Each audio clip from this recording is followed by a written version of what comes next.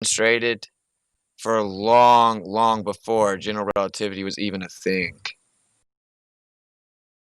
Metrically demonstrated.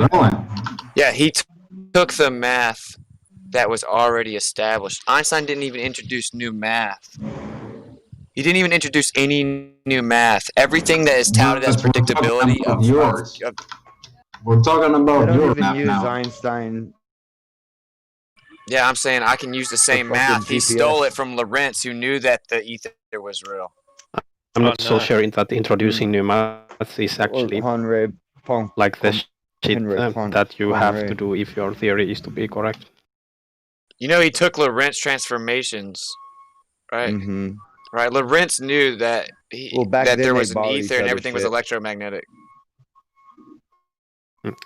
If it works, Maxwell there's no was working problem on a with where unified he took theory it for from. that, but gave up. But the math works, dude. The math works. If I have an equation that Superman can fly, if I change it from Superman to Iron using Man, it right now. They've Superman and Iron Man still aren't real. Yeah, they've already used it. So on the you quantum admit level. there's no problem then with using the Why math is this because fucking it cat works? keep talking over me like that? There's nothing wrong with using math. No, what kind of question is that? Okay, so there was no problem with the Lorentz transformation. Do you know why the Einstein used? So why did you bring Hey, it why up? was the Lorentz? Since you know, what was the Lorentz contraction absorbed into GR? Do you know? Now you're deflecting to a different question. No, I'm not, man. Yes, you are. That's It's transparent. Again, this is a fairy tale that you're trying to draw, that Einstein based his ideas on some sort of ether theory. I didn't say that. Have you ever read Einstein's quotes about the ether? He said there was an ether. So you don't even know what your priest said. What?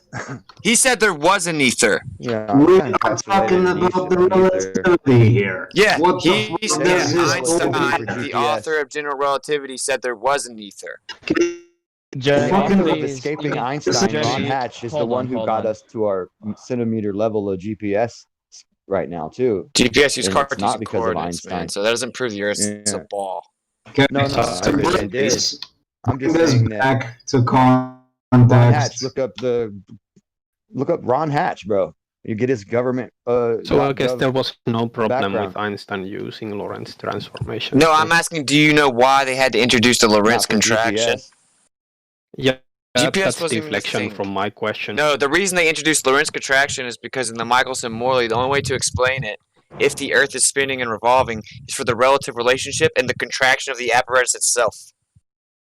So that means that when they shot perpendicular light rays in the Michelson-Morley, which has been replicated by the military and the Air Force in 1987, they didn't see the fringe shift they expected to see if there was axial rotation in an orbital trajectory. So that means that there had to be a static relationship between us and the background, or what they call as emptiness as the background, which means that there had to be a relative relationship and that the apparatus itself, the mechanism, was contracting. True, that is true. Yeah.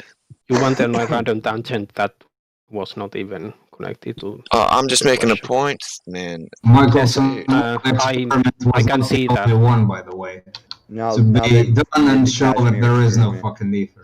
Guys, the scientists that y'all think that we're stupid for not believing, they're right now admitting that they're going to have to change general relativity. Yeah, but not for reasons you're shitting about. No, the reason is because the galaxy rotational speed has caused a metrical discrepancy of 10 to 120.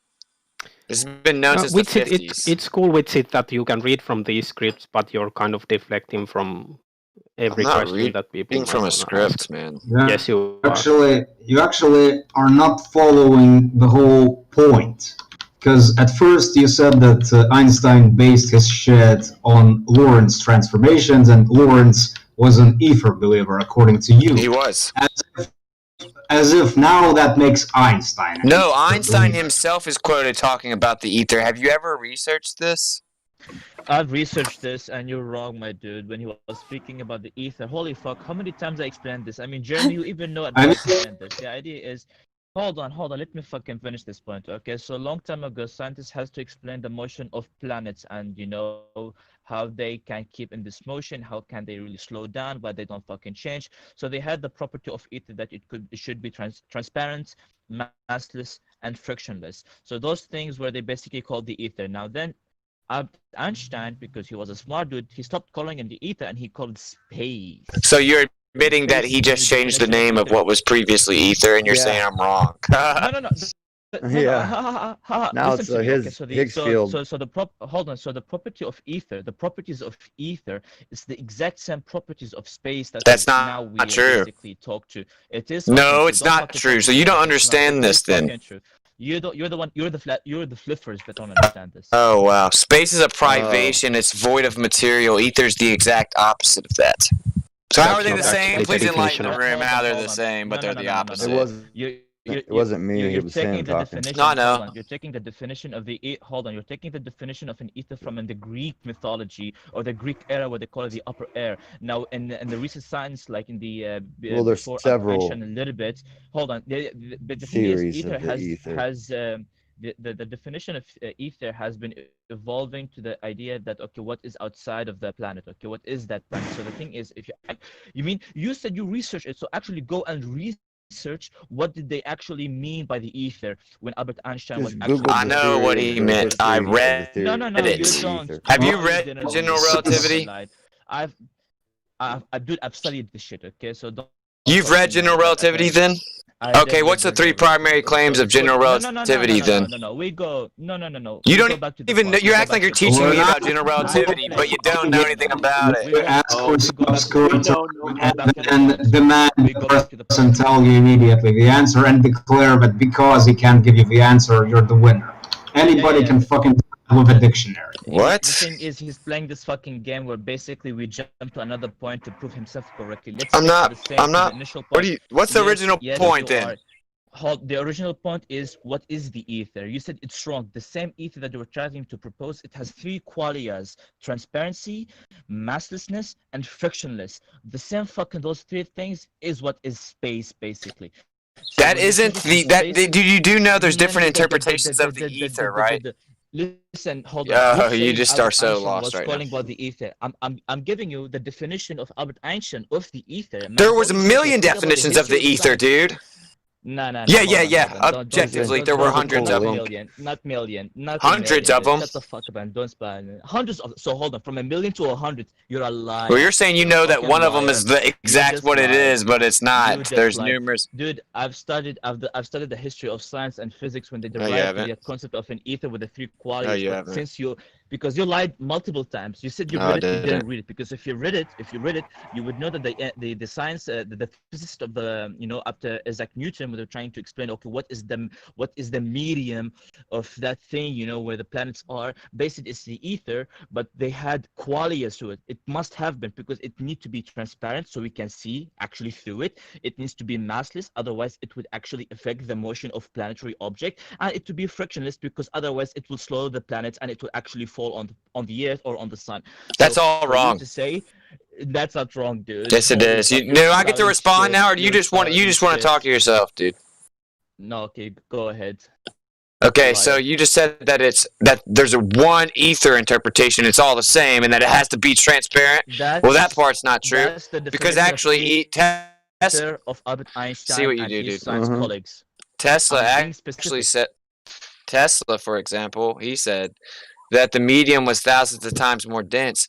It wasn't translucent; it just wasn't perceivable. It wasn't in the. We're talking about Tesla. We're talking about Albert Einstein. Yes, but Einstein's not the one that came up with ether, dude. Very cool, but Tesla didn't explain half the shit that Einstein explained. Einstein didn't explain anything. And that's where it's full of shit. Einstein said concepts bend.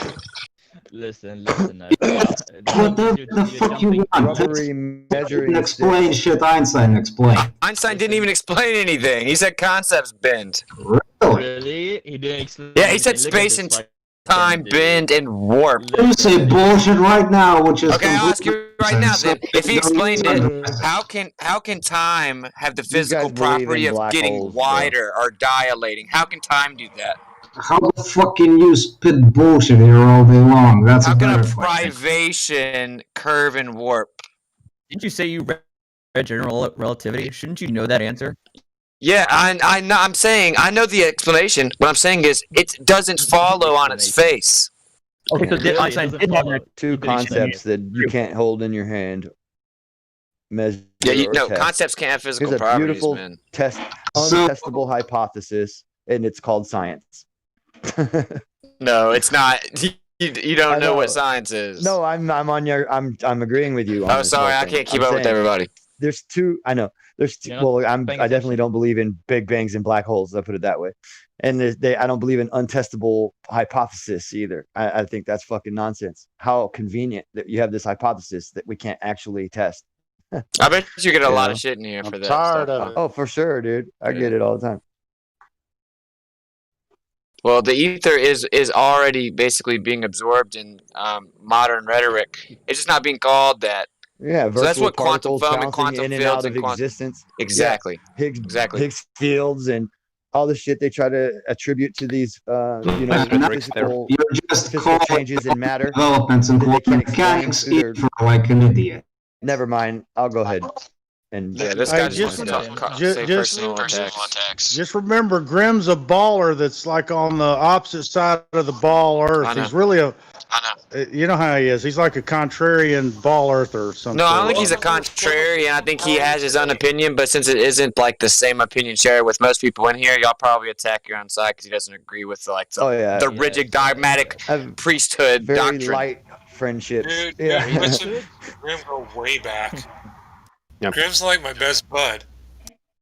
I think it's cool that at least he's willing to just speak his mind. He doesn't have to echo chamber. Well, hell no. Echo chamber. Yeah, I mean, me and I can't have them thinking even less of me. You know. Right, Grim? Me and you go way back. We're best friends. Oh yeah. He wasn't even when we go to the bar together, I get him a double. He's Mormon. By the way, I'm interested since. Did I snitch on you, bro? I'm sorry. I hope your wife's not listening. Grim, Your wives aren't listening. Why are you doing that in front of Twit? Sorry, I didn't want to get you in trouble in front of your wives. Chocolate milk only. Chocolate milk only. Yeah, your wives. And it wasn't Spike. Actually, I don't like chocolate milk. Don't Mormons think that if notice he didn't argue about the wives thing, planet, he just argued about the chocolate milk? If I don't know if Mormons are right, but I'm not a Mormon, do I get my own planet or do I have to be a Mormon? No, you go around. You get your own ghetto.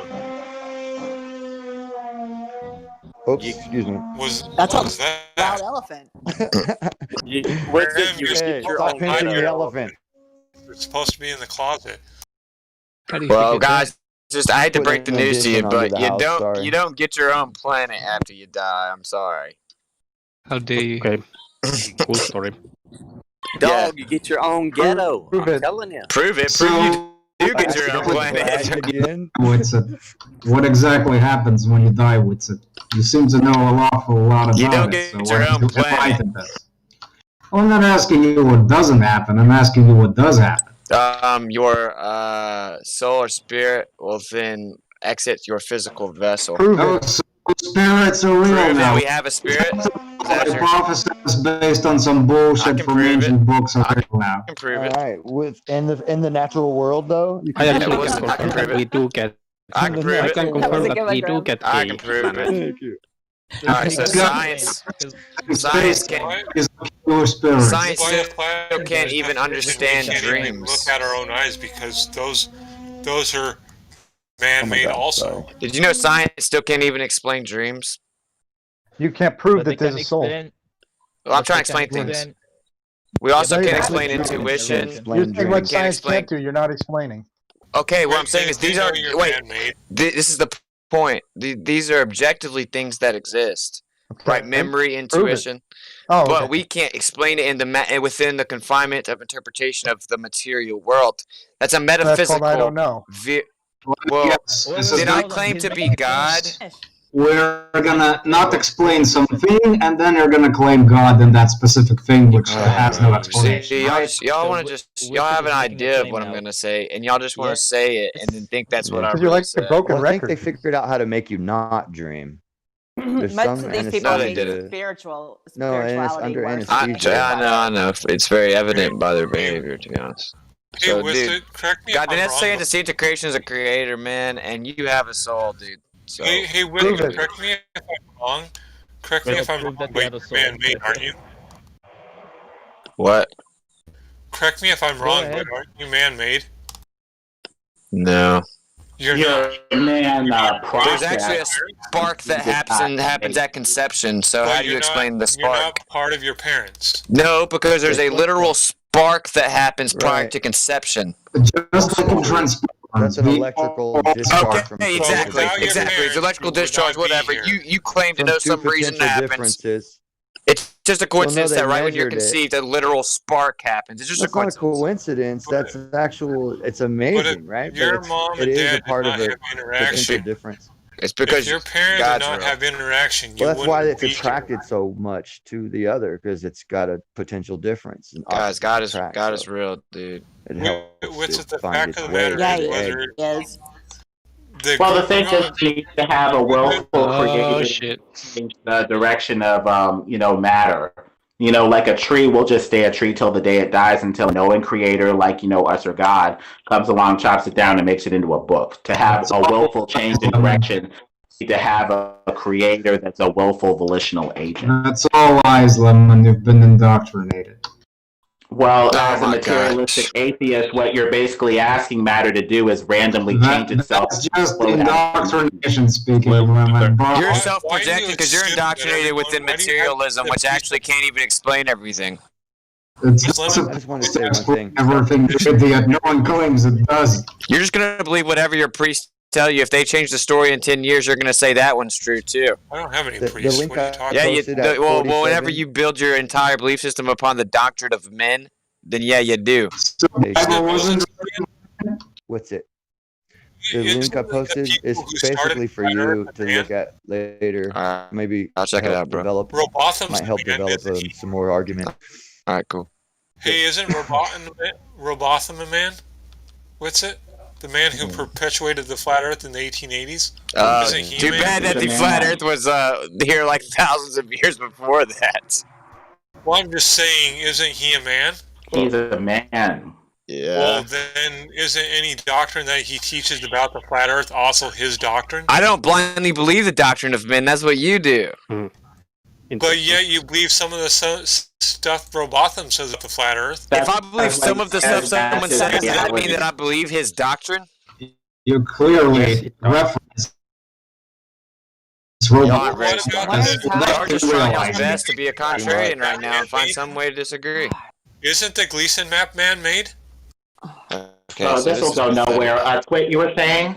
No, I'm just trying to get one at a time so we can hear. I'm just curious. Isn't the Gleason map man-made? Do I take the Gleason map to be like definitive truth? Hey, do I take the Gleason map to be definitive truth? You're right. It is man-made. You're right. And I don't go off man-made things, so therefore he can't use the Gleason map. No, what I'm saying is if you build your worldview upon the doctrine of men, meaning their interpretation of the world and your entire map of the flat Earth. Okay. Leo, what we're talking about is man's limited perspective. Leo, listen to me carefully. This is based off of man's limited perspective and them getting it wrong. They need to have a ideology that reflects how. Right, he's a man. This guy just wants to talk over everybody. Men are limited. You get that? Because he's a man. Correct. And he can get it right. You're making the conversation devolve if you don't let people respond to you, dude. It's like you gotta repeat this a couple times before it absorbs. It's just a little frustrating. Leo, it's about man's limitation. It's not whether or not man made it. It's whether you just did it again, dude. We're going to have to repeat this 3 times. Leo, you do understand that men are limited, right? So not everything's good. Oh my god. Okay, let's repeat this again. So they got some things right, some things wrong. How about that? Oh my god. Can't do it. Just can't. Leo, why are you repeating the same thing over again? In the middle of people we heard it the first time. Yeah, but you're making me agree with Wixit. There's a problem here. Like, just let him make the statement and then disagree with him, man. Exactly. You keep cutting in before. Can I say something? Can I say Please something? Do. Please. Say something else. Gleason is just a man. You fucking bastard. Wow. So the Gleason map, that's just some map. If this was going to be analogous to what my accusation was, then I would take that map to be definitive truth of the world and reality because the interpretation of men said so. And then if they changed the map in 10 years, I'd change my entire worldview based on what they changed. That's what y'all do. Just like everyone in this room now believes that the atmosphere extends beyond the moon, but that wasn't the case just a few years ago. Just like everyone that thought that the sun was actually only 17 times further than the moon, and now they all think it's 400 times. They're going to change with whatever their priests change. That's what my point is. I have something to say about that. Hold on for a second. I got all excited when I saw an article about that, the atmosphere extending outside of the moon, and I came in here, and Cordis and Curved, I think, were the two that told me that it's not. They've always known that. They've already known that. They just used a certain filter on a certain kind of camera that was able to show the particles out, the extending past the moon. So it wasn't that they just discovered it, that they just filmed it or recorded it. No, they didn't already know that, though. They didn't already know that. Yeah, their measurements became more accurate. They didn't actually know it before then, did they, Zanuck? Hold on. You heard me talking. They're accurate. They're more accuracy in their measurements today than there was 1,000 years ago. So that's why it goes from 17 times further away to near 350 times farther away. Okay, do I need to give you a different example then? People back in the day, they used to think that Newtonian physics was the case, right? Every single person thought that was true. But now every single person thinks CR is true. If that gets updated, then 10 years, everyone will think that's true. But no one will ever stop and think, what about all the people I caught stupid whenever they said that GR was wrong or when Newtonian physics was wrong? You will in step take the next story and act like it's reality. Hold on, you're replying to me. Wait till he finishes. God, would you just stop? It's all hard to talk to you when you just keep on over talking people. What you said was Newtonian physics somehow is not valid now. It's been replaced. No, you have to look in science. You have to look at the application, the context, as I always say, and you never take that into consideration for some reason. I take the full context. Y'all deny the context. Like the very. Listen, let me give you an example, Zanuck. Zanuck, let me give you an example of how you ignore the context. Let me give you an. Hello. When is Newtonian physics not on the quantum scale? Okay, fine. Okay, so it can't be a natural law if it doesn't work on all scales, right? That's your own. That's your own. Oh, that's not true. Just because someone said so. Hold on. That is your own definition. The natural laws don't work on all scales. Is that what you're saying? That are analogous to what you just said. Are you saying something could be a natural law but not work on all scales? Is that your claim? I don't understand you. What's it? You have a mental defectiveness that is unprecedented. Okay, you go on your whole little rant and just go ahead, get it out. Point, he would like to address one of your points, but you're going on long-winded to make more points and more points in your lecture. So there's a bit of a disconnect there. That's all. When was Newtonian physics not valid? He said at the quantum level. I said that's a fantastic reply, but that doesn't mean Newtonian physics isn't valid in the context for which in the application for which we use it. In fact, we use it on the local scale, dude. It was reverse engineered. We make automobiles and we make movies. My friend, it was reverse engineered on the local scale, Zanuck. You gotta talk over people, don't you? You just can't help yourself. It was reverse engineered on the local scale, Zanuck. No, it was not. Okay, so where was it? Where was it come up with? Where was it on Earth? No, in space. We came up with. What's wrong with you? Oh my God! Well, we have two different ways of looking at it. One school that says that this law should be universal from quantum to big scale, and the other school that is pragmatic and says it may not be universal, but as long as it works quantum and or Newton, who cares? So we have two different philosophies here. One that demands universality, and the other one that's cool with pragmatic disconnection. As long as it works, they don't care if it's disconnected. So when we make semiconductors, we use things, we understand things at the quantum level and apply those concepts to manufacturing the chips that make your computer work, the semiconductors that make your computers work. You understand that, right? We do not use the same laws of nature, as you call them, of Newtonian physics in making semiconductors. There's some, but not really. Most of it's all at the quantum level. So what's wrong with that? There's no universal laws for anything. Everything has application and context, and you can't get through that. Just like pseudoscience or some pseudo force means fake force in your mind because the word pseudo is in there. I mean, that's just how silly. Do you think pseudoscience means actual science? No. Pseudoscience is fake. I misspoke. I said pseudo force using the word pseudo. Okay, so can I respond now, dude? So we came up with Newtonian physics on the local scale, meaning on Earth. Also, the solar system is considered the local scale. So we looked at the solar system, quote unquote. Wow. You think there's a solar system? That's great. We made progress. I just said quote unquote. Go ahead. So we looked at the solar system, quote unquote, and we figured out the relationship between the lights and if we were actually a sphere moving around the sun and where everything's moving relative to one another. Then we looked at the Earth. We had an agreed upon average. And then we came up with the Newtonian physics. And then we started to apply it like Kepler's laws. So if we came up with it on the local scale and it works on the local scale, you can't tout the fact it works on the local scale. It wouldn't even have been postulated if it didn't. So the problem is it's not a natural law because it doesn't work on any other scale.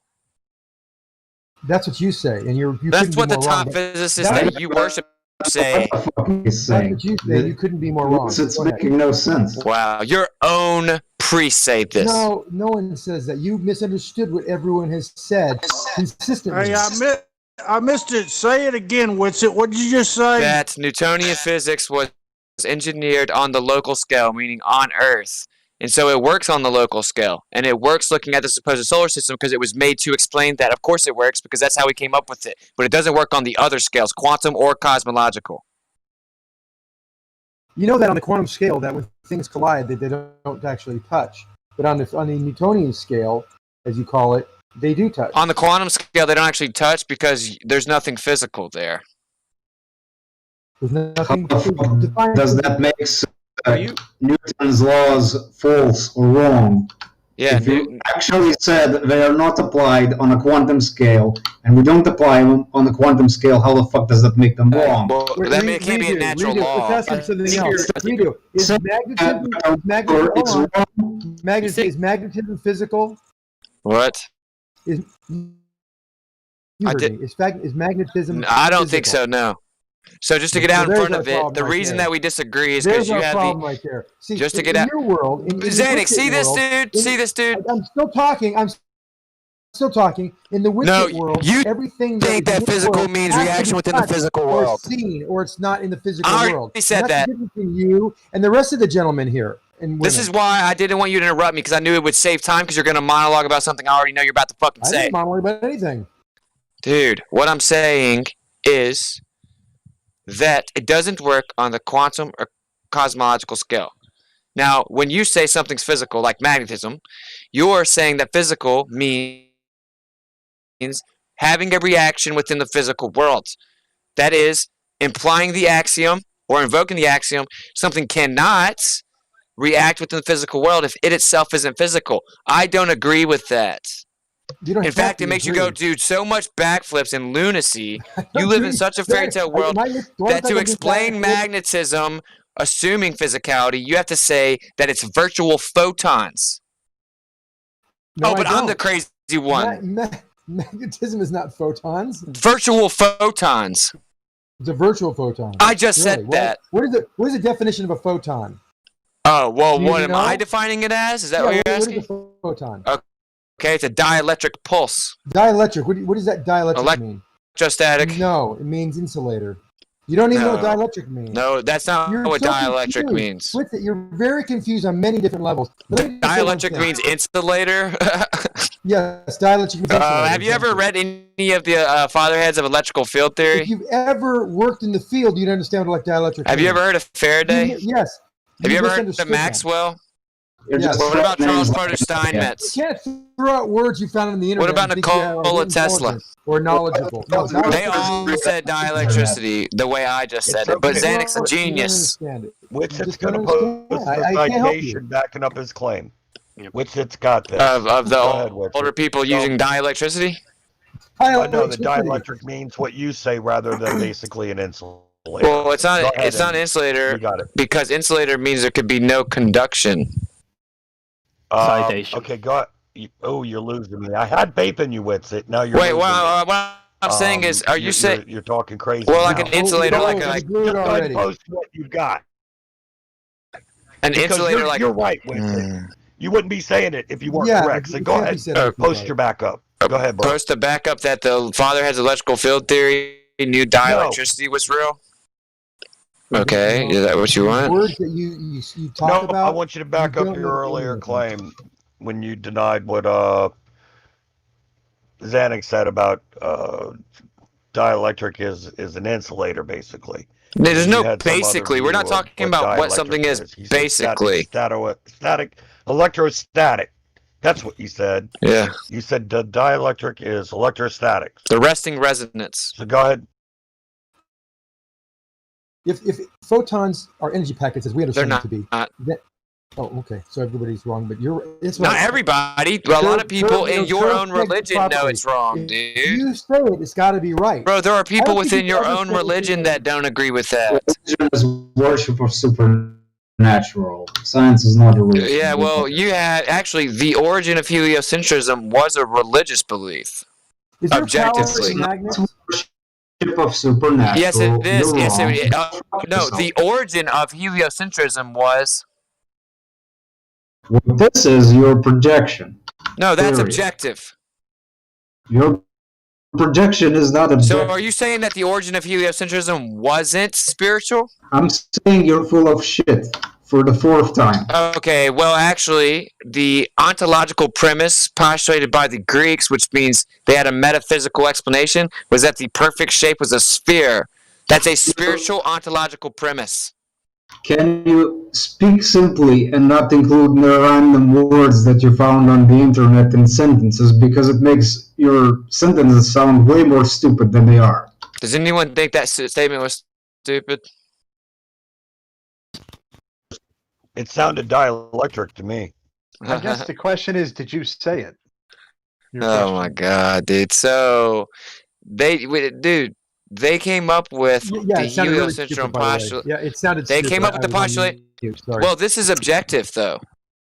No, it's subjective. You're confused. How is it subjective whenever the people that came up with it, the Greeks, they thought the perfect shape was a sphere? Dielectric in a sentence. Just use it in a sentence. Let's see if you know what the word actually means. I don't think you know what it means. Dielectricity is the flip side of the coin of magnetism. They're one and the same. It's like water in different forms. They're different, but they're the same thing.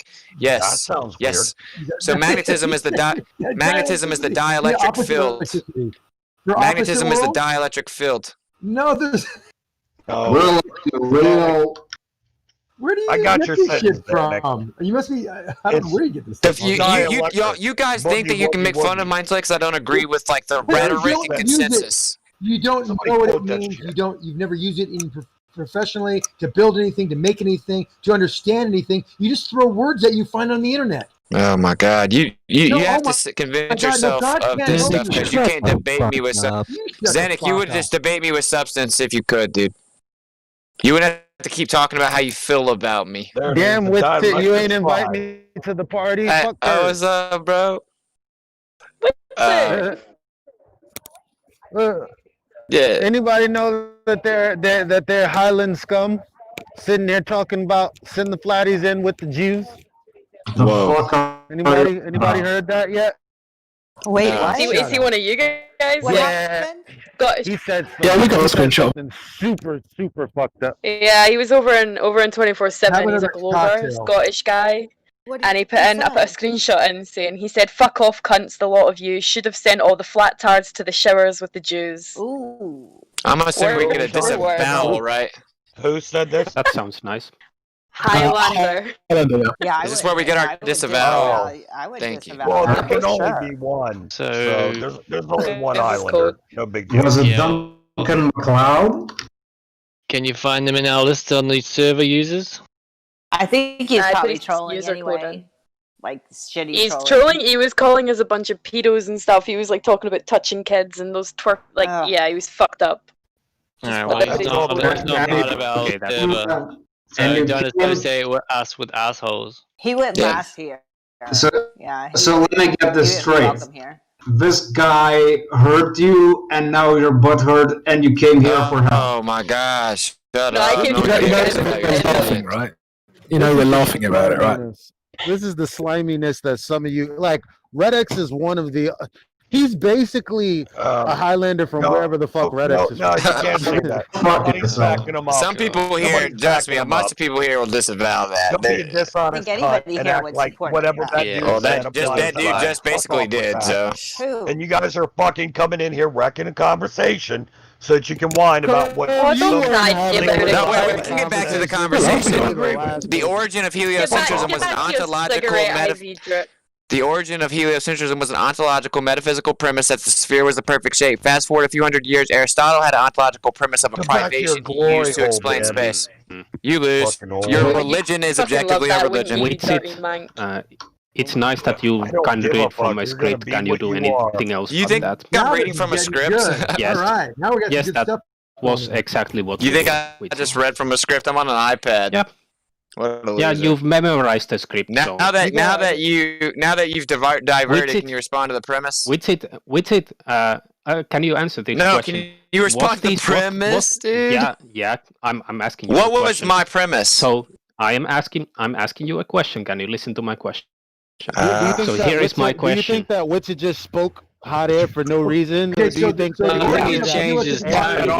He's got a spectator. We agree with you. Yeah, Triple, you were also. Oh, Zanuck agrees it's a religion. Okay, we can move on. Model was basically partially metaphysical. It's not partially. It was an ontological premise that the perfect shape was a sphere. That's when people didn't know shit about shit. But how come you little globe zealots constantly bring up the Greeks then? Because they were the first to actually measure the curvature. That's not what happened. They didn't measure. They thought the perfect shape was a sphere. But if they measured it, it wouldn't have to be religion. They didn't measure things. This is really stupid. What's stupid is y'all are afraid to find out that the origin of heliocentrism is actually religious, but y'all think y'all are like atheists and materialists. Can you explain what you mean by that religious? was, by the way. Because Sorry, Twitch. Y'all are materialists. Go ahead, Twitch. I'd like to know what you mean by religious, and that's okay. Yeah, like started. It's like a belief system void of empirical evidence, built upon the doctrine of men. If you look into the origin of where the first idea or postulation of the sphere Earth came from, it was the Greeks based on their metaphysical interpretation, meaning like a spiritual interpretation, that the perfect shape was a sphere. And so then using that ontological premise, Aristotle, a few hundred years later, he came up with a privation to explain what space would be. And that was a metaphysical proposal also. Privation, huh? But hold on. We went over this last night with you, Witsit.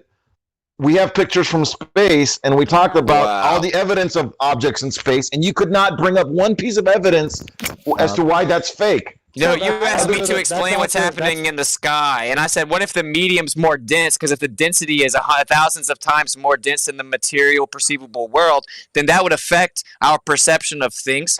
And if it has a fluid-like medium that you're saying is nothing, it would also affect our perception, and that the math that you tout predictability of predated the conceptual backing of GR, and y'all conflate the concept with the math. The density and buoyancy would make this the dense material fall down. But we're sitting here trying to say, okay, that's a conceptual medium that breaks that's a very good point. Natural law. So you're saying there's something in this natural law violation. You should actually first prove what natural law violation that could happen, Elijah.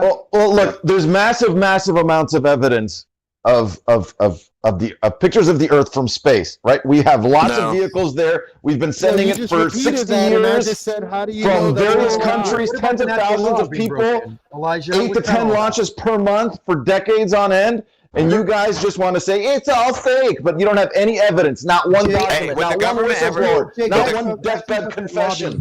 Does the government ever lie? He's talking to Elijah. There's a NASA employee that came out and is now a flat earther. What do you mean there's no confessions? Oh, God. Elijah, so now he's not. Did he work at NASA, Zanuck? Yeah, because it's provable that he worked at NASA. It's provable that that guy worked at NASA. Not one of the CGI artists that are producing the thousands of hours and pictures of video that we have has come forward. Yeah, not Robert Simmons came forward and had an interview. It's on NASA.gov. Hey, Elijah, what did you mean by breaking the second law or breaking the laws? What laws of nature are we breaking? Well, you have a high-density object being the sun made up of hydrogen and helium surrounded by nothingness. There's no entropy taking place in your fairy tale story. Can I have a one-on-one with Let's not slow down. Yeah, That's end of. I'm not So having what a is entropy? one-on-one with Xanax because I don't like Xanax. What does entropy say, Elijah? Jesus Christ. Does entropy say that high It felt pressure like it was like leads to 2 low inches pressure? from my face. Because it doesn't.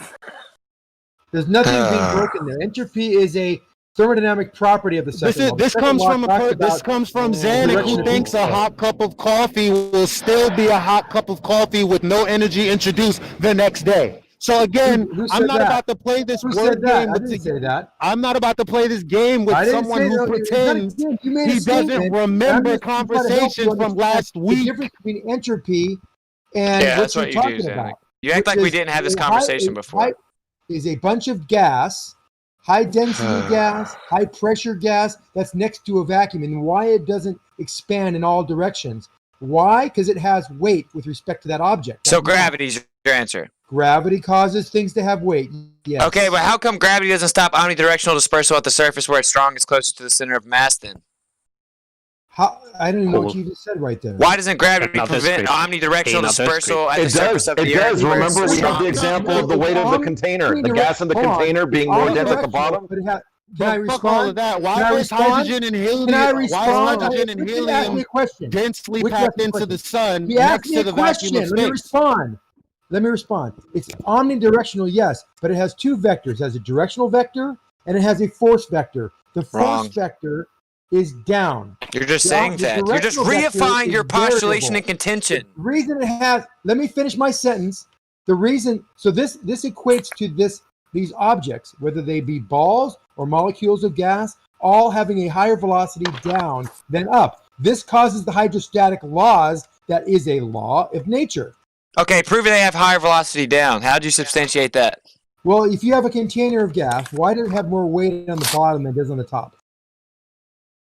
When you weigh it, why is it measuring weight of force at the bottom? If the velocity isn't higher going down than it is going up. If this was true, then helium balloons would go down before they go up. What are you talking about? Is if there's a change of velocity. Hold on. If there's a change of velocity in that container, a change in momentum. If the weight is at the bottom of the container, like say, I don't know, a balloon containing helium, why isn't it going down? Why are you yelling? Why are you yelling? Why are you yelling? Because then If that's true, containers full of helium would be lighter, Elijah. Just speak back a bit. Please, man. We know if we come into the server over 24/7 yelling, screaming like that, we'd be gone in seconds. See that you're not gone in seconds, and please respect people who've got headphones on just a little bit, man. Please. Sorry, answer the question. Okay. Thank you. The reason helium balloons go up is because they are less dense and weigh less than the same volume. No. You said, why is a container of gas heavier at the bottom? So I responded with, if that's the case, why doesn't a helium balloon just go down then, since all of the weight is towards the because down the weight instead of the weight of the medium around it is actually heavier. It weighs more. That's why it goes up. It still has weight, just the weight of the medium around it is more. These are simple contexts, Elijah. I don't know why you don't get this by now. Oh my God! I don't think anyone is tracking with you, buddy. Just imagine that, thinking that if you just say out loud that you're reifying the definition of weight, that proves the contention.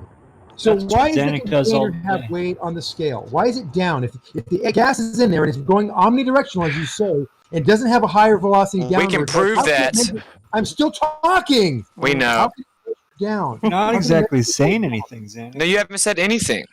I did. How can you're saying on a scale it's down, impart a but force on the scale if it's going all directions evenly? What's a scale measure? What's a scale measure, Zanik? Before that, he's not really addressing the contradiction. He's just repeating what he said before. So what he's saying, let me put this in practical terms for you. It says it is very simple. Let me put this in practical terms. You take an empty scuba tank and a full scuba tank. Right? Now, if oxygen is going all directions and not going down, both tanks will weigh the same. If the oxygen is going down, the one full of air will weigh more. Wrong. It's not wrong. A full It scuba is wrong, tank Negator. is going to weigh 4 to 5 pounds more than the empty scuba tank. But it's just, but my friend, it's just more dense, and then you're weighing acceleration on a scale. But if you, what's in contention is the definition If you're of weighing weight. the acceleration, that means something, the gas inside, is being accelerated down. Well, it has a density. Okay, who cares? It's still, it goes. You call it. I'm sorry. I was talking about helium. We're talking about a gas, right? Helium goes up for the same reason that a golf ball goes up when you throw it in water. Welcome right? to Flat Earth. Golf ball still has weight, doesn't it? Welcome to Flat Earth. Throw it up. It just goes up. Do you think, Elijah? Do you think that a container with helium weighs less than a container that's empty? One at a time. I was in the middle of responding. Yeah, I know. I'm trying to respond to that.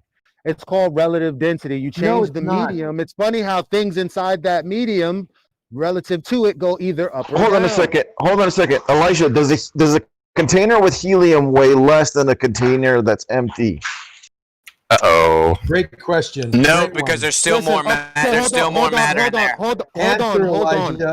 No, because there's still more matter in there. Hold on. And why I does it take a measure more helium weight? balloon, I put it on a scale. What happens?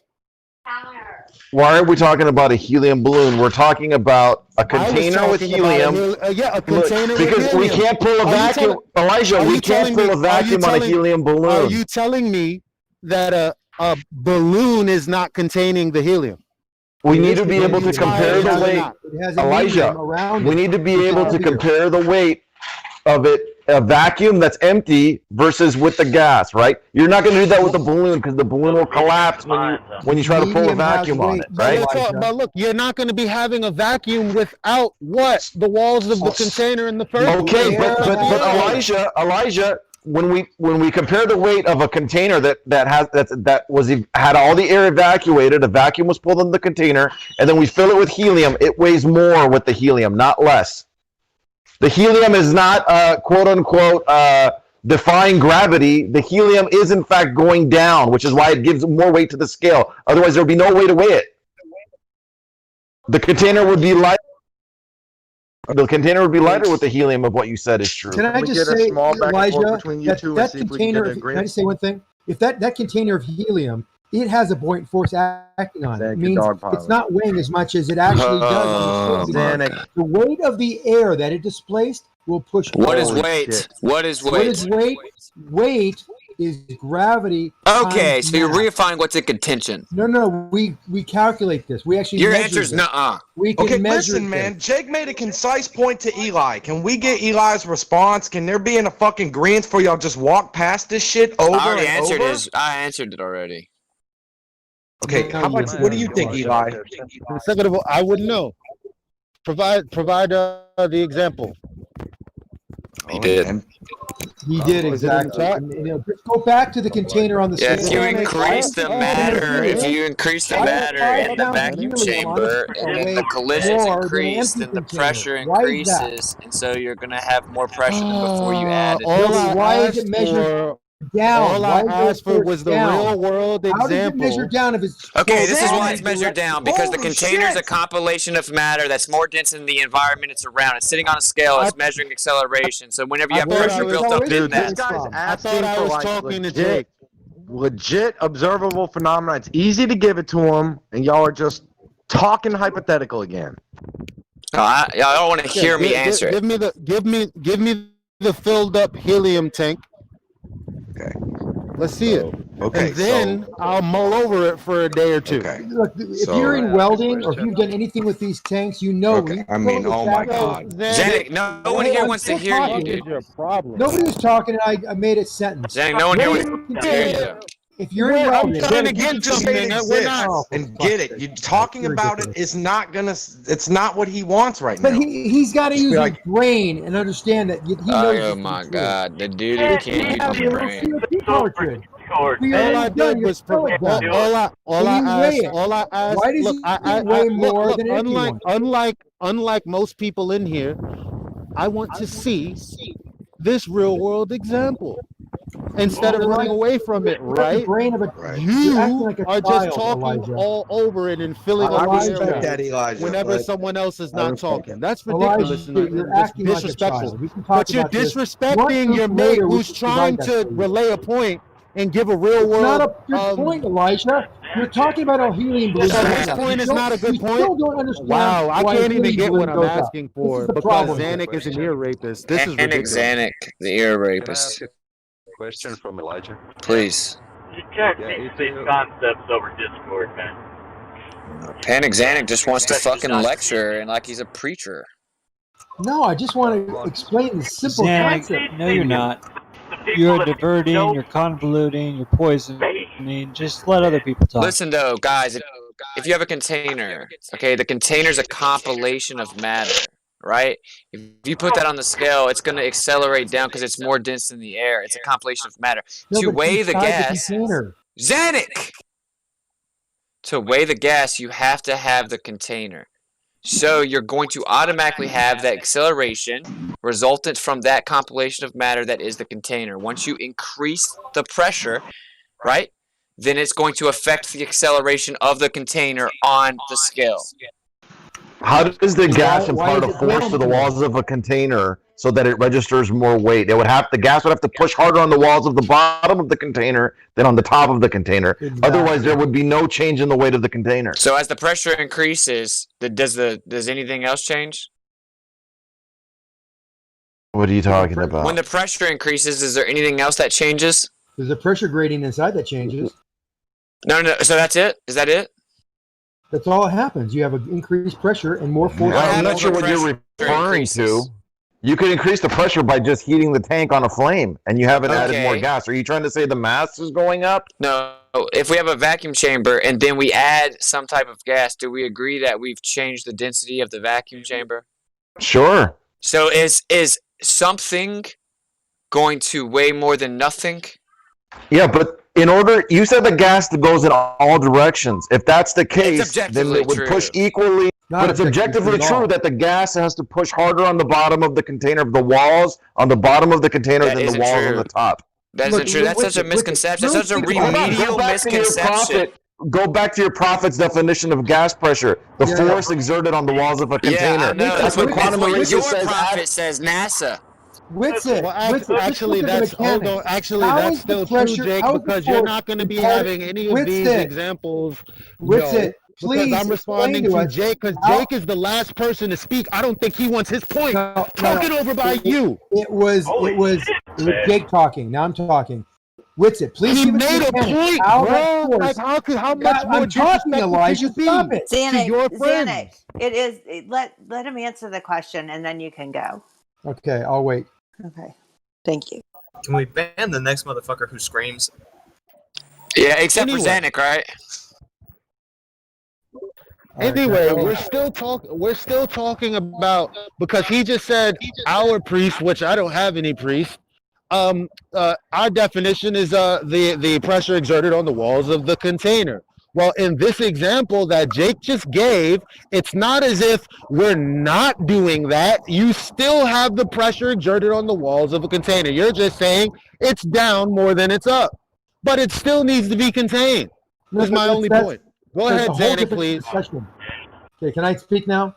So we're talking about two different things, Elijah. That is a second discussion. The first discussion is how Witsit possibly can explain to us the mechanics behind how this force is imparted on the scale that's on the downside, the bottom of the container. If it's going in all directions, as was said many times already, then it wouldn't register a weight. But somehow when we put more mass in there, he's randomly saying it's the word acceleration, but that means that something is actually pushing down on the container. Not up, not to the side, not evenly, but mostly down. That's how it's registering a force on the scale.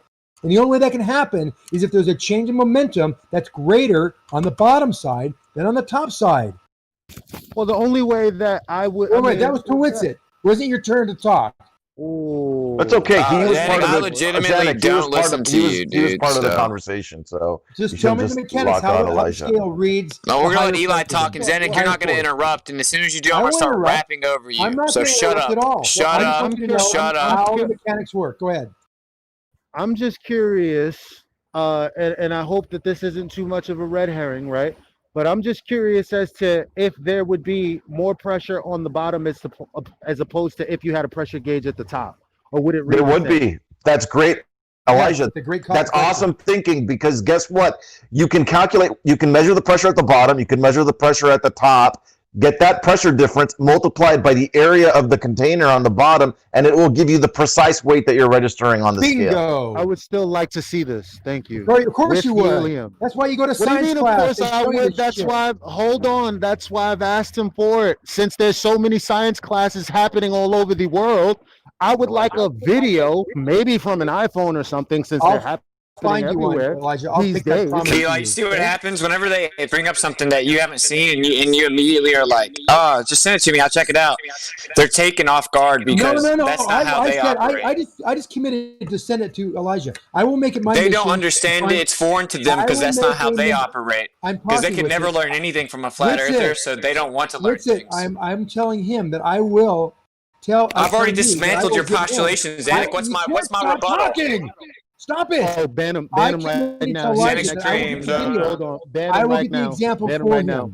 Hold on, there was a standard set, and it was said that the next person who screams should get banned. So Zanik should. No, because I'm trying to tell you that I will make it my mission to get you that video of the example, so that you have a visual evidence of this happening. Okay. Okay. That's it. Okay, now just go on mute. I actually stepped up and committed to giving the difference. Run along now.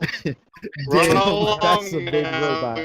You're roboting, and mole man, I think you're echoing the whole chat every time someone talks. So you can't just reify the definition or connotation of weight because it equals mg, mass and gravity. So it's begging the question. But we do know that when you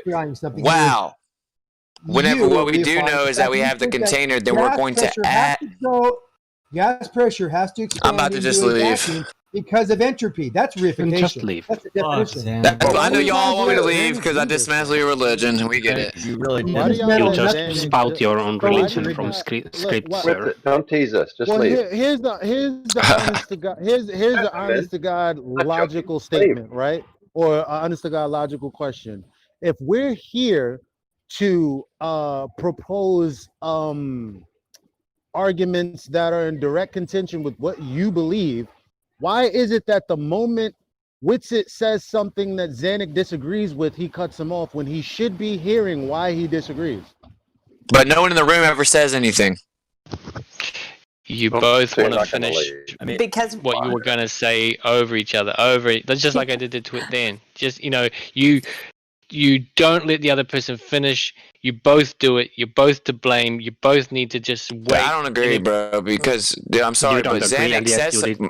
I don't agree with that either.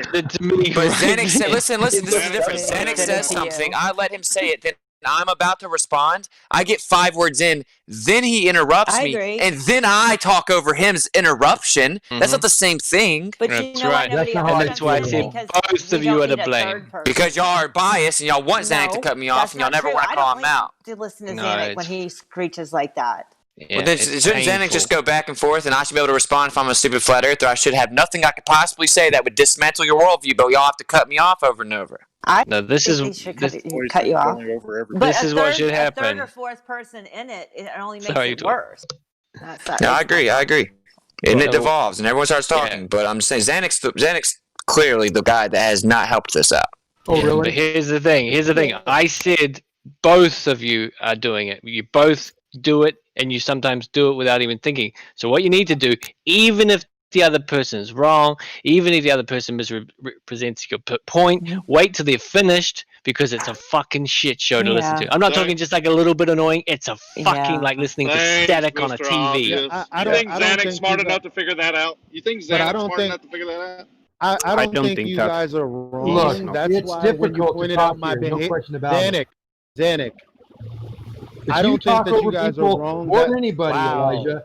Zanuck, you're doing it right now. Unbelievable. Well, Zanuck did offer a one-on-one if you want to go on one-on-one. And I told him no, because I'm trying to talk, and Zanuck here again is taking the airwaves away from me. So anyway, like I was gonna say, yeah, you guys are right. Yeah, when I first used to come in here, I used to do the same thing. Obviously, I'm trying to change my tack. Even though I did come in here quite hot, the moment someone addressed it, I relaxed. I tried to wait for points where I could get in there and actually be reasonable, because I'm trying to set a standard for everyone else that I'm coming in here with. It didn't come across that way, Elijah. Yeah. I just told you that when I first came in, I came in hot. Obviously, that's what I you're thought you were referring in to. the old days. Okay, I got you. Exactly. All right, so can I respond to the actual premise now? What's it? Before the other flat earthers came in here, you were talking about being respectable and all the rest of it, right? Treating people the same. But as soon as you had a little bit of an audience, you change your tone, you change your speed. It is a little bit true. That's okay? not true. But no. Can we stop? As soon as the other flat Yeah. earthers came in, see, dude. As soon as the other flat earthers came in here, the entire vibe of the room changed, and Zanuck went 0 to a fucking 100. That's what happened. Can we get back to the premise? I was Instead of asking everybody talking about with you, and everybody talking. Yeah, can I respond to the premise now without Zanuck interrupting me for the 5th time I've tried? Please go ahead. So Zanuck, whenever you please, add, hold on. What's it? Can we just set some rules? When you hear Zanuck talking, just be quiet, finish with Witsit, I'm done. Zanuck, now what do you have to say? And Zanuck, when you're finished talking, you say Witsit, I'm done. Okay, let's try that. Just one round and see what happens. That sounds good.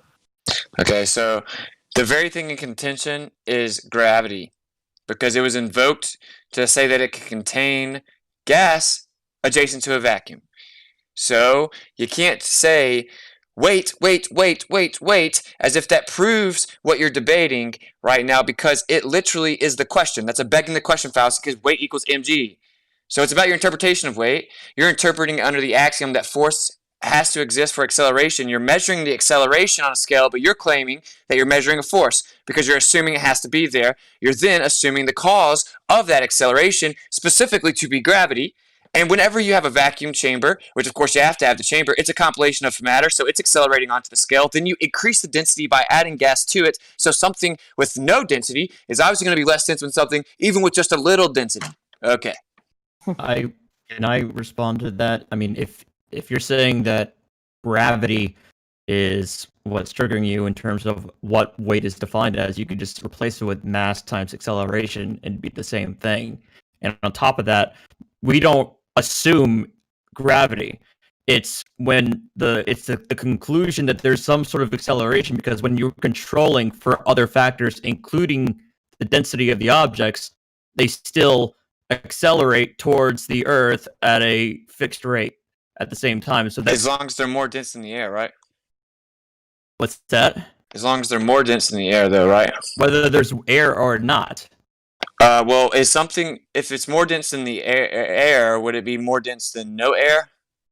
But helium's more dense than the vacuum, Witsit. So they're not even going from mass to mass yet. It doesn't even matter why it's happening. They're just trying to admit that it always happens. Well, that's the thing, though. Like, if it's more dense than the air and it goes down, you say, but this isn't air, it's a vacuum. Well, the vacuum's less dense than the air. So then the thing that was more dense than the air is still more dense than the vacuum.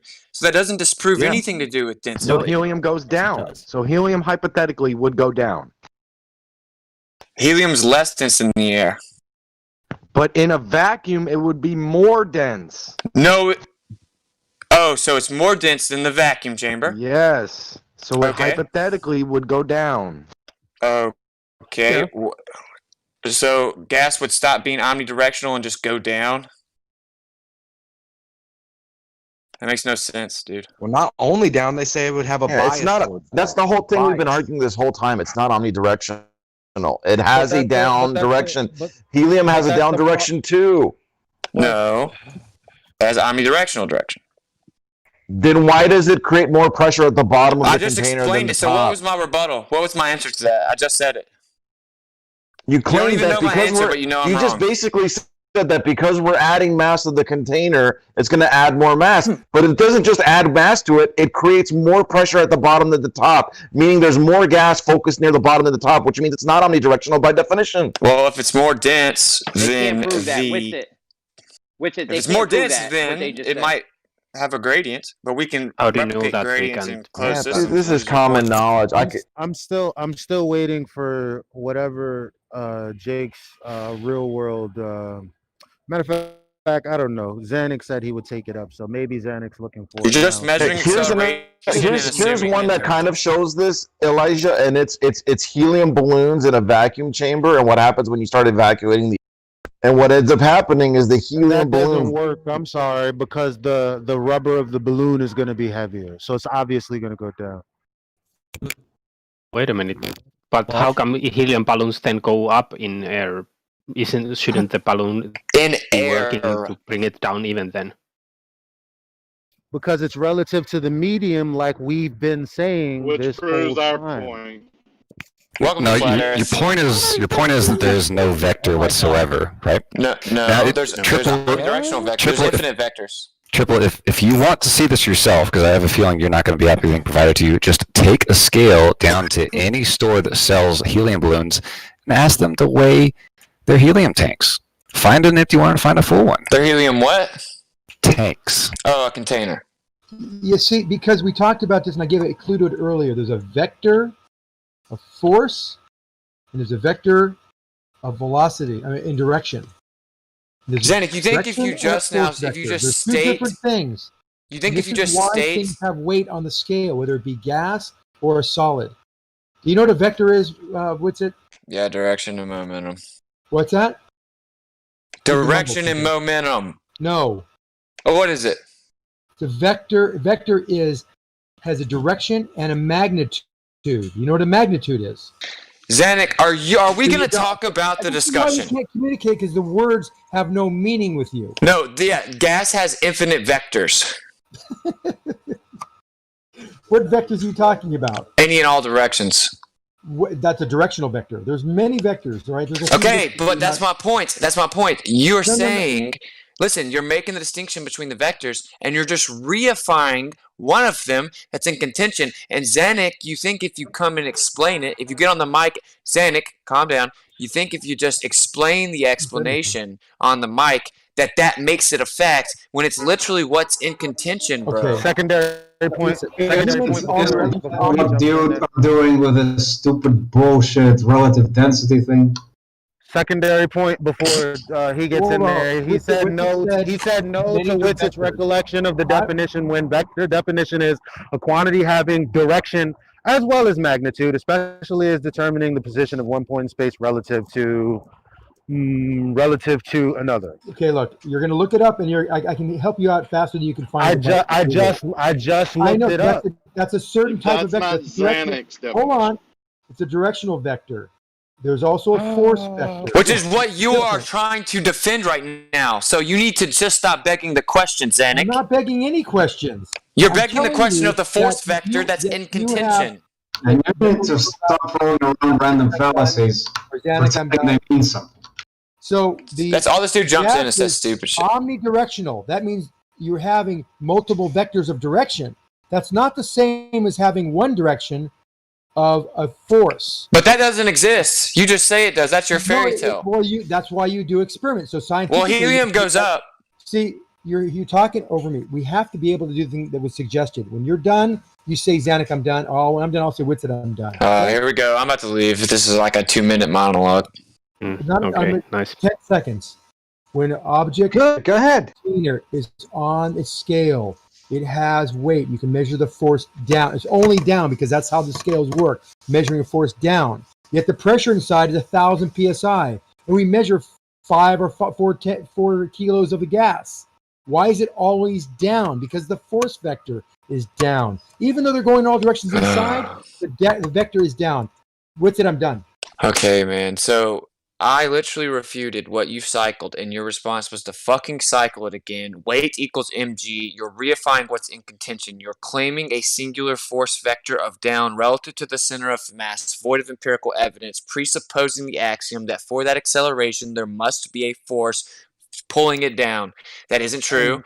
That isn't true in your axiom. I am clearly contending it. That means you need to substantiate your force claim because we have evidence directly contrary to it. Our stance is that the manipulation of density will affect directionality. We can prove this with experimentation. You're making a claim contrary to that. You're going to need to practically demonstrate it's even possible. Please stop just saying it as if it's true and thinking that means you win. I would like to provide, not provide, but I'd like to also ask to the guy that said I could go to a store where they sell helium balloons, ask them to weigh a tank. Remember, what I wanted you guys to show me was that the pressure at the top was less than the pressure at the bottom. So taking a full tank and putting it on a scale is not exactly what I'm asking for. Elijah, then you'd have to come up. Whitsitt had some claims. He accused us of reification fallacies. He accused us of this. Yeah. Yeah, if that was true, Elijah has weight. Even though you said it goes up, they were saying no, it's still affected by gravity. How do you define weight? Elijah, down. You do need to because that's what's in contention. Weight is a force. That's a Can you guys hear me? Yes. It's a force downward. The problem with what Elijah said then is the same thing that Brummy couldn't explain, which is if the container is heavier with the helium in it, then by default, that means the pressure of the helium has to be greater on the bottom than the top. Otherwise, there would be no way for it to impart weight to the scale. It has to impart a force to the container in order for it to weigh more. And it has to impart that force unequally. Is helium unequally. electrostatic? Oh, God. No, not unless it's ionized. Not electrostatic. Not unless it's ionized. No, not unless it's ionized. Okay, you're right. But you're right. Really no problem. Maybe it's dielectric. There's really no problem. All you would need to do is have a way where you can have the pressure gauge from the inside read less pressure at the top. That's all. I mean, we've done that experiment, and it shows that. But what these... Yo, you can't stop saying that because that's exactly what I'm asking for. If you have it, give it.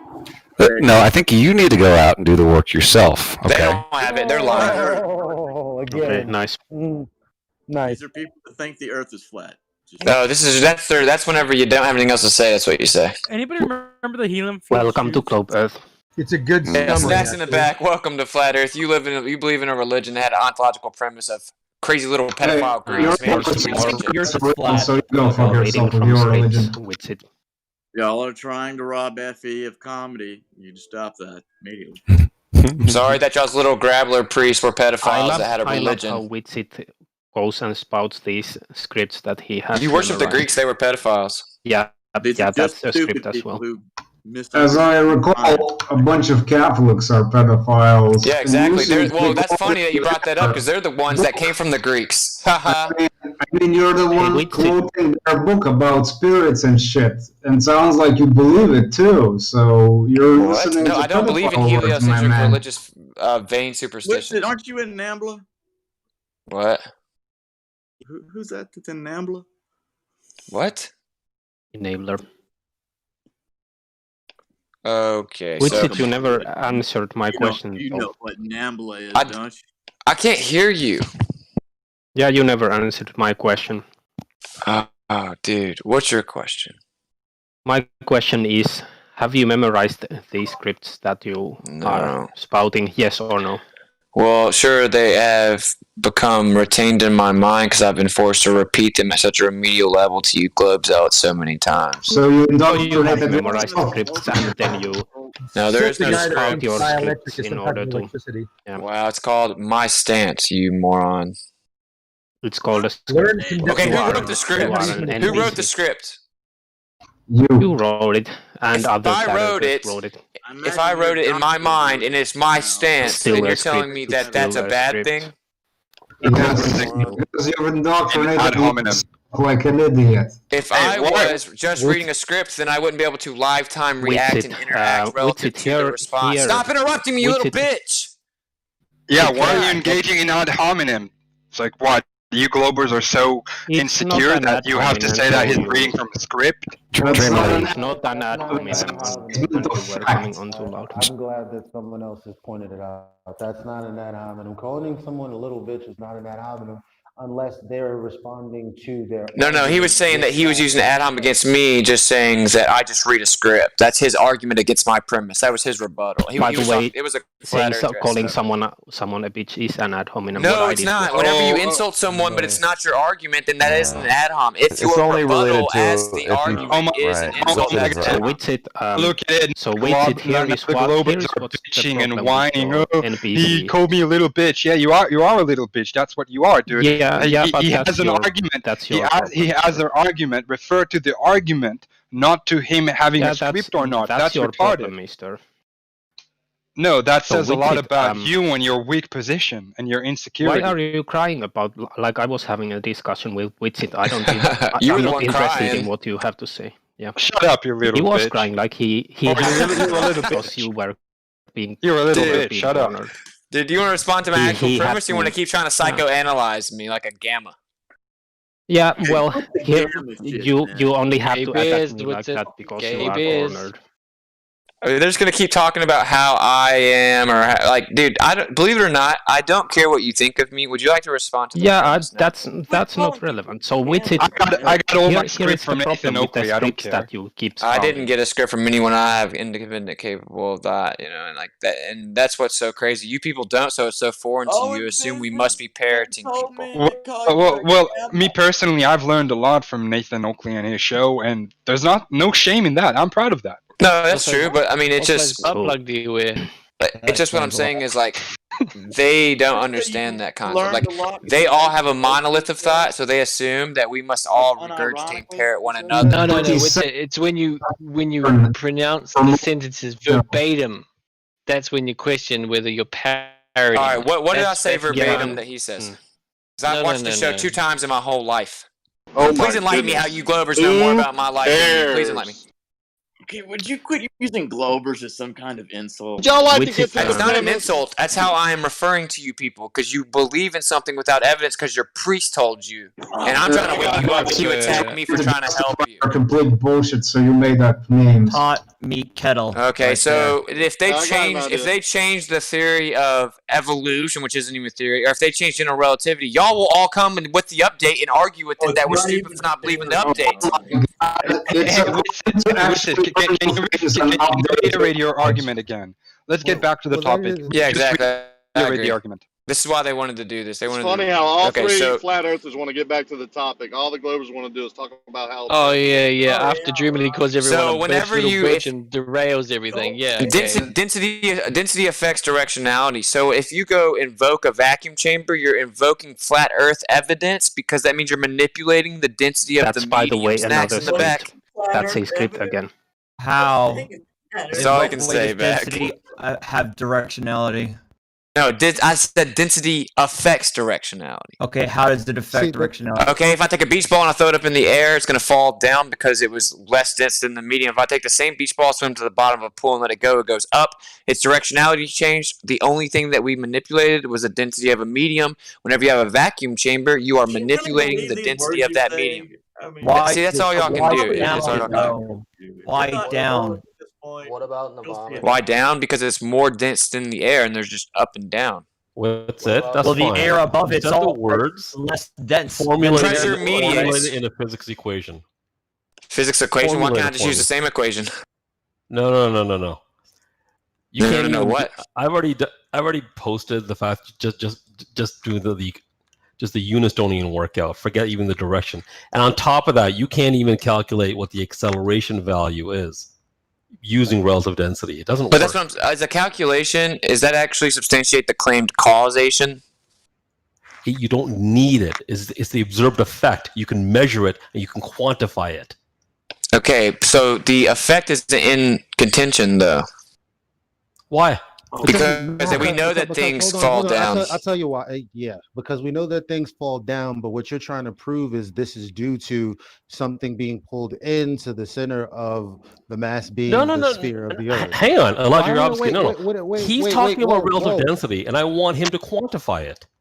I don't have to quantify it because quantification is non sequitur to the fact that you just make might be able to all you have get the to do is direction interrupt right me. most of the time, but you cannot quantify whether it's going to accelerate up or down, and at the rate that it's going to do so. Okay, well, we have an agreed upon average, right? So you're touting the No. Why are you interrupting me? No. Wasn't quantified. So I need more than an average in order to. Who's the other low IQ guy interrupting? That's been diverted for 10 minutes. If I'm going to use that and apply it to make an aircraft fly and have passengers go on there and to make sure they don't die on route, I need to have something quantifiable, which you cannot provide. Okay, listen what I'm saying though, dude. So what we're doing is look at this, man. Y'all are scared. See, rocket scientists at least have some intellect, and you know we're about to have a productive conversation, so y'all are trying to derail it. Words, big words. Some I know, some I don't. Shut up. Okay, so we don't dispute the effects. We have an agreed upon average of 9.8 meters per second squared. You're basically touting the usability of that number, right? That's it. But No. What? No, my friend. You get to use relative density, and you have to quantify that and try and get that equated to gravity. He doesn't. You can't shortcut it. He doesn't have to quantify anything, rocket scientist. What you don't get is that what Whitsitt and whatever we're trying to achieve is just take a huge dump on your gravity. We don't have to quantify. We don't have to give you a working model. We don't have to give you a working formula for anything. That's a reversal. Shut up. Let me finish. You are going to shut up. You are going to listen, and you are going to shut up. You're never going to get there until you fucking admit gravity there in the first place. So no, we don't have to quantify. We don't have to give you a working formula. All we have to do is take what you claim of, oh well, things fall down, and just show another causation, and then you have no reason to believe in gravity, even though you think you've quantified it, and we cannot quantify our cause. It doesn't matter. When you say something, take your word and formulate it into a physics equation for me so that I can apply it and do engineering design with it. Yeah, the agreed upon average doesn't change. No, it's crap. Relative density does not work. Literally does. It's provable. No, then prove it to me. You can thank Highlander for the flat earthers bringing snacks to the back. How the difference, relative density is the difference of the densities. Yeah, yes. Take that value and show me how you get a vector force out of it. Oh yeah, I don't have to explain a force. I don't claim one. Just fucking admit it. That's what you. What's that? No. See, here's the problem. You're being lazy. You're being intellectually lazy. No, you don't need force for acceleration. If you remove physical impedance, then pressure mediation will take place and it will find rest. I don't need a force. You guys have to update your language because there is no force. The burden of proof. He's committing a fallacy. You don't have to give him anything. All you have to do is just show him relative density causing things to go up or down. Bang! We don't need your gravity anymore. No. That's what you have a half proof. Shut the fuck up. Finish the rest of it. You want to be taken seriously. Do the work and show the completion of your position. It's not a full argument. No, we just want to take a dump on your model. That's all. You're not good enough. We're still using what we have until you show what your position can be formulated. You don't have gravity. Yo, you hear me trying to get in there. Yeah, don't interrupt on both sides, please. Go ahead. Do ever just one at a time, man. I'm getting a headache, man. You guys definitely have to update your vocabulary because force is not the word. It's definitely. I mean, all right, yeah. But that's semantical, right, dude? Like ramblings about words. Well, it's a force that can be acted like a force. I would like them to be able to define what they're talking about because they're using the word. A rocket scientist definitely knows it, dude. He knows the definition of what he's talking about. But what I'm saying to you, rocket scientist, bro, is like 9.8 meters per second squared. That number doesn't have to go away. It's like, yeah, we use it for engineering and stuff because we know the general rate of fall when something goes down, once directionality is determined. But the whole cause claim of why the directionality is determined has nothing to do with the calculations. It's the same thing with general relativity. Whenever people are like, oh, look at this math predicted this, and they think that means that the conceptual backing of general relativity is true, that's non-related. The math stands on its own. It's quantification, replication. Your explanation is what's relative density cannot explain a bunch of things. It can't explain why all things fall at the same rate. It can't explain why there's less gravity up near the top of mountains than there is on the surface. It can't explain why there's less gravity near the equator. Well, there's a full explanation. Everything's inherently electrostatic. Wait. And secondly, the thing is, you guys in your gravity equations add in something called terminal velocity. As far as I'm aware, terminal velocity is something that has to do with the medium of the relative density, nothing to do with gravity itself. So how come that terminal velocity doesn't apply in a vacuum? Wait, but do we really weigh less? Do we really weigh You less have on the mountain, though? a Is that- downward. Guys, can we just fuck? Guys, You can wanna we know something? respond? You Listen, know for both it. sides, when one question, we need to stay specific You to the point. man. Effie are messy as fuck.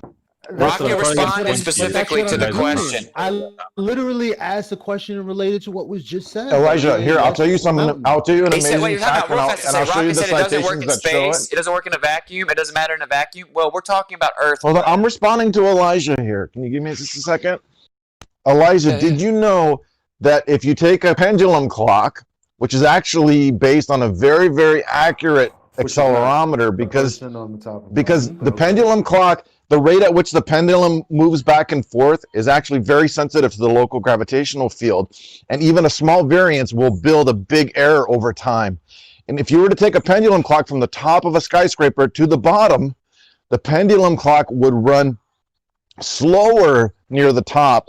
Even though the air is thinner, which means there's less air resistance on the pendulum, you would expect it to move faster because there's less air resistance, but in fact it runs slower because there's less gravity on the pendulum between the top floor and the bottom floor, and it's actually measurable because the air will accumulate over time, and the clock will run slower, measurably slower. Yeah, density of the air, there's pressure, and you're not even considering electromagnetic field. My question for you, though, is if... Okay, sorry, go ahead, Eli.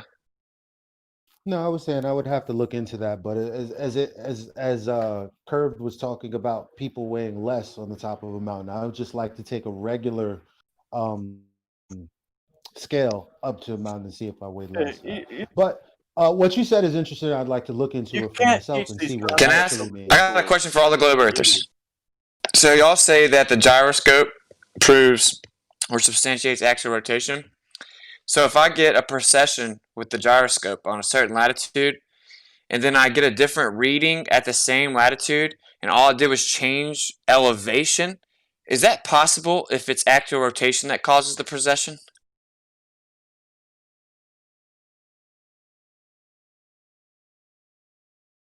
The answer is objectively no. Wait, are they saying the axial rotation that causes sniper bullets to have an illusioned diversion? No, which the they call axial Coriolis rotation that effect. creates one day. I'm talking about the precession. The axial rotation that you guys say has to be taken into account by snipers when they shoot their rifles. Isn't even asking that question, dude. Wait, did We're the talking same thing about something happen with a full completely different. Why would we help them obfuscate, though? To Coriolis. Does Earth revolve underneath sniper bullets? For snipers to take the Earth's rotation and Coriolis effect into consideration when they aim at the target. Which is the same thing. They do. They do. Huh. Well, that means that Earth would also revolve underneath airplanes, going. Guys, check this. Oh, sorry. East to west. Guys, real fast. I don't want to divert away. Real fast. Wait. No. It does. So it revolves. It revolves underneath bullets, but not underneath planes. No, of course, it applies to airplanes too. See, I don't want to divert away from my point. It's going to get skated comparing powered flight versus my point's now ballistic gone in the trajectory. wind of obfuscation. I actually tried to help out Witted, but here we are. Planes going west will take half the amount of time. Wait a minute. But no. Hold on, other flat earther. Don't you want Witted's point to stand? Conservation. You're kind of not helping. I think I am because I got a question. You're right, it is related, but they want to focus in on your question because they can't answer my question because they've had the conversation you're having with them 100 times. They don't know the answer to my question. Let me ask and I'm going to tell y'all what really happened. I'm going to go ahead and tell y'all what happened. Y'all will all say this isn't true, okay? Y'all will call me a liar or something. I don't care, though. This is 100% true. We were discussing this with an Ivy League professor. He was talking about the ether, right? He thinks the ether's true. Ivy League professor says, well, if it's axial rotation causing the precession, it would never change based on elevation, but if it was a drift within the field, it might. And then we went and tested that. I didn't, but they went and tested it, and there was a differential based on elevation with the same latitude. Can you explain that to me if the precession is caused by axial rotation? If they can't answer it. Can you post the data for that so we can look at it? Yeah, it's not available yet, but it is coming. And I understand why you wouldn't want to. You would reject it right now. So I it's don't just reject it. I just have nothing to look at. Right. Fair enough. I would be the same way, but I'm saying so right now. I'm just proposing it as like a question. Hypothetically. Yeah, right. So how did you test? Hypothetically, what would be your answer to that? I'm asking a geoid question. How did you test your precession? What? What device did you use to test the precession? Mechanical gyroscope. Oh, okay. Alright. Did they check that with a Foucault pendulum too, or just a gyro? No, just a gyro. If that happens, that means it's not due to axial rotation? Yeah, because it wouldn't change at elevations. It'd be the same based on latitude alone. But can you explain that with your bullshit relative density theory? Well, I don't have a bullshit relative density either. What? Do you have the specs on your gyroscope? They have all the data, yeah. So it's come in like in a compiled, finished format. Is this going to be like all the other stuff? Who did the test? Doesn't matter. I guess you'll have to find out. Because there's other groups who. So I guess even though this dude's an Ivy League professor and that's the type of shit that y'all like jizzing your pants over, now when it's inconvenient for you, it doesn't matter. No, I don't. I just made a point that I don't care, but normally y'all do care. So it sounds like a pill. But now you're saying who did it as if you're already undermining the validity of the experiment or the observation. What's the professor's name? Because he just said that it's an appeal to authority fallacy. How about we look up the fallacy of appealing to authority versus hostile witness? How about we look into him saying this is the Ivy League professor, therefore it's not true. The Ivy League professor knows the Earth is flat. I'm just sitting here getting clarification. The Ivy League professor thinks the Earth is flat. What's his name? Where can I I'm not send him an telling email? you. You think I'm going to tell you his name when this room's doxed me 30 times? Convenient. This room's doxed me 30 times. We're hiding information. This room's doxed my family information and stalked my Facebook and spammed it on the chat and my mugshots and everything they know I about. have never heard of any of your private information, just so you know. Not everybody knows it. Okay, but I'm just saying, I'm saying, dude, if we're going to be honest, wouldn't I be incredibly stupid to betray the trust of someone like that? This mysterious professor is supposed to take your word. No, I just said you don't have to take my word for it. I wouldn't take my word for it. The documentation's coming soon, bud. Will his name just be answer in it as a documents? hypothetical? Why can't y'all just answer as a hypothetical? Will his name be in those documents, Whitsit? Don't worry about it. Well, his name, I think that it wouldn't change. You're arguing for the sake of argument. Would his name? You're arguing for the sake of argument. So what? He said there's this Ivy League. No, would it matter? I'm not finished. I'm not finished. The authority. So I just want to know if we need to get to know who the authority is. Can you help me not scream over everyone? Or someone in here who's a moderator, because I wasn't finished with I'm just asking if it does matter. I don't care what you're asking, because you're asking it in the middle of my statement. And that's what's rude. Not what you're asking. You can ask it after I'm done. Go ahead, Elijah. We get your point. Go ahead. Shouldn't really matter who it comes from. If the information is valid, it's valid. And if it can be replicated, right? He invoked the authority, so I'm just wondering if we could hear who the authority is. Bro, I prefaced by saying that this doesn't matter, and y'all are probably going to... I prefaced by saying this doesn't matter. Ivy League professor who thinks the world is flat. Wait, okay, we're going to have information on there. Why are you interrupting me? He gave you a hypothetical first. You can't answer a simple yes or no question. Will this mystery professor be cited in the paper, yes or no? We'll let Whitsit get his shit out. Hold your breath. It's a yes or no question. I am not the one that's going to put the final product out, man.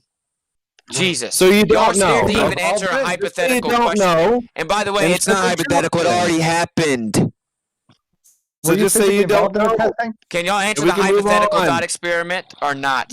Are you talking about the FE core one? I like how you're deflecting. No, FE core one? What are you talking about? There's an FE core mechanical gyro test. Where they went to different elevations? I don't know, but so you just make shit up and you're trying to divert just like the rest of the room. I'm asking. Can anyone answer to the premise?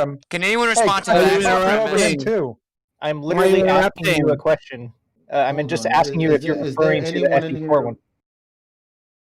Does then everyone agree it's kind of ridiculous that if I got 10 questions asked and I just asked one? But to answer his question, obviously not, because he's asking you a hypothetical based off of something that wasn't presented to the world yet. So how the fuck do you think that this is something that's already been done, it's already out there? That's just a dumb question. Yeah, it's contradictory to the current rhetoric. And I want the people with credentials to talk. I want the people with credentials to talk. I don't want to talk to the people. Listen, I don't care. I don't care about credentials. I don't care about credentials, and I like talking to people that don't have them. Some people are also equally as intelligent. But in this room particularly, most of the time, if it's not the people that do have credentials and some type of reputation to be honest, they just fucking drag you through the mud, dude. All right, how long you talk about this? Were you involved in this testing in any way physically? No, I already said that. Okay, sorry, I missed it. So I'm just asking you if that happened, as opposed to trying to figure out a way to say, I know it couldn't happen. If it happened, would you agree that that would disprove the notion the precession is caused by axial rotation? Well, we'd have to verify the setup and whether the equipment was working, but possibly. Okay, and the other guy, yeah, right. Another guy just said no. So you see why I want to talk to the smarter people No, here? because you haven't demonstrated it, you idiot. You just said you know a guy who knows a guy who did it. I just said it's hypothetical, and you're still freaking out. And it's actually not. It did happen. But I understand why y'all wouldn't accept that. I wouldn't either. So why bring it up? Because I'm asking y'all, if that happens, and we measure a precession at a certain latitude, then we just change the elevation, but not the latitude, and the precession changes. Does that disprove the notion that the precession is caused in by axial rotation? I'm going to modify my statement. Yes, the precession will change because, but only so subtly. I don't think you'd be able to measure it. But essentially, let's see. If you're further away from the surface, the angles all change. So it's on one axis, it's going to change slightly. In fact, that's two wrong. axes is going to change slightly. No. But the grand total will still be 15. If a sphere revolves 15 degrees per hour, it doesn't matter how big the sphere is. So it doesn't matter. That's a red herring fallacy. Hold on. Let me finish. The grand total. The axis of rotation is the only determinant factor. Doesn't matter how big it is. It will always be 15 degrees per hour. Stop, Vanek. The grand total will be 15. That I agree with. But there's differences in the angles of rotation that they all have to sum together to 15. Well, guys, but changing the size of it will change. Right, but dude, I didn't say anything about the size, dude. But anyway, but the reason I brought up the Ivy League part was to try to help you guys so you'll know that the Ivy League guy that was on the fence, he proposed this because he knew, as an Ivy League professor, that it couldn't change based simply on elevation. That's why he proposed the idea to test it. That's the only reason I brought him up, was to try to help you guys. It's a hypothetical, but the answer is no. It could not be caused by axial rotation. It would be the same based solely on latitude. Coming here to help. Zanik, do you agree with what I said? That ultimately, if you and on any one of the axes, it might change slightly. Okay, well, anyway, we'll move on. 15 degrees. 15 degrees is the whole thing. I'm just saying. He has to have a degree to talk about it. Hey, where you are? Can I see? I didn't say that. That's a cool straw man. Can I see that? If I see Polaris, the North Star from below the equator, can that happen on a ball? Do you not hear me talking? About 6 degrees. No, typically I don't hear you talking, bro. If you're anywhere on that ball, you will see, no matter how high you are above the ball, if you're rotating with it, in synchronism with it, you will see a 15 degree per hour. So if you get a different reading at a different elevation, then that disproves that notion of axial rotation, huh, Zenning? What kind of reading would it be? What reading you'll find out. No, it's not 15 degrees per hour. It's 15 degrees per hour. No, it's not though. It's not though, Zenning. 15 degrees per hour, then you wouldn't get a 360 degree rotation per 24 hours. How many percent is it off? You just knocked that one out of the park, Zanik. Yeah, we know that. That's where the number comes from. Easiest, right? What is it? How many percent is it off? Why won't you tell us now? What? Because it isn't actually mine, and they're actually if they're putting it together to put it out, I'm not going to be disrespectful. I know y'all don't know what that is like. They've had this information for forever, though. That's not true. This was done just a few months we can ago. work with here, like a ballpark. What's so funny? They were going to do it in different coordinated locations and document it all efficiently. Which seems like the most efficient way to do it, right? Tests, right? Just like they did the lake test with the lasers. Why don't you go test this test then, Zenik? I've tested a lot of these things, and it's all pretty apparent that the Earth is round. You're lying. That's just me. You did not test this. I'm not lying? What are you talking about? So, Zenik, did you test this? You won't even ballpark the percentage. This is pathetic. God, man, you guys. Are we talking 0.something percentage or percentages in total? It's off, of degrees. No, it's off, my man. It's off by how much? It's obviously not you off have a by number like in your head. Let's hear 90% or something. But it's off. 90% off. Hold up. It's obviously not. 90% off. And did you listen to that? Listen to that guy. What a little bitch. So what a you little can tell us pussy that, bitch. that what we know will be shocked. Then. We'll be shocked? We will be shocked. If you're intellectually honest. Why are you being a drama queen? It isn't my number. I'd be okay with a pendulum. I'd be okay with a pendulum. Okay, let's just move on. I should have known that this required way too much honesty. I'll be shocked if Zanik could find me the video that supposedly everyone in their science classroom has. Why are you trying to draw man you there? Because you didn't exactly say that, but it should be the case. I said I would promise to get you a video of this simple demonstration, Elijah. Don't get so panicked over it. Guys, if the Earth's a ball, could I ever see Polaris, the North Star, past the equator? I want you to answer what the number is. About 6 I've already asked you that. Absolutely. What'd you say, Chibu? Could. About 4 to 6 degrees, it's said to be able to be seen from the ground. But anywhere other than that would have to be a high-rise mountaintop. But I certainly can't see it from New Zealand. You're saying that below 6 degrees on a mountaintop, I'd be able to see it? No, sorry, let me clarify. Between 4 and 6 degrees below the equator, you could see it through levels of atmosphere refraction. But I think it was 44 degrees north, if I'm not mistaken.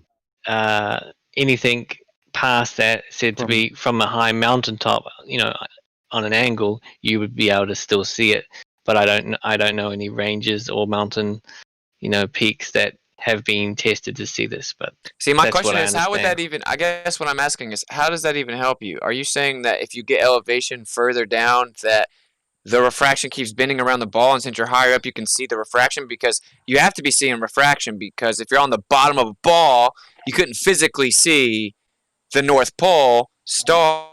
You'd have to be seeing through the Earth. So right. So what I'm talking about is like it would be low on the horizon for those below the equator, but for someone like me in New Zealand at minus 43 south, it tells me to point the telescope at the ground. Right. So if you think about it, like how just like 20, I don't know how many degrees, but it's arbitrary 15 degrees, say, like and then up above, you'll be still shooting low on the horizon, but you might be able to see it from a mountain peak. But at a certain point, it's pretty much I need to drill through the Earth.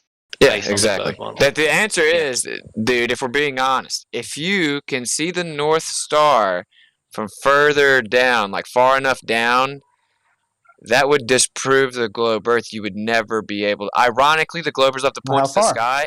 The sky can falsify a shape claim, apparently, because that would.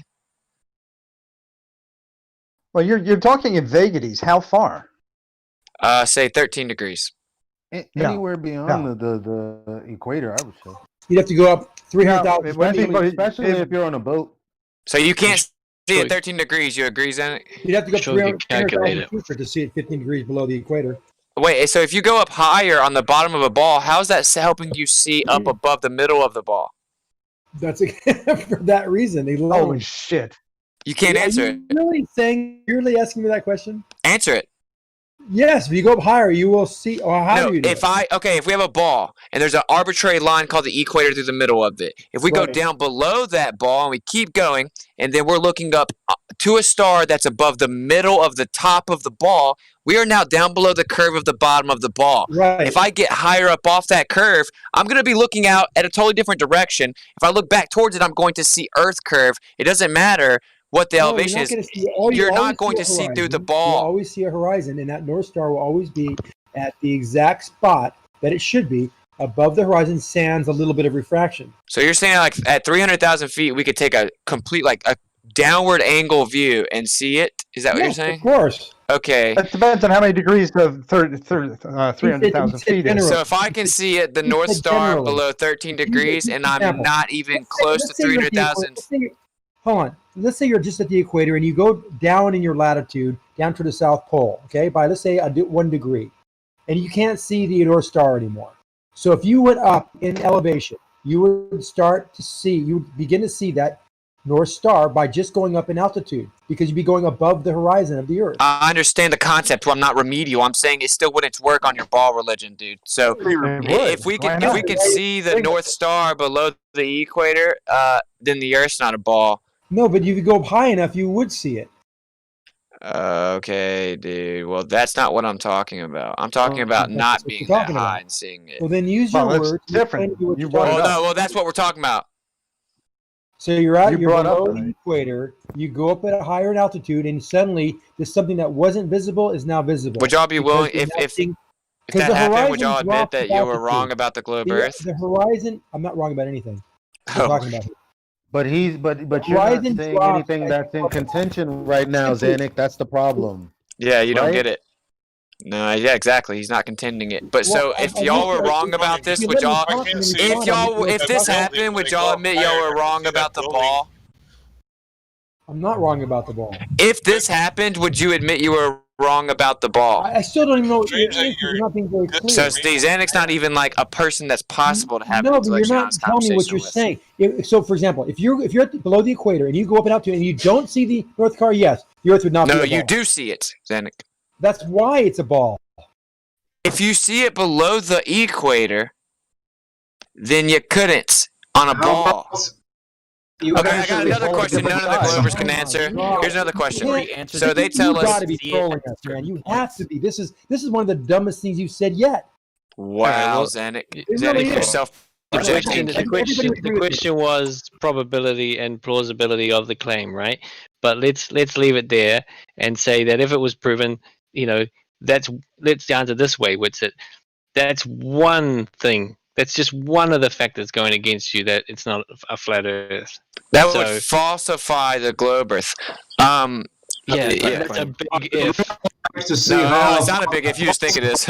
An actual photograph of Earth from space. Wait, I got another question that no Globers can answer. Tell us that the moon. You have a lot I didn't know you asked the question. I can answer. It's not a question. Okay, here's a question no Glober in here can answer. I bet. What is the radius of the flat Earth? We don't know that it's finite, and we don't know the extensions of it. So how could we ever determine that? Go with your question. No one answers. Okay, curious. So they tell us that the moon is entirely locked to the Earth, and that it causes the tides. So when the moon's on this side of the Earth and it's pulling the oceans, causing the tides, how come on the other side of the Earth, at the same time, there are tides happening being pulled in the opposite direction of the moon? Because the sun is the only object that causes tides. Yeah, the sun. Okay, so the moon isn't the reason that the tides happen. It's not the only reason. So would the tides be greater on the side with the moon on it then? You're not trying to learn, man. You're just trying to ask. Would the tides be greater on the side with the moon on it then? No. There, guys. He thinks that moon is the only thing that causes tides. I didn't say that. Okay, so that's exactly what your argument was. All you can do is try. I told you no one in the room could answer. I told you. We already did answer. No, you didn't. So now that you have the answer, ride 7 feet. Where does the water come from, and where does see? Now you're asking me shit. Flat? How is the Earth flat if the water is? See, this is what we get. This is what we get because you're afraid of the question. You get questions about flat Earth, do you? No, I asked a question. I answer every question when I'm asked them. And we answered the question. You just didn't like the answer. Dude, I've been in here for 10, 12 hours at a time, more than once, answering bombardments of questions the whole time. The answer was given. That's about tides. Electromagnetism may cause the tides. You could take a balloon, rub it, and the electrostatic of the balloon will repel the water coming out and trickling out of the. You're right. What do you call it? Yes. That sounds that's much more logical than we to when they go for a swim. Yeah, that's Yep, logical as interesting. fuck, huh? Guys, how about this? Let's take it one step at a time. When in tidal locking, where the moon is tidally locked to the Earth, and so we only see half of this sphere because it's going the perfect rotational speed relative to the mass relationship of the Earth. Perfect rotation. And it's on the side of the Earth. It's on the side of the Earth, and it's tidally locked. It's not perfect. Is it? Okay. I'm asking. Listen, we're gonna go step by step. Is it, No, bro? Okay, when the moon is tidally locked, man. is it pulling? I'm asking clarifying questions. That's not straw manning. It's the opposite of that. Okay. What is the perfect rotation speed? I've asked a perfect question. What is perfect rotation speed? Answer that question. And Yeah. then we can Okay. answer yours. Please do. 'Cause you're wrong there, Okay. too. It's Yeah, you'll have to divert. Trust me, we get it. No, you It's a diverge. You said perfect- perfect rotation speed, which has nothing to do Oh with your my God. tidal locking or the moon's effect on the I just ocean. want to know what the perfect rotation speed Okay, is. Go. clarify. I'd love to fucking answer you dumb motherfuckers, but you keep interrupting me, and I'm losing my patience at this point. So yeah. Okay, so yeah, it's tidally locked. I said No, perfect. what is the perfect Oh my rotational God, speed? bro! It is a number, not tidally locked. Not You're a anything. gamma little clown, bro. You're It is a number. ridiculous. What is that number? That is the perfect Why are you rotation. interrupting me, dude? Just leave What it, is the Leo. number of the Fuck's sake. perfect rotation speed? Just answer the Okay, question. I wasn't referring to a number, dumbass. You said I meant perfect as rotation into. speed. That is I the meant. number. What is it? Yeah, Fuck Leo, man. I'm talking about the relative nature of how we No, only you said the perceive. perfect rotation speed. Okay, What is it? okay, let him clarify. I 'cause actually he's not giving said, you a number, and I Leo. quote, the perfect rotational speed, Yeah, so what is that, perfect so rotational that, speed? Answer it. look, is this dude gonna be allowed to keep doing this? I swear to God, dude, you are Everybody needs to just calm down. Like seriously. I was super calm, but this dude's allowed to just do this until he pisses me off. You're not answering the question. What is the Every time I start to rotational speak, you speed? interrupt Go. me, He's douchebag. trying to answer the fucking question.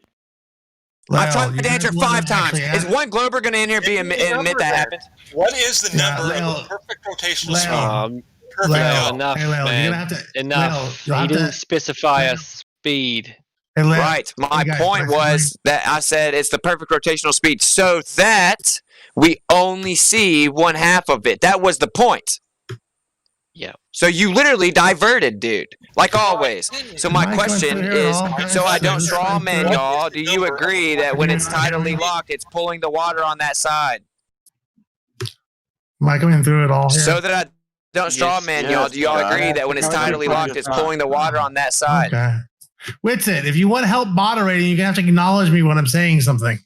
Okay, sorry. I'm just trying to have my question answered, moderator. Would you like to make sure it gets answered I'm for trying once? to get involved so that I can tell people to stop Oh, talking sorry. over Thank you, talking man. you. But Okay, if you, all all right. of you guys are just so hell bent on talking over each other, Fair it's not enough. gonna work. Fair Lyle, enough. You started the will you question please- with, "Here's a question none of you can answer." Okay. Right. Leo, is this Your question response you're was to asking, not you- answer it. Lyle, is this question you're answering? You still want to ask it? If you do, you have to stop talking when you get done asking the question. No, I answered his question, but my question is, if the Earth is tidally locked, I don't want to straw man. You didn't answer If my the Earth question. I said, give me the number of what a perfect rotational speed is. You haven't given me that number. Whatever they claim it is. No, you claimed it. No, they claim it. Ether is rotating for the unmoving Earth. So you interpret the gyroscope, the space moving over the unmoving Earth. This is Lyle, you got the answer. But you got the answer you're going to get is clear, right? So you can't force him to say more than what he's clearly saying. If he's afraid to hear me make my I point. understand, but it's clear. The perfect rotational in relationship to tidal lock. Are you afraid of my argument? That's what you're going to get as your answer. That's it. That's what you got. It's not a great He's answer. afraid for of you. my argument. You don't get the, That's like saying, I know, but so just what's that's the what speed I drive yesterday? Well, I Dude's went just telling us all about his feelings. That's not an answer. Well, okay, but that's what you got. So I can we move on? understood what you said, Witsit. You were talking about the nature of the rotation, not a specific number. Right. Now, please carry on. Okay, with so the piece just of your... so He said perfect as a description based on the movement, can't not hear an actual anything. I number. hear sheeple talking. Are you talking? hear Leo interrupting, don't you? Hey, Don't you hear Rakia, Leo interrupting every your time? voice. Hey, Rakia, Yeah. stop Jesus, raising your voice to me. I just got here. Ridiculous. Stop raising your voice to me if you want help. You've heard Jesus Christ, you Leo guys are all a every bunch. time. You guys You've heard are Leo all deserve each other the way you act. The whole Kimo did minute you've been here, nothing. you've heard Leo do this. Stop, Rakia. Stop, Rakia. Thank God a mod's Louise. here. By the way, I want you to know there are mods in here since I just got here 2 minutes ago. There have been plenty of mods in here. I'm No, not the there only person. hasn't. I called on them Yes, I have. before, Scott, and they ignored me and said, wait for Beach to Sheeple's get the here. only one that tries to be somewhat non-biased, dude. Well, thank you, Sheeple. Scott, you're good also sometimes. So I don't want to straw man you guys. So I'm trying to ask a clarifying question. Do we agree that when the moon is tidally locked to the Earth, that it's pulling the water?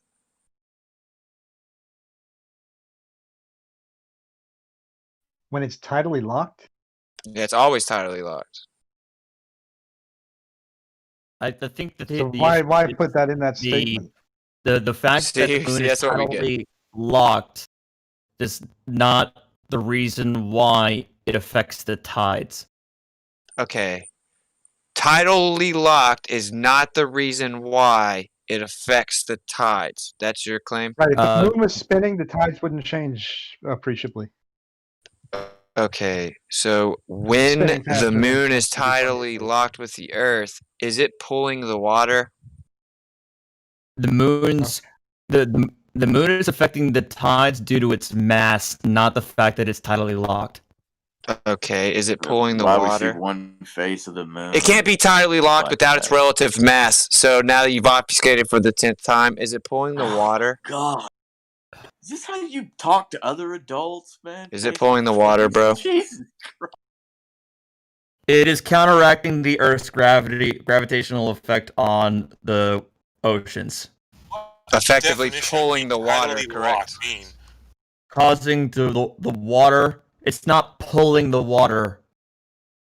It could It's be pushing the effectively water pulling the water. electromagnetically. What does being tidally locked actually mean? We No, can we're not gonna demonstrate keep diverting. electromagnetism pushing the water. We can't demonstrate gravity doing any of that. That's theoretical. So why don't we go with what's demonstrable? Electromagnetism statically pushing the water, possibly causing tides or something else.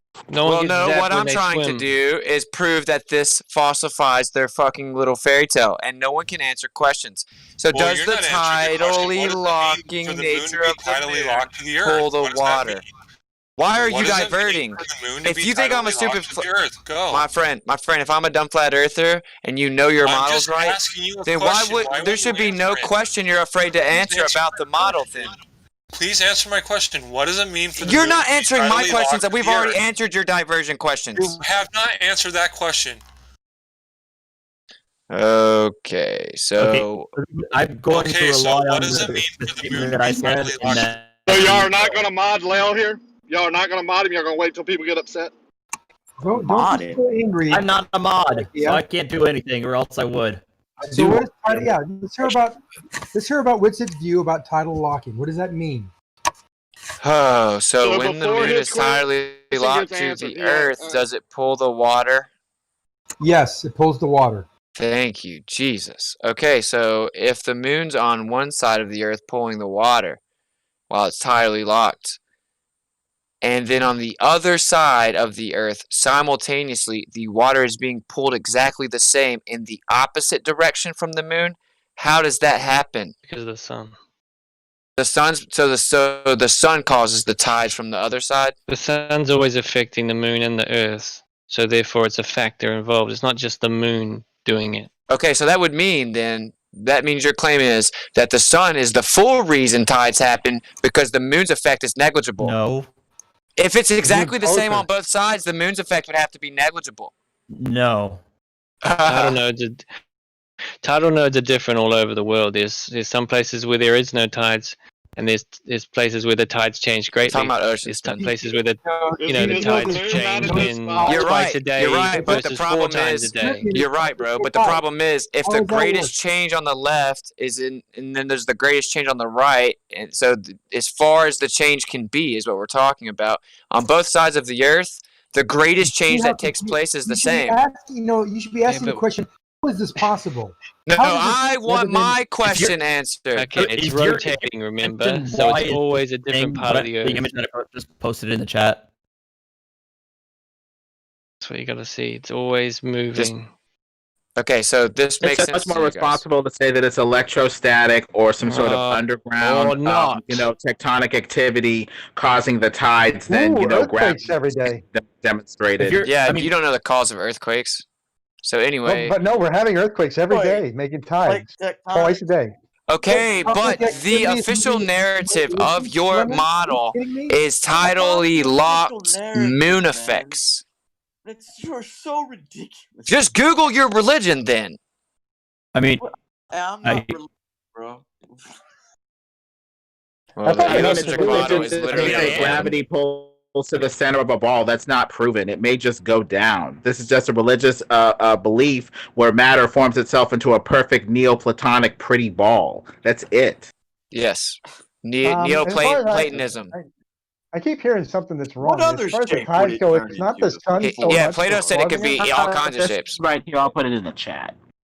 It's funny that Plato was the origin for Neoplatonism, which is where heliocentrism came from, and he said it could be any shape. He was like making jokes, like it could be a square, it could be a triangle, it could be. It's just pretty funny. Hold on a moment. Witsit, if you agree with Lemon, do you also agree that the whole gravity effect is caused by electricity and not the relative density bullshit? Because it sounds like you're agreeing with Lemon now. Everything is what? Well, see, this is a diversion to begin, but I always entertain it, and then we'll never get back to the original point. But everything is inherently electrostatic. When I mean everything, I mean every compilation of matter, and there's no way to get rid of it.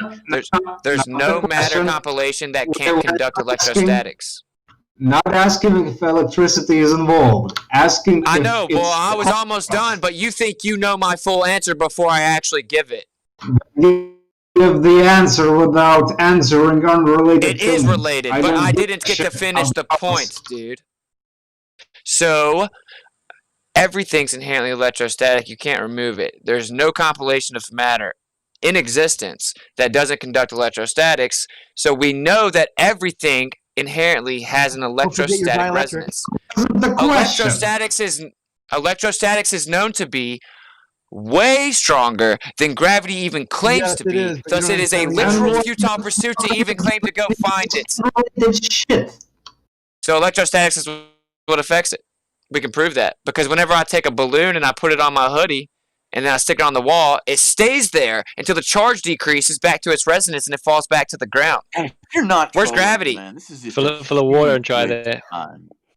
Do what? Fill it full of water and try that. Okay, well that's not what we're talking about because that means that the force of electrostatics is now being overweighed by the density of the balloon. Okay, do that in a humid environment. Wait, no. Why don't y'all respond to what happens if the electrostatics increased and then it stuck on the wall, gravity was nowhere to be found, and then it fell to the ground? Now, it lost its charge and it fell off the wall eventually. Did it completely lose its charge, or does it still have a resting charge? Well, in our current theory, whenever electricity moves, you have a magnetic field. So these are linked. Yeah, it's electrostatic resting resonance. Charge, do you mean it has no potential that's greater than another potential, or what do you mean? It has a resting resonance. Okay. Resonance? Static is not resonant. Okay, it is. It's an inherent resonance, except it's static. Static? It's a resonance. Except it's made up by you right now. Okay, so you're saying that everything with matter isn't inherently electrostatic? What we're saying is your explanations are ridiculous. No, you always try to find a word you think that you can twist it big because you can't argue to the actual point. All these Mr. PhDs seem to have an issue being intellectually honest. That's weird. Static is just moving in place, vibrating in place. If you have something electrical vibrating in place, it will have a slight magnetic field by the current theory alone, resonance, whatever. If we put all these pieces together, moving electricity, magnetic field that accompanies it. If everything is in vibration and electrical, inherently it's going to have magnetism. If you put the pieces together like that. Blah, blah, blah. Add more random words into your sentences. Vibrates in place. It's electrical. It vibrates in place. Magnetic field. Electrostatics. Electromagnetic theory. But hey, here's the real question. Y'all wanted to divert away. How does the tides happen on the other side of the Earth? The dude said the sun. If the sun's causing the tides to equally happen all over the Earth, that means that the moon's effect is negligible. No one said Is it correct in saying that it was the sun and the moon on the same side? Hold on. You have the sun and the moon on the same side, and the tides are stronger toward the sun and the moon, or just the moon.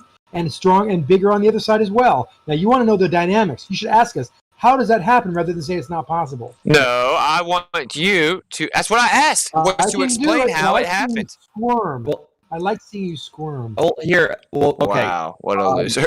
I have to clarify myself because again, I'm not well versed on it, but I posted a link that gives you the answer that you're looking for, that talks about tidal forces and why there is a bulge on the side facing the moon and on the other side facing away from the moon. And what's the explanation? But Artaxis, these are pieces that we're putting together based off of you that I don't have the knowledge to give you an answer. Okay. I'm giving you a source where you can find that answer for yourself. I don't know who's talking, so where is the source exactly? I haven't linked it. I had a link in the chat. Diagram better than you can say in words. So I would advise you to look at that diagram and try to understand it. If you have questions, ask me. That diagram doesn't answer my question. It does answer. If you look at it, you can see what's going on. It doesn't answer my question. Artaxis, the thing is, you're putting the pieces of your model together based off of the assumption of curvature. If we're not having curvature, that model's going to fall flat. That's true. That's not, but that wasn't but the it doesn't even matter. His question wasn't about. You guys just believe whatever fairy tale they make up for you. You asked the question regarding the tides and how they worked, and you defended it, and then now you've admitted that you defended it. Now in you're ignorance. saying, but you're assuming the curve. You didn't ask that as part of your question. I didn't. That was Lemon saying that. Yeah, Artaxis, the thing is, what if we're on a flat plane with water, in basins on a flat plane, and you have an electrostatic, moon, just like that static balloon, get close to the water and push the water up and out of the way with static electricity like that balloon next to the trickle of water, and you have a tidal bulge elsewhere. That could be very explicable over a flat plane with water in a basin, don't you think? He asked the question regarding the empirical model, and I offered him a source to find the answer. Okay, now can I respond? Now you defended it instinctively, but you just now admitted that you had defended it in ignorance. I defended it in ignorance to the because you're a zealot. It sounded like the moon was the only thing. You're that a was zealot, bro. Tides. No, you said sun and stuff like you're. Yes. The sun also affects the tides, but your question. Dude, you're just gonna believe whatever they told you to. Huh? Are you just gonna believe anything they tell you to believe? Whatever they say must be true. I'm giving you a source that's backed up. You don't even know what the source says, though. You're right. Well, artistic axis. The thing is, we're basically modeling tides, and that's the thing about models. What are we modeling? Are we modeling the tidal activity with this base foundation of a globe intact, or are we going to go with maybe like a new model to bring all these pieces together? Sorry, are you suggesting that I have to have first-hand knowledge on everything there is to know about the Earth before you debate it? No, before you debate it. Wow. You wanted an answer to a question. You need to know the knowledge about the subject before debating it. About the fact that you got an answer. You need to know, my friend. You need to be You need to be yes or no. Sorry, what? Do you know firsthand everything there is to know about the Earth? No, that's not what I was saying. Then That's why I was trying to debate it either. That's why I was trying to clarify, dude. That's not what I was saying. Then you can't debate. That's not what I was saying. That's not what I was saying. That's not what I was saying. That's not what I was saying, though. That's not what I was saying, though. No, I can go back in time. Oh, he said, yeah, it is, dude. So I was trying to immediately clarify, but y'all always just fucking interrupt me. You interrupt. So anyway, I was saying, you don't have to know. You don't have to. You don't have to know. Like Grim right then. You don't have to know everything about the Earth, first-hand knowledge, to then say that the Earth's a ball. Or have that opinion. What I was saying is you need to have knowledge in the subject that you're supposedly jumping in and debating. So what is the answer to why the Earth has two tides? Because it's out there. You apparently haven't researched it, so you're not knowledgeable on the subject. All right, tell me what the answer is. I gotta clarify a question for you. What's up? Do you feel that the moon has nothing to do with the tides? Or do you feel... Oh, wait, let me clarify. Let me make the whole question so that you understand. Or do you feel that the moon is involved, You know what the moon is. But it just works in a different mechanism, like the electromagnetism or whatever. Right. I think that the sun and the moon, like that's where the yin yang sign came from, right? They're like they balance each other out. It's an energy system, and they're both dielectric inherently. And so to think that it would have no effect or not be related within the entirety of the system or the toroid of the energy would be very naive. They're all interconnected, especially when you know about like what salts can do to water. Right, and then we know that the salt increases further out south, like significantly, and as the temperatures decrease towards the end, et cetera, et cetera. It does appear to have like an insulator on the outside of it, and the water within the containment of the insulator would obviously have a relationship with the dielectric properties of the sun and the moon. Okay. But the story they tell us about how a ball spins around another ball and pulls the water off this ball towards it, and it's like breathing in and out on both sides is ridiculous. Could I just add some food for thought on that point? The worst possible seas in the Bering Sea on one of my favorite shows, Deadliest Catch, was when the supermoon was out, right? And the waves were seriously big. So now it's talking about the proximity of the moon in relation to the Earth is a lot closer, and that had a direct observable and physical effect on the tides. Wouldn't that actually support my point, though? Because I think the moon's more local, and for it to have it a more drastic effect, being more local is how that would happen. Or it's really big. Yeah, there you go. Okay, hold on a second. You made a Not claim. small. Why do yeah, you not think it's small. more local? Why would we can measure it? As Well, not everything's being local. smaller and more local, for sure. Why do you say that? Because it's just obvious. You can measure it. No, you can measure. You can measure very See, it accurately. could still be extremely far away and be more local than the bullshit that y'all say. Can we have a conversation, please? You said it's much more local. How do you assert that it is much more local? Okay, you have to understand what more is referring to. More is referring to what y'all say. Yeah, we say which is 17,000 over light years away. That 240,000 star is not miles really away. in existence anymore. It just looks like it is. No, it's way more local than that. When we measure it to be 240,000 miles away, where are we making an error? You don't all over the place. Yeah, you didn't measure anything. No, come on. Okay, so you supposedly shoot radio waves up there, or are you going to bring up the laser? Radio and laser, same thing. Same exact thing. Several things, actually. Okay, but on the laser, you shoot the laser, you get a photon back, right? Come on, not the laser. Just two positions on the Earth and a known distance between them and an angle to that to the moon. Oh, and so you're going to triangulate radio waves. So you're why do y'all want to bombard? Y'all just want to. Lasers is more just a simple observation that children can do. Why do you think it's closer when we can measure it to be further? You don't have a triangle. I mean, you have. Elijah, I was in the middle of my sentence, and I can hear you in the background. No, you weren't in the middle of your sentence. No, I was actually. I could hear you talking when I was finishing my sentence. Okay, we can get it. They're going to argue. Hold on. Witsit, did I interrupt him or did I? No, of course not. Zanuck interrupts everybody. No, I do not. Everyone else that was listening, honestly, did I interrupt Zanuck or was he not talking when I started? Yeah, of course. And then Zanuck starts talking once you start talking. He does it every time. No, I was telling you. Let's just move on. The moon. Fucking ridiculous. We measured it very accurately, many different ways. And now I asked Witsit if he's asserting it is closer than we think it is. Yeah, so you're saying we making that assertion. Are you okay? You're saying we triangulated the moon. You think that actually sufficiently substantiates the distance to the moon, Zanuck? Because it doesn't. Absolutely. Because to use triangulation, you must have the actual location. No, that does not. Well, you're patently wrong, so we'll move on. Now, the way that they claim to do it, I'm not arguing about stuff that you're objectively wrong about. Stop for a second. That's not right. Now you don't even know what we said.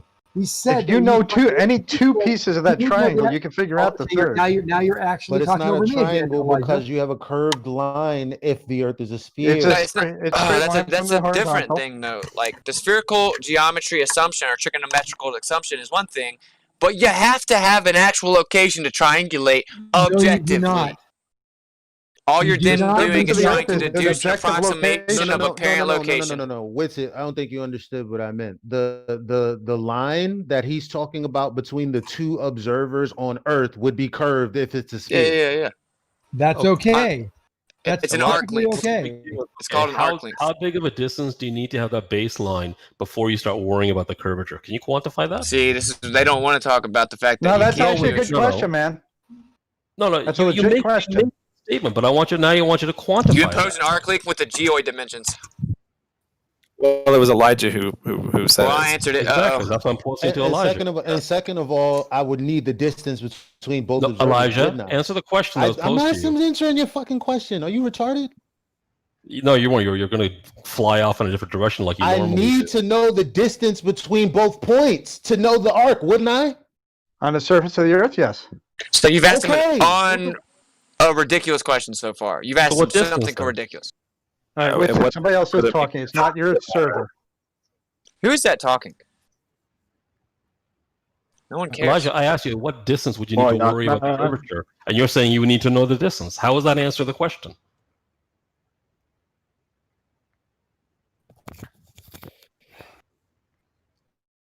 Elijah? You still there? Elijah. Yeah, so I already answered the question. It sounded like he was driving. Sorry. Yeah, I did. I don't know. Can we move the conversation forward? You're saying you can't measure the moon. Can you see the moon? Yes. It's not a trick question. I already if you said move yes. your position, can you see the moon from two different locations? Yes. Then you can triangulate the position of the moon. You mean the apparent position of the moon? You mean you can triangulate the apparent position of the moon? Be that as it may, call it what you want. It's not semantic or anything. If you want to call it apparent, then quantify what the shift between apparent and actual is. I wouldn't be able to know that without knowing the medium properties, bro, because the light's going to attenuate relative to that. It's been done with it. I mean, there are publications. I don't believe the fairy tale of the effects. Jesuits, bro. Is this the first time we've talked? You don't believe the atmosphere can be measured? No, we measured near it. little fairy tale medium of 10 to the negative 17 torr. No, it can't.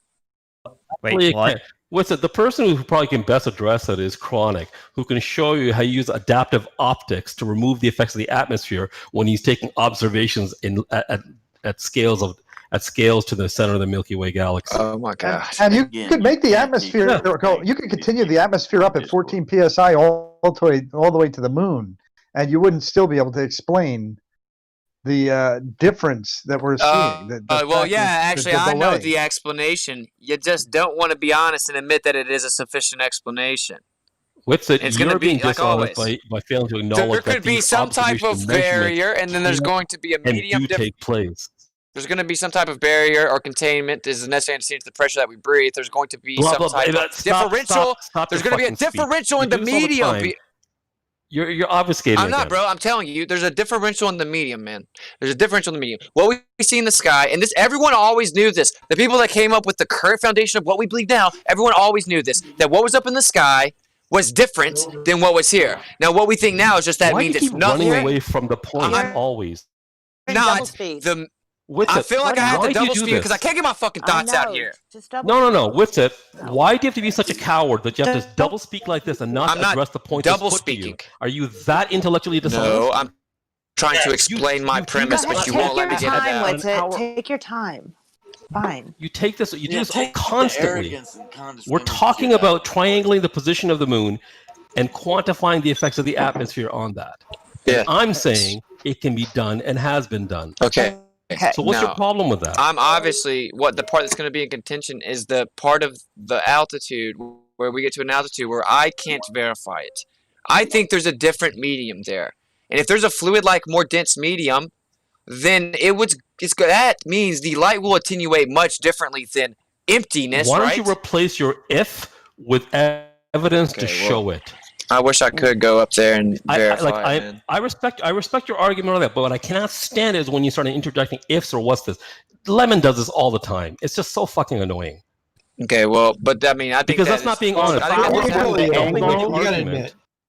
The problem with the angle is you're drawing an angle to a horizon. In the horizon, a lot of visual angles are being compressed. So you could see a 30-degree moon with 500 feet of visual angle compressed in the horizon line. and I could be on the other side of the world seeing a 30-degree moon and too. Elijah, can I make a statement here? 1,000 feet of optical information conversion into the horizon, making our angles off, unreliable, and the triangulation from that very questionable. Okay, Elijah and Whitsitt, you both made statements, and you talked about the distance between these two observers as following this curve. They don't need to follow the curve. You just need to know how far the person away. You mean to tell me you can't use an instrument to determine how far someone is away Are from you? you triangulating without mapping a line? Is that what you're saying? Without using the surface, you can't measure the distance to someone. Yeah, but You your can't do line's that? going to go through No, the earth. you're not going to. You're not going to a mile away. You're not going to use the surface. You're only using the distance. Earth doesn't curve over 100 miles, so let's use 100. Okay, 100 miles. Just use the distance. Would there be a curve? Just in your two airplanes, both at 40,000 feet. You could be 200 miles apart and see a light from the other airplane. They can signal you. You can measure how long it takes to get you, know exactly how far they are away, or say where they are above the Earth's surface. Okay, I understand. There's lots of ways to do it. The point is, it doesn't matter. The error of the curvature or lack of curvature is so small that it wouldn't affect that measurement. And that's what Rocket Man was saying earlier. But I already told him that I don't. Hold on. Guy, I hear you talking over me. I can hear it. So just listen. Now we have the distance. We only have to measure the angle to the moon, wherever it is, and get those two angles and the distance, and then we find the distance of the moon. And believe me, it is 200 plus 1,000 miles away, period. If you don't like that answer, use Aristarchus's calculations, which are even easier. Okay. So, did I not already rebut that, though? Guys, I already rebutted You did rebut it with gross speculation. But I don't really want to rumpus this shit. There was a difference of medium. No. involved. That was when I was pressed for speculation. My immediate rebuttal at the very beginning of this conversation was that you cannot triangulate without an actual position or using an apparent position and then claiming to know the actual position. It's literally stupid. Turn your fucking bots off. I'm sick of having to fucking reboot every 30 minutes. I had a reboot too. Fun fact, I did this 2 years ago. I think, 2 years ago when Soundly was recording the eclipse. We were all watching the eclipse in January 2019. I did a measurement to the moon based on completely different principles, and I got within the same distance as it's said to be by the method that Xanicus is talking about just now, and I think you guys talked about a laser or a radio wave bounce method. I got within the same thing, like 250,000 miles. So in my method, it doesn't, like watching it during the eclipse, it doesn't include doing any kind of triangulation. Okay, so what data do you need to know to interpret the eclipse? And observe how long it's taking to, how long it takes to rise, how long it takes to enter and leave the shadow. And what the shadow is. I thought the moon was. Wait, what eclipse are we talking about? First? Doesn't matter. You have to presuppose the shadow. It would matter because if they're talking about the lunar eclipse, then it is an apparent position, even in their model or what they claim. It's not actually where they say it is. Touche. It's refracted. Touche.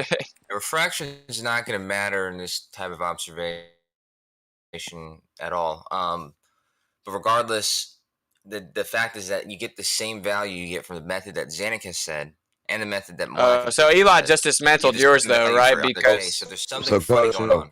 But dude, wait, time out. If you go to a school real quick and you ask the little kids what's 2 + 2, and they already know the answer, can't they all repeat the same answer to you? Sure. What's so hard about that? Now, hold on. Now, if that answer was wrong, what would he be repeating to you? The wrong answer. All right. Eli also brought up an amazing point, bro, because speaking specifically about lunar eclipses, whenever we have the selenium and we see the sun and the moon above the horizon, that's not actually what's happening. It's such a refraction that we see them both above the horizon, but in fact, that is not the case because the Earth's obstructing the sunlight. So you could never use something with potential refraction like that. So that's what your model claims. Refraction is going to affect the observation I just talked about. An eclipse? No. The observation I just said about measuring the time it takes for the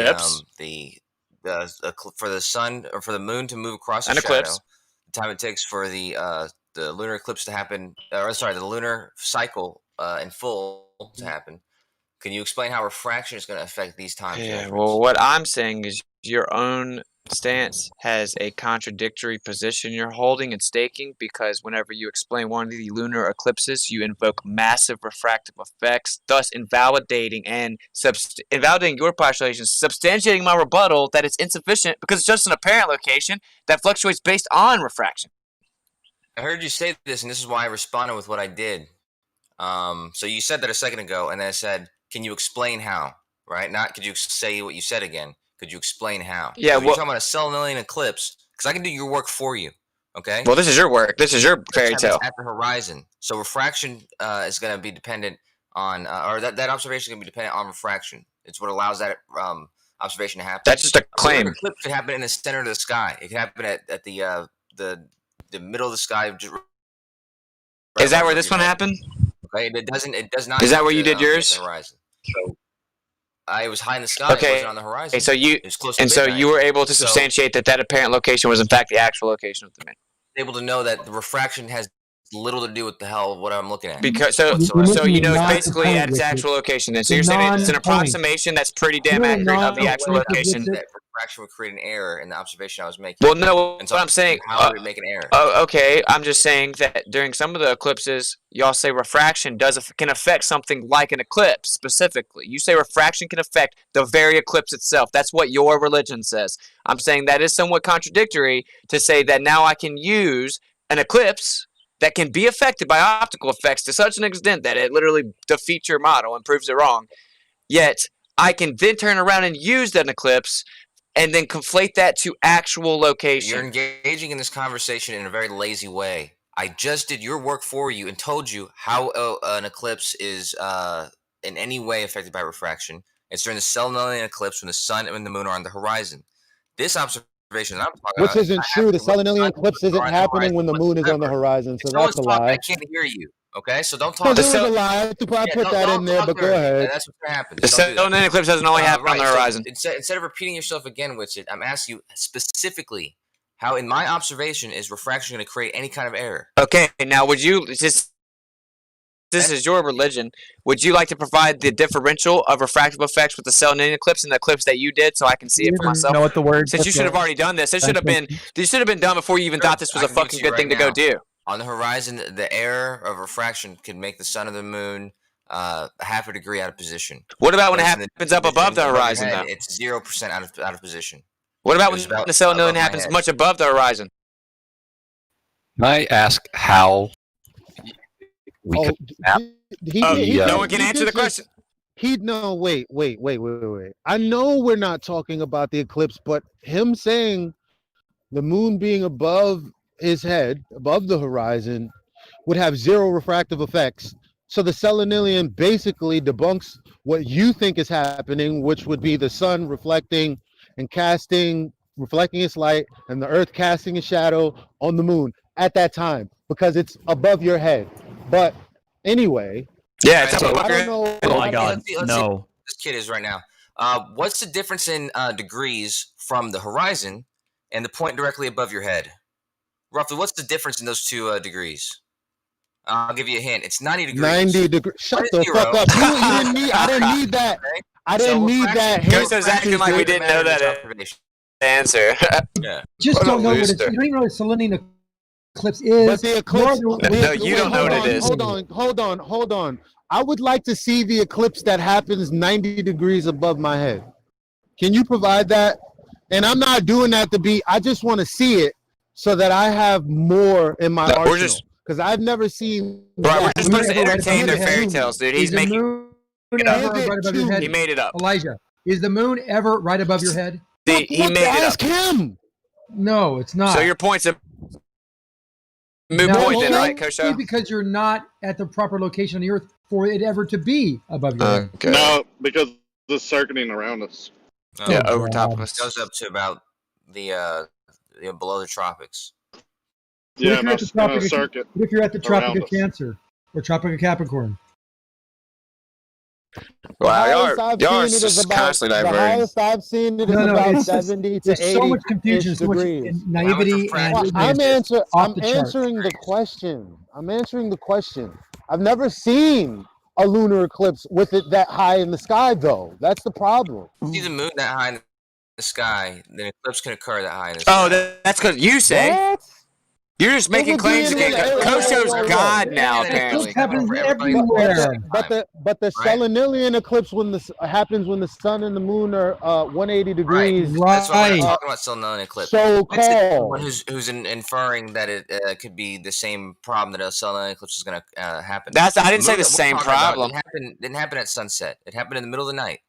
Happened at like 10 o'clock. Okay, at but night. what did I actually say though? What I said was I find it to be a bit contradictory to stake the apparent location of the moon as if you can deduce an actual location and distance whenever another claim that you have to hold at the same time is that during eclipses it refracts so much that it actually makes it look like it's up above a ball when it's behind it.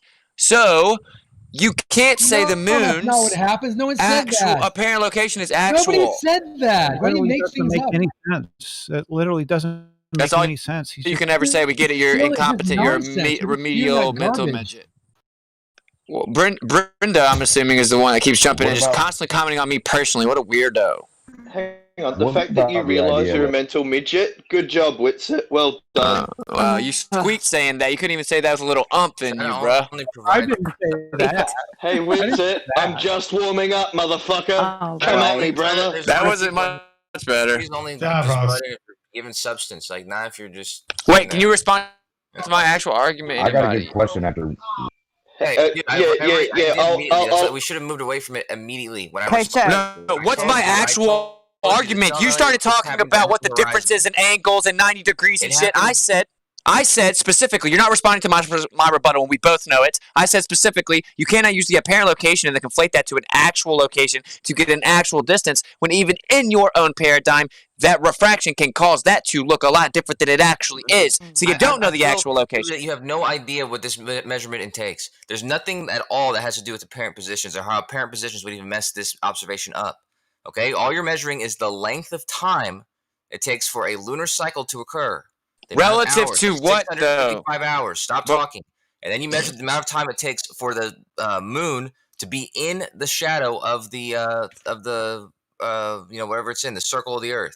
Okay, so this is something that it's not. You just reified the model. You just reified the model is what you did. No one's reifying any models. I'm telling you what's actually It's happening. what you observe. That's wrong with you. Okay. That is their apparent positions, right? Not actually measuring anything. To measure, you need a tape measure to go from point A to point B. You can actually measure it, then put all your calculations against that and see who's right. That's a great point, man. Also, oh my god, dude! Coach still wants to make it look like he won by not letting me respond. Method Moyak we're talking about. The point is that these three methods have the same value. You get the same value regardless. There's no point in thinking that there's some kind of error going on there. We're getting the same value. What was my response? You just said you're using an apparent position. No, what I say after that? No, Nope, you have that's no idea what this measurement takes. What I say after that? Don't ask us questions. Tell us what you said. You're reifying the model by telling me the causation of the eclipse. You're not sure. You don't know what reifying means. Yes, I do. Well, it's taking a concept and giving it misplaced concreteness. That's what you're doing. The model is. I'm just gonna keep talking through you. Then I'll just move my mic a little closer. You don't know how to use it either. Models are inherently abstract. So if you give it misplaced concreteness as if to conflate and equate that to reality, by definition, that's a reification fallacy. In order to make your postulation and beg the question, you're reifying a model, telling me the claimed cause of a. You're telling me that you need the model to come up with the claimed causation of the eclipse to know what the shadow is, so that you can compare the data. That yourself. I didn't say anything about models. You're not going to respond. I didn't say anything at all about models. I'm not going to respond specifically. Yeah, I didn't say anything at all about you models. need the model because you have to know the shadow. What you're looking at. This is the second time you've done this, where somebody, you ask a question, somebody gives you an explanation based on how we understand the Earth to be as it is, the solar system, and then, oh no, you're reifying the model. You asked the question. How does this because work he said, on your my friend, small no, Earth? he said Here's the answer. Oh, that's you not can't what use the answer because you're happened. reapplying the model. He said we Well, what the can fuck? prove the distance to the moon by doing this. That's what happened. Have you been here? Long or you enough just want to know try to your make me bullshit. mad, bruh? It is what's happening with it. Okay, no, what happened was he brought this up saying that we could determine the distance to the moon this way, and then he's explaining we don't need to know anything about the apparent location, which you still do, and then he's talking about measuring the difference with the shadow. What I said was there's no error that's going to happen from some apparent location that's not going to happen. You sound like you have no idea. No, you know what? You still haven't responded to my argument. You still haven't responded to my Explain argument. to me how an apparent position is going to mess this up. No. What I said was you need to know that it's the shadow and what caused it to compare the data. There is nothing we can present with it because anything Shadow. we do, listen, Shadow. anything we do that points to a globe, you say you're assuming a globe. That's got a globe in it, so You can't assume the globe to prove the globe. We don't have to assume the globe at any point. Oh my God! Dude, how did it ever come up? How did it ever come up in the first place? Then? Honestly, Jim. Any assumptions? Honestly, Jim, we weren't talking about the shape of the Earth. We were talking about how we get the distance to the moon, which has nothing to do with the shape. Until you invoke the causation of the shadow. Anything. All we're doing is making It's measurements. embedded in his claim. It's really simple. No, it's embedded in his claim, Zanuck. No, listen. I got a question two for angles, Zanuck. 2 angles and a distance. That's all you got to do. Two angles. Now you're bringing up something different, and you're making the angles. That is one way. That's one of 10 ways we can do it. Honestly, I see the problem with it because remember, you're gonna have that arc, assuming that it's a globe. So instead of it being a straight line, and then hold on, instead of it being a straight line from A and B, and then triangulating C, and then by measuring both those angles.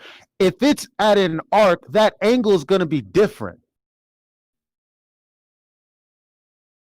So you would have to know the arc in order to, supposing the ball with an arc, to get those different measurements. Because you're not because the angle would objectively be different. But even in addition to that, and even in addition to that, you're triangulating an apparent position, but triangulation requires actual location objectively. Again, your argument rests No, on it the doesn't. idea You're wrong. that Then it just says, everything can be nuh-uh. proved in one fell swoop. that we never rely on information from any Jim, we get previous your argument. You just keep cycling it. Separate observation, and if we do, then we're assuming a globe. Yep, that's all y'all got. Yeah, Maybe you should think if the only proof we have for the globe is to assume it, maybe something's up here. Well, Jim, can I read this? Well, see, the thing is, Triple, if you're going to talk about how the angle of the Earth's rotation is going to affect it, it depends on the length between the two observers. Who said that? You did. Who said that? No, the fuck I didn't. You talked about how that the arc of the Earth's curvature is going to affect the measurement. Yes or no? You just said the rotation. I misspoke. I meant to say curvature. No problem. You did say that. You did say that. No problem. No, I didn't speak about. Brenda never says anything productive. And I said no problem. Shut up, Brenda. I'm talking about the arc. He's talking about the arc. He said he misspoke. What about when Brenda jumps in and does nothing but wait. No problem. Hold on. No problem, because I misspeak all the time. I'm not trying to. I just want to know why someone's jumping on the white knight, right? White knight. I'm not finished. I don't need Witsit or Kosho to interrupt my point.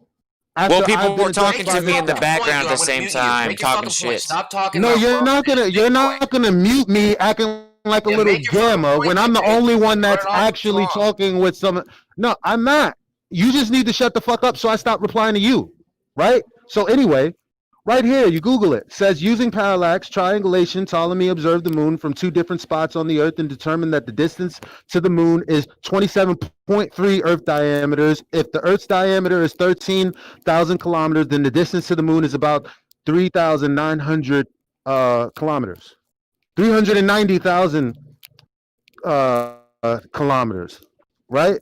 And so even just looking at this diagram, knowing how to triangulate, using 2 points. I know that the arc is going to change the calculation because it changes the angle.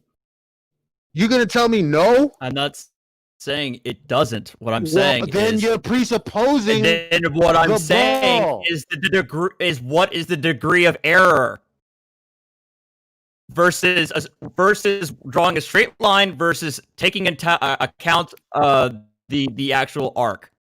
It would depend on the distance between observer A and observer B.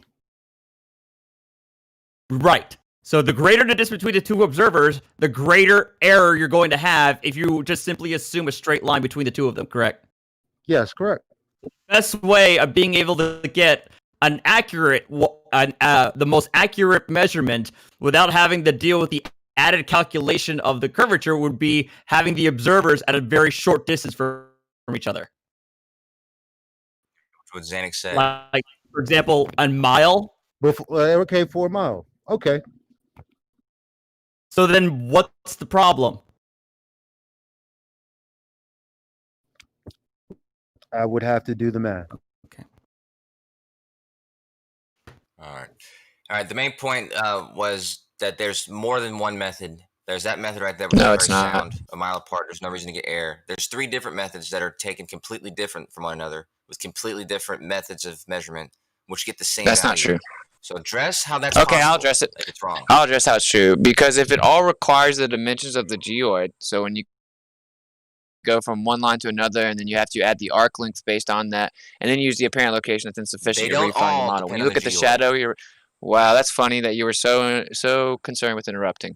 So on the other one that you brought up, you're looking at the shadow. You're presupposing shadow physical obstruction, thus invoking the model to note the dimensions of the shadow relative to the size of the Earth, which you literally have to do to try to figure out the moon that way. Then you would also reify the model, which is in contention. So Address you're the basically one that saying doesn't have to do with that.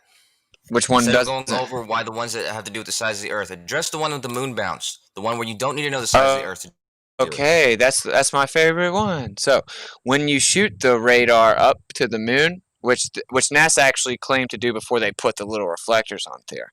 So, whenever you shoot it up there and it comes back, how do you know what made it come back, what hit it? How do you interpret the duration if you don't know definitively exactly what the medium properties are, because the attenuation rate or propagation rate is going to be relative to that? In addition, if you're intellectually honest and you want to be really, really efficient, then you'd go out there and you'd shoot it at the moon, get something back, and then you'd move over and you shoot it in the air and get nothing back. But I've been asking for 3 years for the evidence of that, and it doesn't exist. And we'll just ignore all of these come up with these observations make the same value, is what I said. The observation of shooting something at the moon and the atmosphere being fucking bizarre and giving us the same value as the observing it during an eclipse or doing what Zanuck said, and the Earth being some different shape and size that it is. So these things that supposedly cause errors give us the same value. Well, you have to know the model. You have to know the model to know where the medium differential is, right? And we know that. Okay, so he said you don't need the model for this. And by the way, we're still ignoring the fact that we've sent probes there, we've sent people there. Well, we have sent things to your space, best argument. and you have zero. And you're saying you want to be intellectually honest. If you want to be intellectually honest, then you'll. If you want to be intellectually honest, then you'll give us a reason why to deny all the evidence of space exploration, which you have absolutely zero evidence to claim that it's fake. What? Zero evidence to claim that it's fake? Yeah, what's your evidence that it's fake? You don't prove negatives, but even okay, if you good. We have thousands of hours of video, pictures, thousands of testimony from people, even someone on this server whose dad has been to space. I've watched thousands. How much more evidence would you need? You're trying to be intellectually honest. What's the evidence that it's all fake? Okay, well, you don't actually prove negative claims. The evidence that it's all fake is that, well, for I one, showed you pictures of it last night, filled from the ground. You have no response for that. Zero. Yeah. Where's your response to that, Whitsit? Where's your response to what the ISS is? What is that object that everybody on the Earth is able to photograph? Okay, Jake, did you see it with your eyeball, or did you use some kind of optical device? If you can't prove negative, Brenda, come on, I'm asking him just question. a second. Come on. If you can't prove Brenda, negative claims, then him you a question. can't prove. You're being rude to Jake. If you can't prove, you are being rude negative to Jake. claims. Jake just said something, and I was trying to engage him. You're stepping on Jake. Come on. Did You're all see it talking with, over each did other. you see it with your eyeballs, or did you use an optical device? You can see the light with your eyeballs, but you would need an optical device to resolve it, just like you can for anything that's in the distance. Okay, What you difference can does see it the make? light. What difference does it make? It's the brightest object in the sky. Because I don't think you would That means actually be Kocho able to thinks his see religion it. is real. Huh? Hey, Witsit. Hey, Witsit. I don't Here's think the, you By would the way, actually be I'm able to not see going to it. sit in here and continue to get bombarded and dragged through the mud. by the way, if You you can see the can't light prove, with your naked I was eye. like Right. dead in the middle of why I was telling him why I was disagreeing. But go ahead, Brenda. yeah. Forget By it. the way, if you can't prove negative claims, then you can't prove the Earth is flat by disproving the globe. Oh, the Earth is flat's a positive claim to a general descriptor of the surface of the Earth, which we've already validated. Okay. You seem to be behind, like always. Shut up. What's your argument for You're that? just trying to divert away because you're Brenda, incapable you're of changing actual the subject, content exchange. and they're in the middle of a conversation. Exactly. Because that's the that can be done from that angle. So. Flat because we can't prove that the Earth is flat. I just need to divert because I can't have competent intellectual exchange. You're all giving Witsit space not to answer Jake's question. What was Jake's question? You know What's the ISS? That was actually a diversion in the middle of my fucking statements that was about another conversation because he couldn't respond to my rebuttal. You were talking about the medium to the moon and how you don't know what the medium is, and we're just going to ignore all the science that tells us exactly what that medium is because we've sent people and spacecraft through there.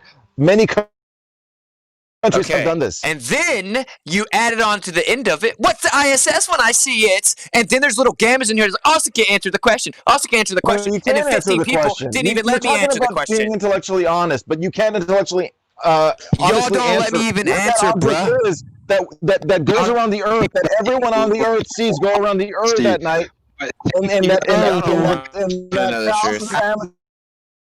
I would love to answer, but you need a... And I showed you the pictures and the forum threads where people post the evidence of it, and you have no response for it other than, well, it could be a balloon, it could be some military tech that we don't know about. The only people that are actually honest here, Jake, Scott, and Jim, because they emotionally are invested in this, which shows. Excuse me? The rest of you motherfuckers need to actually address the arguments because you're the only ones who can. Can I just ask? Wow. Well, you're not on that list for damn sure, and neither am I because I don't believe in the globe. So. How do I know that all of the data is fake when they supposedly claim to substantiate the medium that's in contention? That's your question? The way that I know that is because the only way that you could efficiently do that would be have a definitively known R value.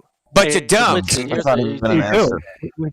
R No, it is an answer. It is an answer. You just don't like it because your context doesn't let What about the it. thousands of people that are faking the data? Where's one document to show that it's all fake? Thousands of people faking data. That's what I mean. Jake is emotionally invested. I'm not trying to come at him for his emotional addressals to actual data. Oh, I'm just tired of you guys just ignoring space, and I'm tired that the Globers in here all pretend like, okay, we're going to play the flat Earth game, or we're going to pretend that we don't have 60 years of space exploration and the thousands of still think we landed on the moon and everything else about it. Is it possible they lied about the moon? I want his honest answer, please. Is it possible that they lied about the moon?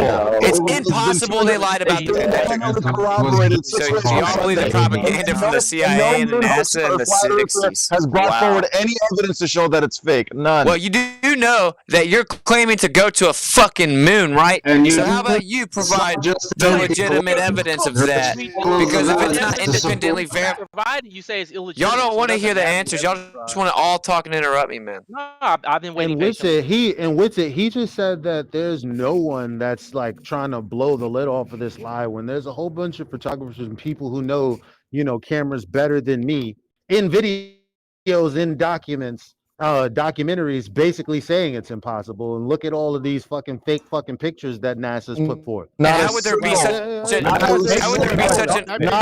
an announced footprint? How would there be such an announced footprint if there's not much moisture on the moon? It's like a desert. How would you have such a pronounced footprint in a no moisture? Any sandy sharp substance will create a fingerprint. Okay, try stepping in diatomaceous earth. It'll leave a footprint. Okay, so it is really dry, like a desert. It doesn't have much got moisture, jagged edges. but it's made with. Every grain has jagged edges, so it interlocks the same way diatomaceous earth does when you step in it. Okay, so another does point. diatomaceous earth have any moisture? It doesn't matter. You could dry It it does out. matter. That was my completely. It would premise. still perform the Have same you way. tested There's an it? atmosphere, and the atmosphere will disturb There's whatever you're trying to say. barely any moisture on the moon, but there was a very announced footprint. You believe didn't hear what I propaganda from said. the You 60s. didn't That looks hear like a what I said. cartoon. The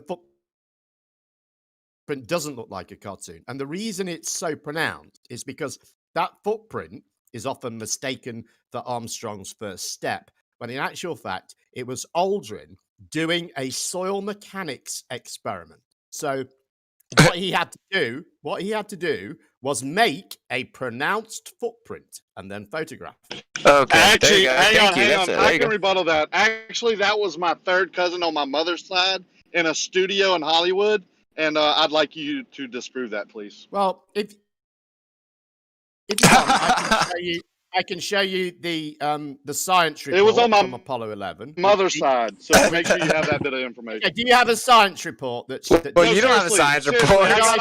I got all the data. Photographs of it? Do you have photographs of it? Because I do. Do you have accounts from reputable people saying it occurred? Because I do. Yeah. Do you have any of that? I got all kind of So you CIA have none agents on of my that, side do saying it you? was a. So, Yeah. so your comparable evidence. The largest propaganda. I run the largest propaganda organization in California. Yeah, I can come up with all Let's that. not talk about the CIA and the German science. Wait. Hey, real fast. Can I ask an honest question? Okay, Jim thinks we landed on the moon. Rocket scientist thinks we landed on the moon. Is there any globers here that think that we may have faked the moon landing? Because I thought this long before the Earth was flat. I thought this long before the Earth. We've talked to a few globers that fucking thought it was distracting fake. You from that shit, Witsit. There were a few globers that thought it was fake, and they saw all the evidence, and then they made a rational conclusion, and they changed their mind on it. Okay, so everyone in this room thinks the moon landing was no real. evidence anymore. We can't present evidence anymore because they lost it.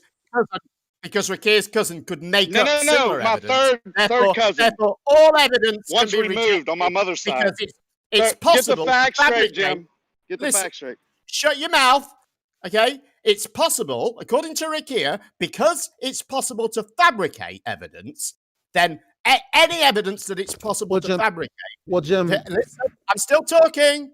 According to Rakir, if it's possible to fabricate that type of evidence, all evidence of that type must be rejected. That's the. We get it. This is the only argument. Okay, well, Jim, can I ask a question? A serious question. Can I ask a serious question? Oh my God, you finished, and then Witsit said like 2 words. Question when I finished. You was finished, and then you paused, and then Witsit started talking, and I started talking over him, and now you're talking through both of us. I haven't finished. You can tell that by the way I'm still talking. Preaching, you mean? So he's taken yet another step towards the ignorance that he's so that he strives for. When did we pass around the offering plate?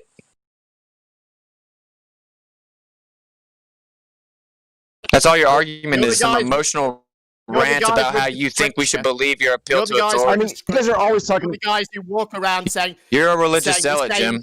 The same stupid catchphrases. You believe whatever the government tells you, Jim. If they told you every single day.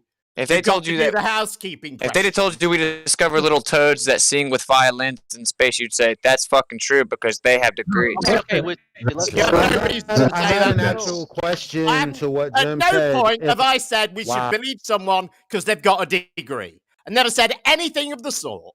Complete. No, you're right. You're a little bit more elegant with your implosions of emotion. No, I know what he said. I believe things because of evidence. Source. No other that's reason. the subjective term in which he appeals to the authority. I agree. Why would those elites be credible, Jim? I don't understand. Why wouldn't they be? What a coincidence that the light bearer worshippers hid the luminiferous aether, which is the light bearer. Because I keep getting muted. Can I go? Because I'm trying to address what he said. Because you have Alright, nothing to calm prove that they're down. There's discredible somebody doesn't mean that talking. they should have earned your trust. Because I keep getting muted I know, after I but wait for a time to talk. I get it, but when you talk over somebody else, it just makes I it more wasn't. crazy. I Somebody was waited and then I talking. started talking. Maybe you don't hear him, but he was talking. Yeah, Eli got talked to like always, but they have selective memory. Go ahead. Of course she does. Of course No, everyone here that's does. not true. You Why know, would you say y'all that? spend Somebody was just talking, and he came in and talked over him. After Jim interrupted him to go on his monologue. I understand that, but it's you. Yeah, I two was wrongs muted don't make too. a right, Witsit. All right, look, I swear, half of the time Yo. that has been spent here talking is people complaining about not being able to talk. Just get your point out. I'm trying to ask him a direct question about what he said. Everyone Spend is your time providing fuckery. doing that. I'm trying to do that. Go for it. Now, why don't you, little gamma? You probably the one muting me. Why don't you shut I'm up? doing it, dude. Yeah, Coach don't was keep trying to driving make how it you get worse. upset. Just say the fucking point. Anyway, Jim said actually that footprint was made because Aldrin wanted to gather some data. Can you tell me when that was postulated after they went to the moon, after people thought that that was the first step on the moon? Is there data for that? The only people who think that's the first step on the moon are people who haven't really looked into it and just make that assumption. So when did they? When? Okay, go ahead. Hang on. Still answering the question. Okay.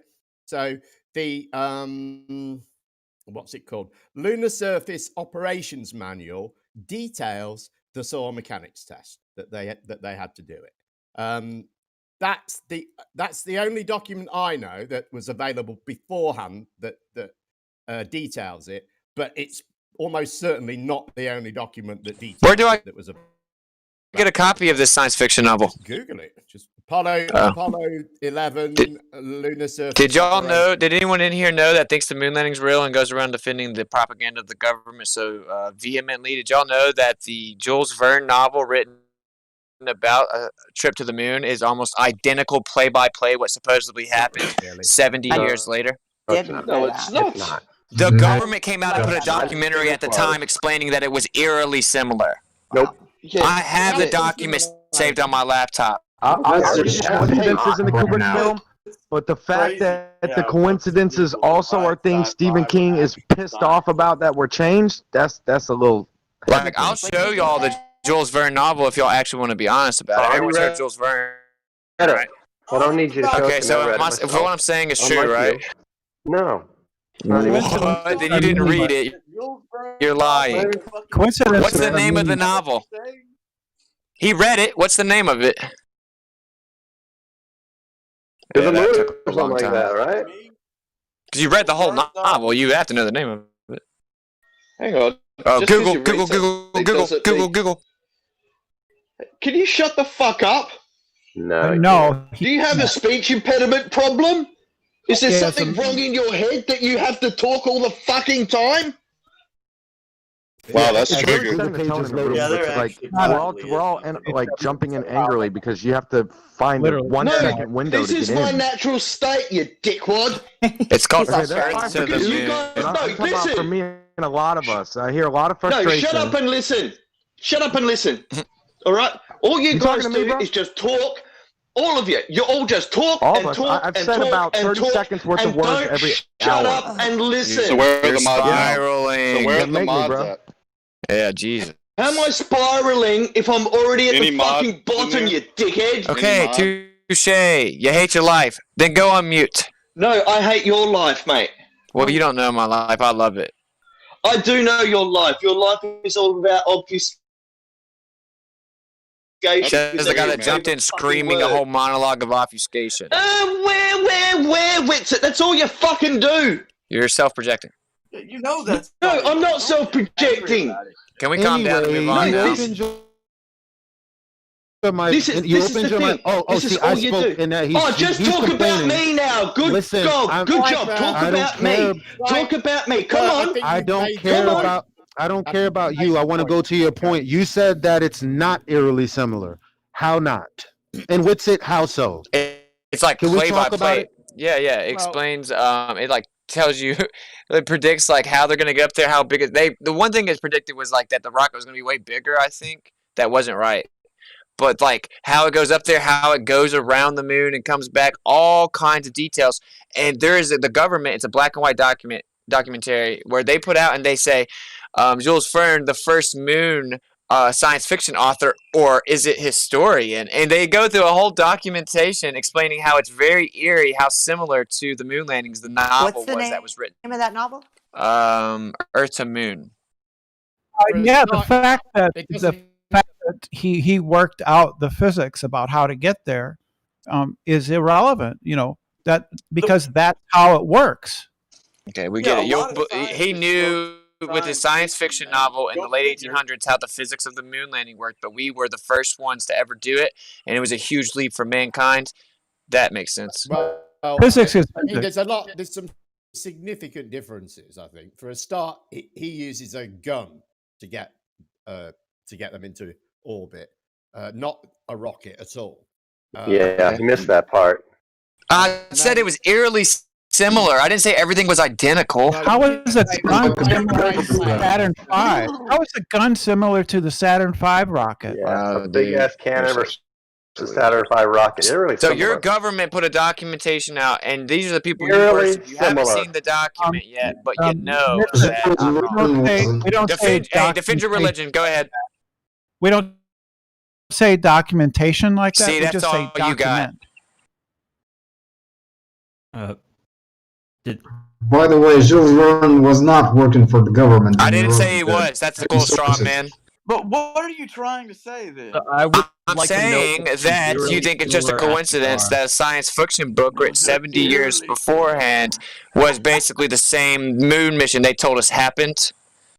And you think it's probably also a coincidence that Werner Van Braun wrote a novel in the 50s where it's about a civilization on Mars and the main character is Elon. They're trolling you people. Jules Verne made a lot of that is accurate. He very probably made some of the most accurate predictions. Coincidence. You gotta wake up to that's Yeah, what man. happens when you have science fiction writers who are familiar with the actual science. He wasn't accurate whatsoever, but he made. Well, your a lot government of, disagrees. So. There have been numerous times when science fiction Well, writers the government disagrees. Excuse me. There have been numerous times when science fiction writers have predicted or are shown to be prescient about future predictions. I mean, there's lots of like what or influenced them even. But there's more. No, of name Jules one. Verne's, more. Just of name Jules one then. Verne's, More of Jules Verne's. Oh yeah, Jules Verne was a little grabbler. Dude, would you shut the fuck up? Like about the city, like cities that will have like elevators and electricity and all this other stuff, and like cities that are gonna have different types of technologies. He made predictions about different sorts of going to the future. I think in like 1950, like he was like in the 1800s, but he's like predicting what it'd be like in the 1950s, and there were predictions about cities that he got correct. That's pretty cool. Yeah, that's not quite the same as saying you're going to go around the moon and then orbit back around it by shooting back to Earth. I mean, that's a little different. That's how anybody would do it if you know about how orbital. Oh, there's more details than that, though. They already knew orbital mechanics by the 19th century, so by the there's nothing surprising there. Shit. Okay, but have y'all even actually researched this, or y'all just arguing it? I'm looking at the cover of the book right now. It looks like a train. It's not about the cover of the book. That's not what happened. The government put the documentary out. It's document, not documentary. No, it's a documentary. Not documentary. Wow. No, it's a video. You dumbass. Oh, a documentary. Oh, he doesn't even know how to use. He doesn't even understand the big words that he uses. Wait, because I mispronounced it? Big words. Are you challenging my interpretation of a documentary? Yes, no, I'm challenging your IQ, which I judge to be well above. You're detached from reality. Stop. Keep my name out of your mouth. Your IQ is well above 80. Let's keep it on the subject. Keep my name out of your mouth, dude. She didn't say your name, but it doesn't matter. We're going to keep it on the subject. And so anyways, Jules Verne's, and on the picture here, he's got a steam engine, smoke coming out the top. and people riding in passengers along each car of this train going to the moon. So he didn't accurately predict us going to the moon. He just said that we would. He just saying like, so you know who else did this in the 1800s? Edgar Allan Poe. He also wrote a story about us going to the moon in a balloon, though. Okay. So it's like, yeah, people made. Okay, I understand. A steam train to the moon. That's just look at the how look it at. happened. Wow, you That's really just like how it happened. It was a steam train. Okay, so actually, the point was, in which y'all want to skate past, even the government themselves came out and addressed it. That was my actual premise. None of y'all have seen it, but you're sitting here arguing about it. Down. Easy. I with it. Sorry, can you speak with specificity? Were you saying they addressed what? Well, the government came out with a documentary addressing how Jules Verne wrote a script that was eerily similar, and the way it begins is by saying the first science fiction author to talk about the moon, or historian. That's literally how it starts, and the government put it out. I was just saying it's pretty interesting. Most people don't know it. Y'all are arguing with me about it, and they've never even seen it. Which government? The U.S. government. When? After the moon landings. So. In which ways is it mid 70s, maybe early 70s? In which ways is it similar? A whole bunch of different ways. I can't remember. It's been a while. Okay. I'll just give you the document. I mean, okay, I'll accept the premise that this is the eerily similar is straight from the horse's mouth, straight from the documentary. Like, was this geared towards kids? So that the would make government sense. is trolling us? Is that what you're saying? I just think I said that I find it interesting. My take is that it's not really the government necessarily, but it's the people above that. Yeah, I think they, right, the pronoun we're using. Like, I think we're being faceless they.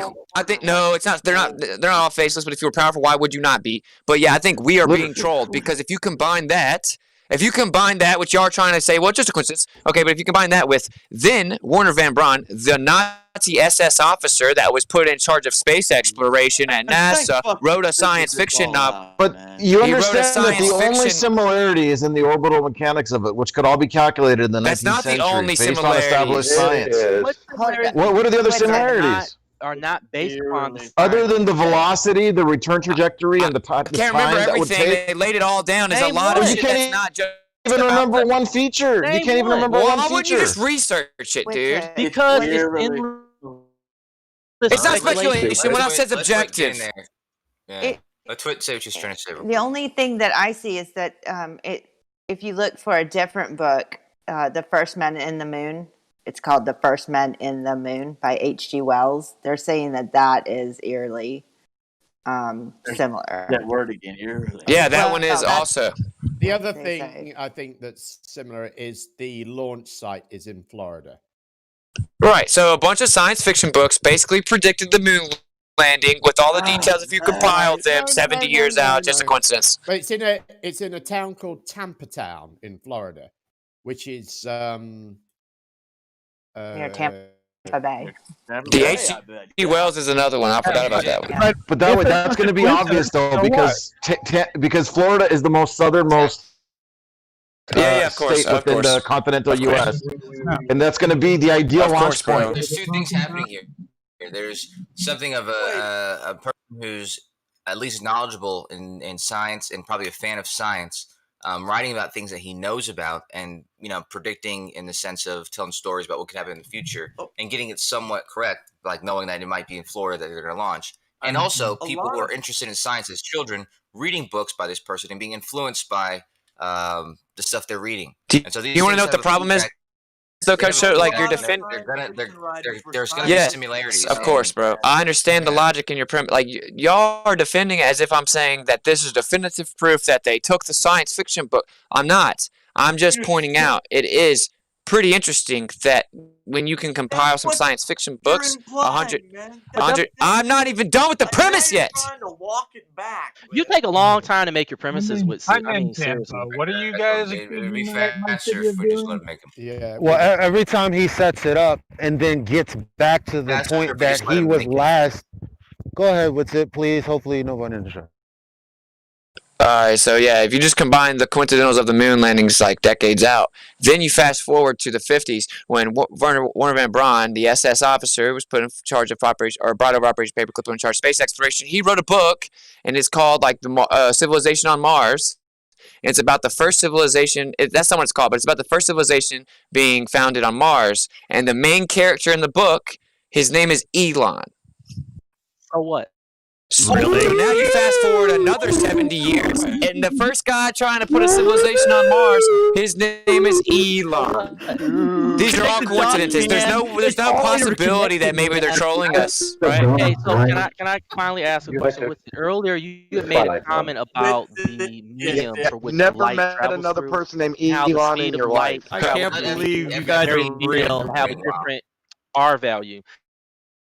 So here's an easy question for you. What's the lowest speed that you would say the light travels? I don't think light travels. His name was Elon.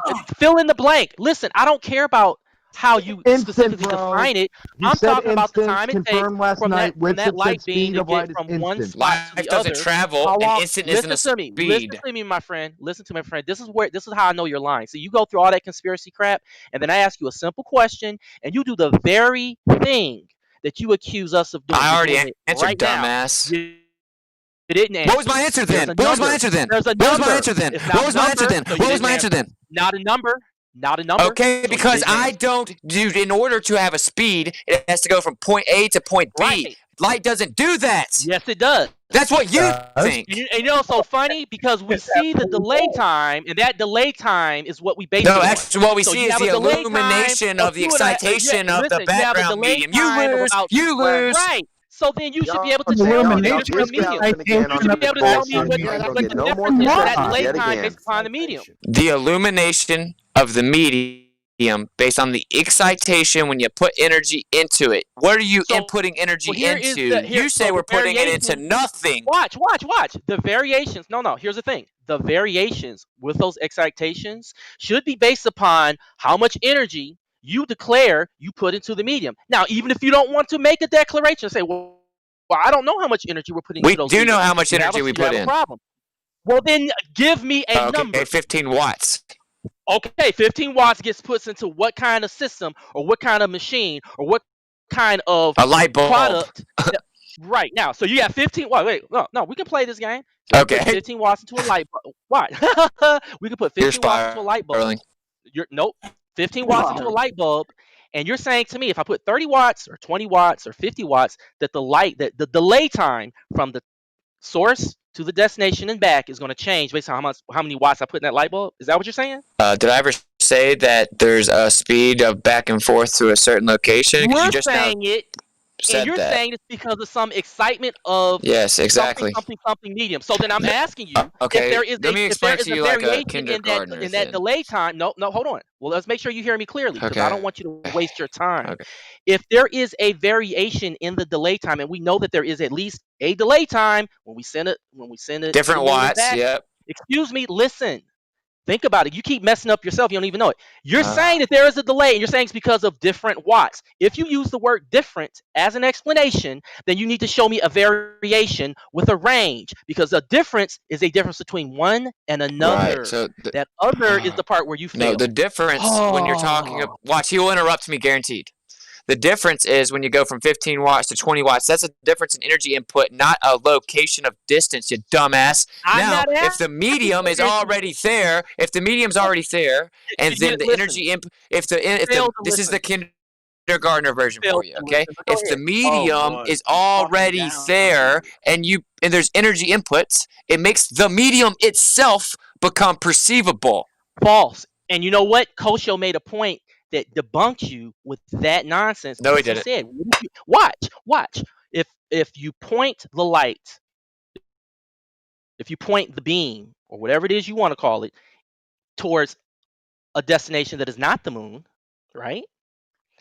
And then you wait, right? You're going to be waiting for a long ass time. If you point the light towards a destination that's like Venus, you're going to wait longer than you would for the moon, but you wouldn't wait as long as you would for nothing. You're just making a baseless assertion.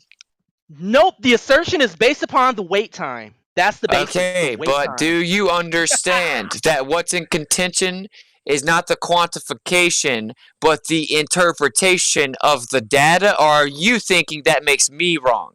Well, then you're going to have to show the contention, because here's the problem with that. I know you thought you could muddle around with those words.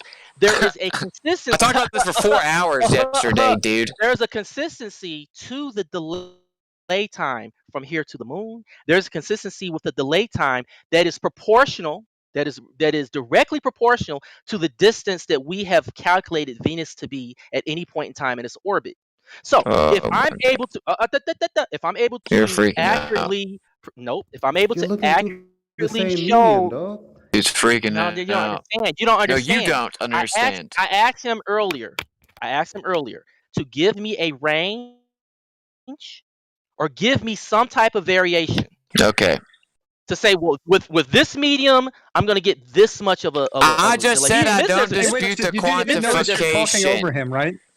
I just said he's just straw manning past what I've already rebutted. You do realize that, right? Or are you too incompetent to realize it too? I couldn't hear because I've already rebutted his point. He's cycling for the 3rd time. Nope, you did not rebut my point. What you did. Okay, then what was my rebuttal? Your rebuttal was your 3 special words: reification. Never said that. Right? Quantification. And yes, you did. You said it multiple times. And the thing about it is that what you are saying, what you are basically saying, because trying to go through the months of your effort to communicate, right? That's what I'm you very do. specific. That's what you do. Point. And so what I said to you is that there is a difference. I mean, you said that there is a difference. You say, okay, there is a difference in the delay time. You acknowledge that. Yeah. That difference is caused by something. But now, do you want me to answer, or do you think you already know the answer? Because you think you're smarter than you are. Try not to use the words. You think you're smarter than you are. Try not to use quantification, and try not to use contention. Are you going to shut the fuck up now? We'll see how the White Knights react now. So, you aren't understanding. I don't dispute. Wow. I don't dispute the quantification, man. I just said that, and then you are allowed to monologue past it for 3 minutes. I don't dispute the quantification. I dispute the interpretation. The quantification, you are assuming, by interpreting it this way, is that it's speed based on point A to B travel. But if all we're perceiving is the rate of illumination based on the energy input of the medium that's already there is no point A to point B. There's no physicality of the photon. Okay, so Jesus here's Christ. Here's my response. The reason why your argument that the rate of illumination of the energy input, the reason why that has no bearing on this is because you can alter the energy input of that laser beam. And it'll change. And you will get the same. No, you won't. You will get the same delay time. No matter how much you change it, it'll always be the same? That's right. Okay, so what does that show? That shows that the rate of illumination of the energy input has no bearing, and that distance does. Okay, so if we increase the coherency and concentrate the point source of light, will it go further or faster? If you increase the coherency or what points of light? The concentrated point source, like a laser. So watch this. No. Well, will it go further? No, this is nonsense. You're talking. You said the coherency or the concentrated. Concentrated point source. When you think of these are just words. Point source. Brenda, then if you understand it, what do they mean then? Watch. Brenda never understands the words she says. I understand. No. Give me a chance. Okay, what's coherency in this context? Coherent light means that all of the wavelengths are in step with each other. Okay, so different levels of coherency. What would be the difference in something not coherent and very coherent? You have various light waves of rainbows, various wavelengths and orientations. Right, you have rainbows. It's about the concentration of the point source. That's speaking of a rainbow, bro. That's it. Okay, the coherency is the lineup or the molecular lineup.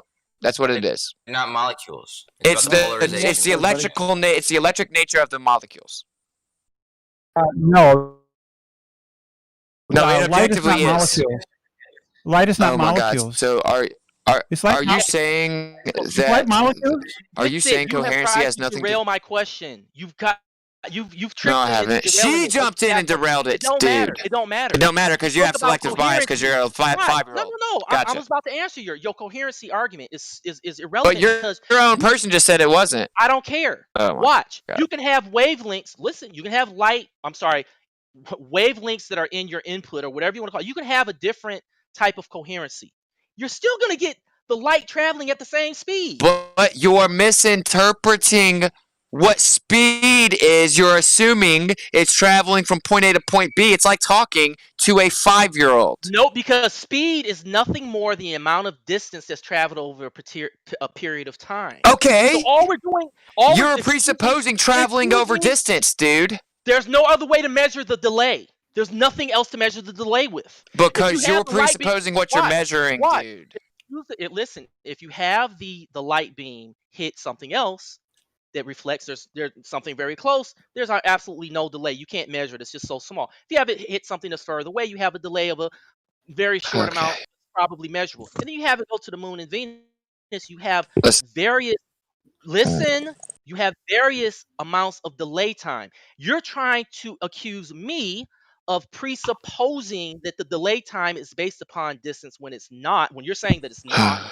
But yet you are not offering anything else. You're saying that the way that the light is generated or how powerful the light is generated is somehow influencing that. And I'm responding to you each time. You said coherency. And I said if you take a coherent concentrated point source of light, what changes? It'll go further. Nope.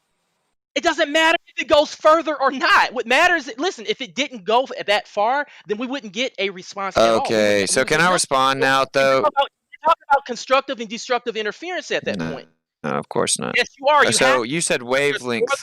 You said wavelength. Light to not return. Oh my God. There's no other way for that light to return unless there's a calm down, dude. Okay. So, go ahead. You said wavelength. You said wavelength. A wave isn't a thing. It's a type of movement. It's transverse movement. I'm trying to finish. So a wave isn't a thing, it's an effect, it's a type of movement. It's called, objectively, transverse movement. Now, if you were to go to some water and move your hands, there would be a wave. The wave isn't a thing, it's just the movement through the medium. Same thing with light. It manifests as a transverse movement within the medium. Based on the energy input, it becomes perceivable at times. Doesn't matter. None of that matters. Okay, well, you know just what? understand then. No, I do understand because space itself would be the medium at that point. Space itself. Space is the fucking fairy tale, man. No. The distance between you and me, whether or not there are particles within that distance, that line of sight, it doesn't matter. The space itself is the medium. Okay, so the medium. What if the medium's 3,000 times more dense? Then we would have strange effects like gravity. Again, why are you playing this game with him? He still have right. So which? Why do you just give him that? Why do you just give him that space travel is fake? He has no evidence to state that it's fake. You just simply you don't have to prove negative claims, dude. Without any justification. Okay, how about this? Prove that 9/11 wasn't the official story wasn't true. Wait. Why would I want to prove the official story of 9/11 wasn't true? Why? Oh, I don't doubt the official story. Why would I want to prove that? You just said space is a fairy tale, right? And you won't. It's like someone saying 9/11 was an inside job or the official story 9/11 because there is space between you and me. Now prove it. Literal space. Listen, okay, I'm about to prove it. There is literal space. Yeah, you don't understand the analogy, I guess. Your analogy is shit. No, it's not. My analogy is that if someone says, let me explain the analogy, then it's so bad. If the analogy is if someone says that the 9/11 official story isn't true, it's like my response being, prove it. That's so stupid that it shouldn't be continuously addressed, but you people cycle that shit. Yeah, there's a problem. There is still a delay. You're still left with the delay, bro. You see, that's how you try to derail. Wow, you ignore the evidence. I've already rebutted that. No, you didn't. What you did was you tried to redirect how you think the evidence should not be interpreted. You didn't talk about how it should be interpreted. Yes, you I simply did. tried to re-explain No, you didn't, because your efforts simply was a retelling of the same thing. All you're doing is talking about, oh, if you change the power or the way the light is emitted, and you're trying to use more technical terms, which is fine, You And mean more I'm accurate? responding, and I'm saying to you, I'm like, well, wait a minute. If you change how the light is emitted, you're still going to get the same delay. Okay. Because if I was wrong, you could show me variations. You could say, Well, this is what you don't seem to when we understand. do it this way, no, because you can show other examples. You can show examples where light is being emitted under these conditions that you speak of, and you would say, see, the light is the response time is slower, right? You could say it's because of A, B, and C. It's not because of distance. It's not because light travels through time and space. It's just because of A, B, and C, or whatever you want, and then you would show me the variations with the different ways that you emit the light going to the same destination. Okay, listen. What the quantification we have right now is accurate. Do you not understand that? I've already said that 3 times. The quantification that you're strawmanning me and pretending that I'm contending, I concede is accurate. The quantification is accurate. Try to say it without the word quantification. The way that we metrically represent light is accurate. The way we supposedly measure light, those numbers come from replicatable observations. That's why we can use it with like measuring a house to build it, right? Because it's the same. But that doesn't substantiate what's in contention, which is the causation claim. Yes, it does, because oh my God. If you're agreeing to what you just said, if you're in agreement, then you acknowledge that light travels over space. No, I don't. If no one else, if no one else understands, it's not my problem. You don't understand it. That the way that it's measured is accurate. Then you don't. You just don't understand it. You No, don't you're understand just trying. You like the word quantification. No, my he's point. spiraling. He's How am I spiraling, spiraling, dude? You guys have fun. He's spiraling, man. How you can believe that the way the quantification is accurate and true, but you don't believe that what they believe they're measuring is actually happening. Well, yeah, I don't believe that it's. Yeah, you don't understand that. I guess that's the. If that eludes you people, that doesn't make me wrong. It does. Okay, I promise it doesn't. How come when I talk to people that you revere, like physics professors, they never say this stupid shit back to me? How come it's only you people that say this shit? They're just being polite around a moron. That's all. Oh, it's coming from the person detached from reality itself. You're saying they're measuring something and it's true and accurate. Their measurements are true and accurate, but the thing they're measuring isn't happening. Okay, yeah, because it's just like with general relativity, man. The math of general relativity predated GR, and it was already known to work within the local system that we use to replicate it and describe it. But general relativity, the whole thing GR was a conceptual postulate. That's the whole thing. It was explaining it. But the numbers can be right and the backing be wrong because it doesn't change the numbers. The numbers are the same. Now, we can see that whenever we introduce a certain amount of energy, we see light, and when we see it perceived come back to the sensor, the energy comes back, then the sensors pick it up. We can see that light is perceivable based on certain rates. And it consistently happens at the same rate. So we can quantify that, correlate that to the distance it took to get back based on duration, and it will be consistent. Then we could even use it for measurement. But to say that that means that something's physical going from point A to point B is non sequitur to the quantification.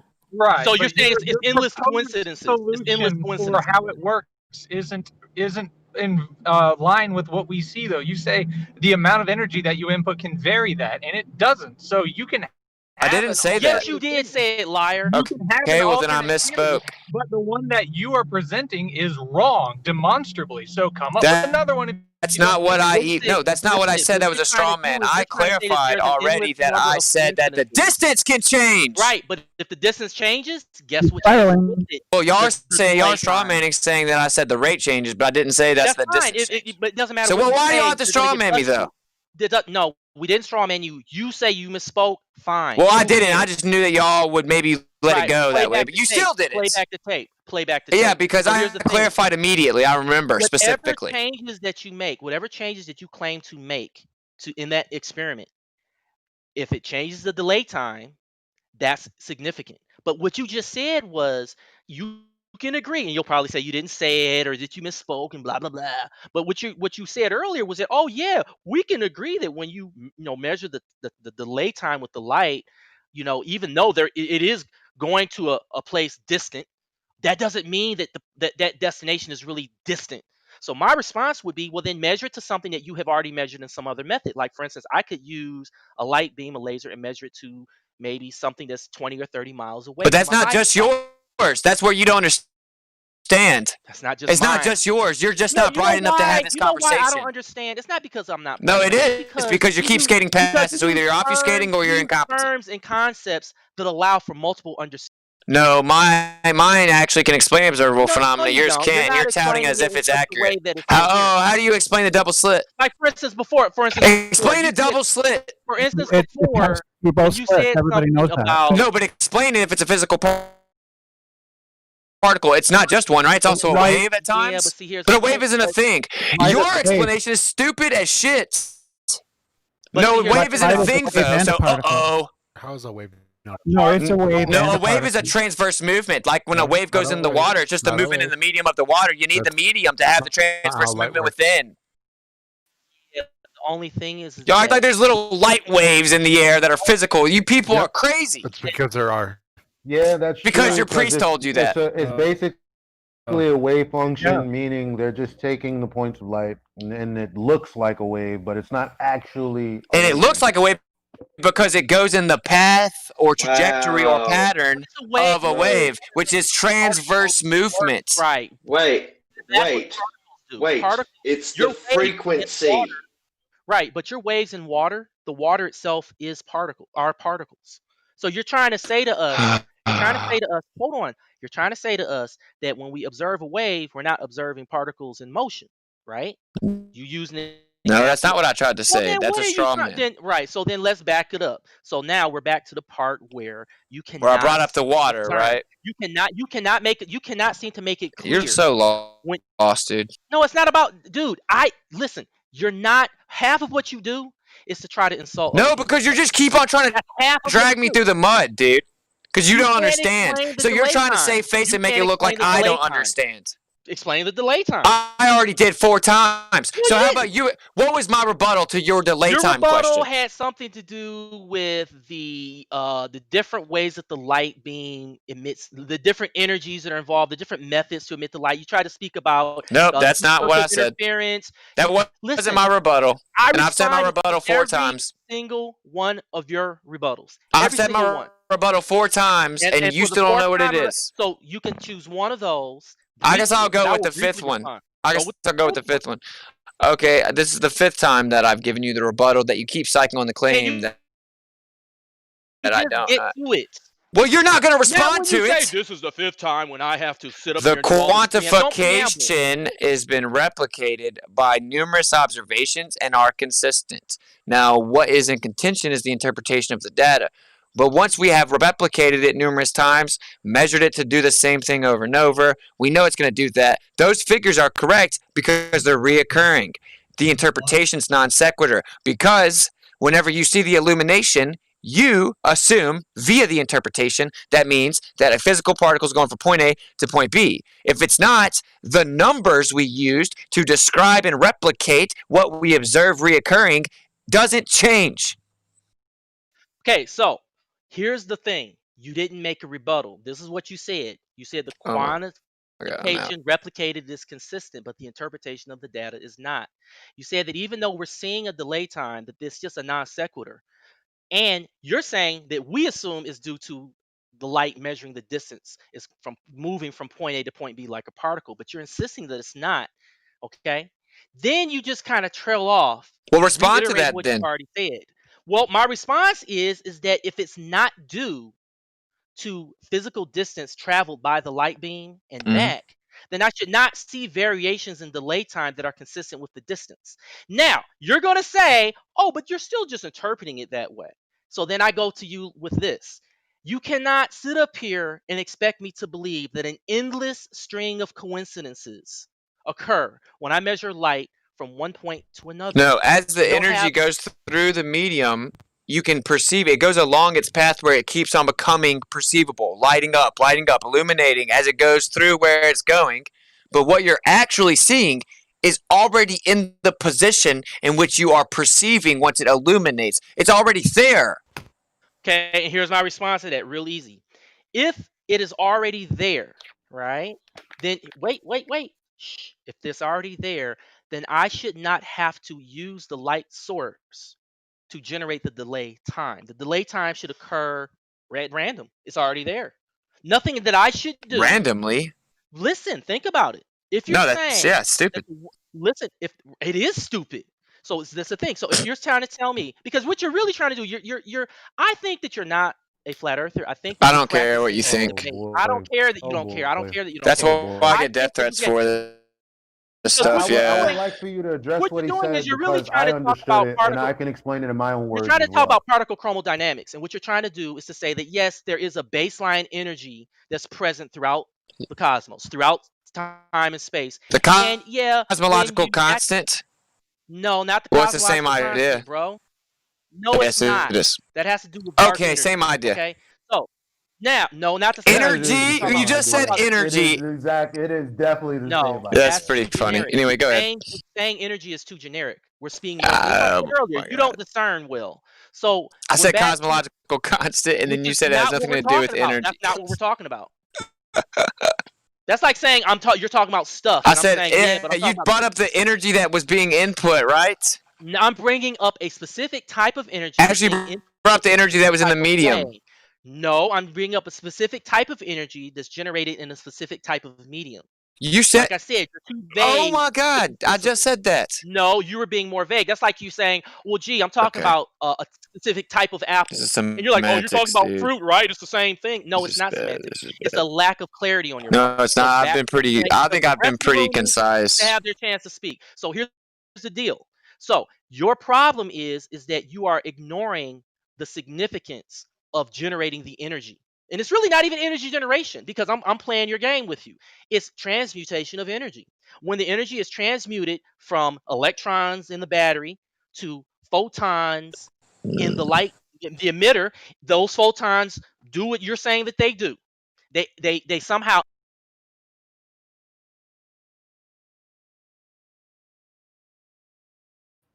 You cut out. Thank God. I mean, I'm all right with it. Your mic is dead. Both of them have seen a hooker on the side of the road, Oh, and they're just you're- arguing whether it's yeah, a well, prostitute or an exotic dancer. Nah, he. Well, he and that's likes to what play the honest guys with position heart. right now would be, to just concede that the conceptual backing can be contended, but you don't seem to have that in you. Even though that your priests admit we don't know shit about light, we're still trying Look, to you just figure it said out. pre-submit. Look at you. What you're doing is you're wasting everyone's time. I made a You're point. wasting everyone's time. No, you did not make a What was coherent my point then? Priest that's aside, just that it. is the Your truth. points are so Priest vague. aside, that is accurate. Your points are so vague. It's just an interpretation. It's not a vague point. The interpretation, it is the interpretation because that's what they say. It depends on your philosophical. They admit we don't understand light. No, they do. They admit that we don't understand light. This phrasing that But he you're uses, that telling you're us how you know all about it. We can use that phrasing for anything. We understand light at not a non-fundamental level. But we know how it Well, that's works. what we're discussing is the fundamental level. No, you're trying to pick and choose when to discuss it on the fundamental level. When you say it's your interpretation, you're being too vague. You're a contrarian. Nope, I am unwilling to be To suckered be in honest. to your effort to make it sound vague so that you can cherry pick when to be I specific. didn't do that. I'm trying. I use. Y'all think I use the bigger vocabulary words to be vague and try to try? Listen, you think I use the big vocab words to try and like make it look like I know what I'm talking about and to lose the person in the argument? But that isn't true. I use the vocabulary words to try to make the most concise point in the sense that with the least amount of words, my point can be specifically made.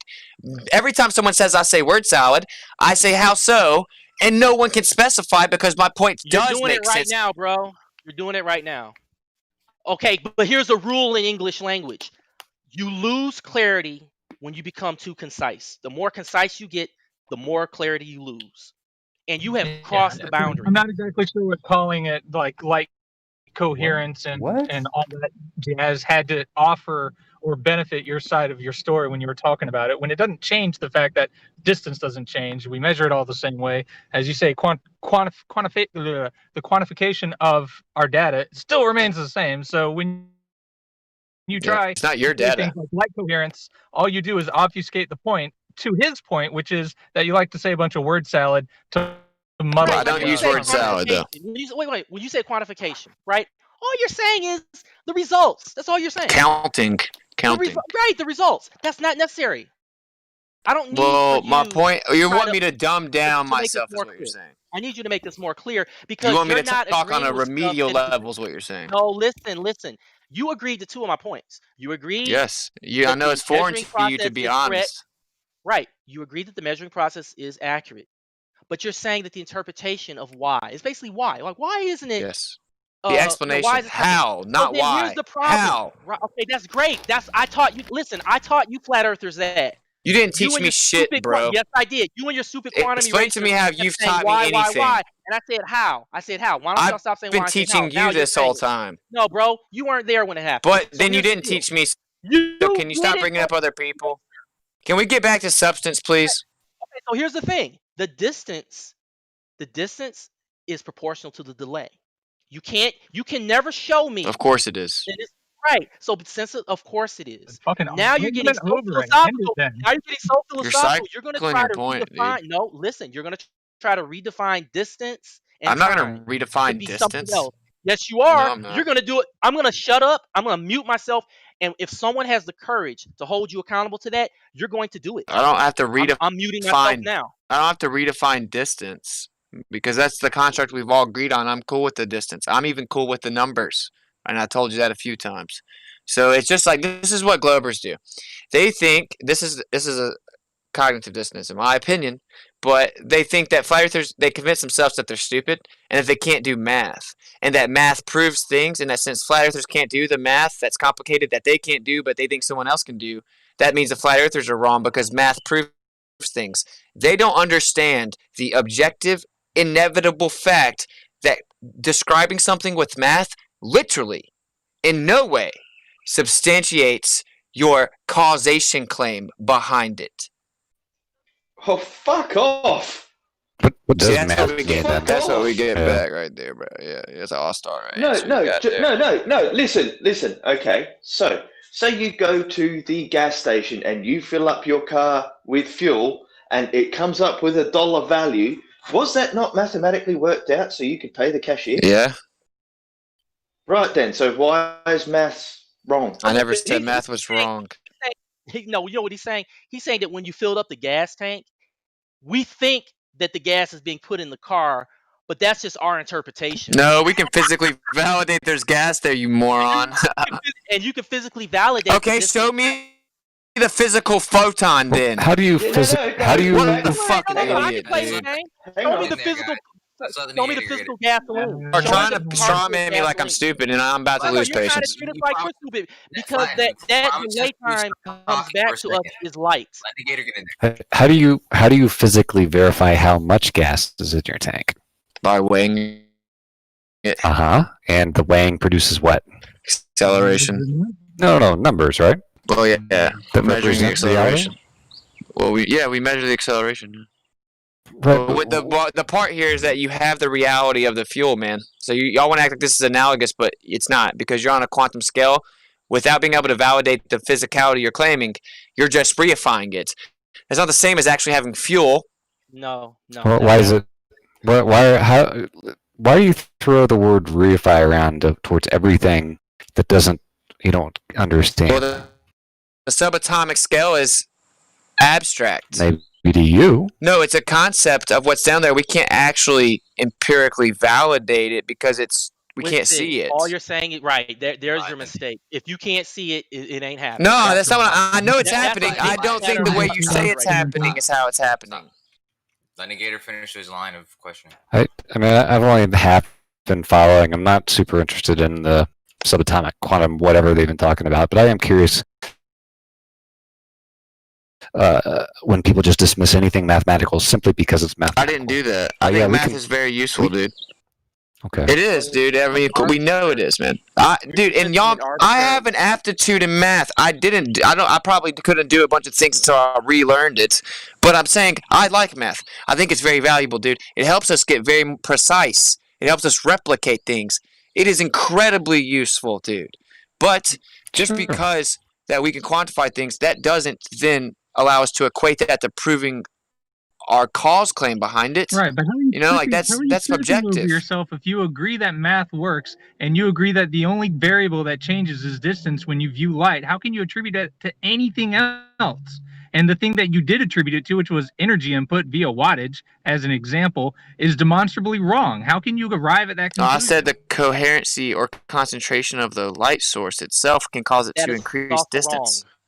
So you're saying a concentrated light source won't go further? No. It doesn't cause the amount. It doesn't cause the delay time to an object at the same distance. So it's not about distance. It's about delay time, right? No. See, that's what I'm saying. See, you were vague. And then I was responding to the other guy, and now you're jumping in and you're bringing up something different. No, because you tried to sucker him. Are there any smart people here that are seeing what's happening? This is crazy, dude.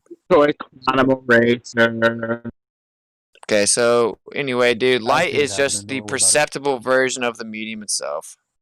How would we understand the medium?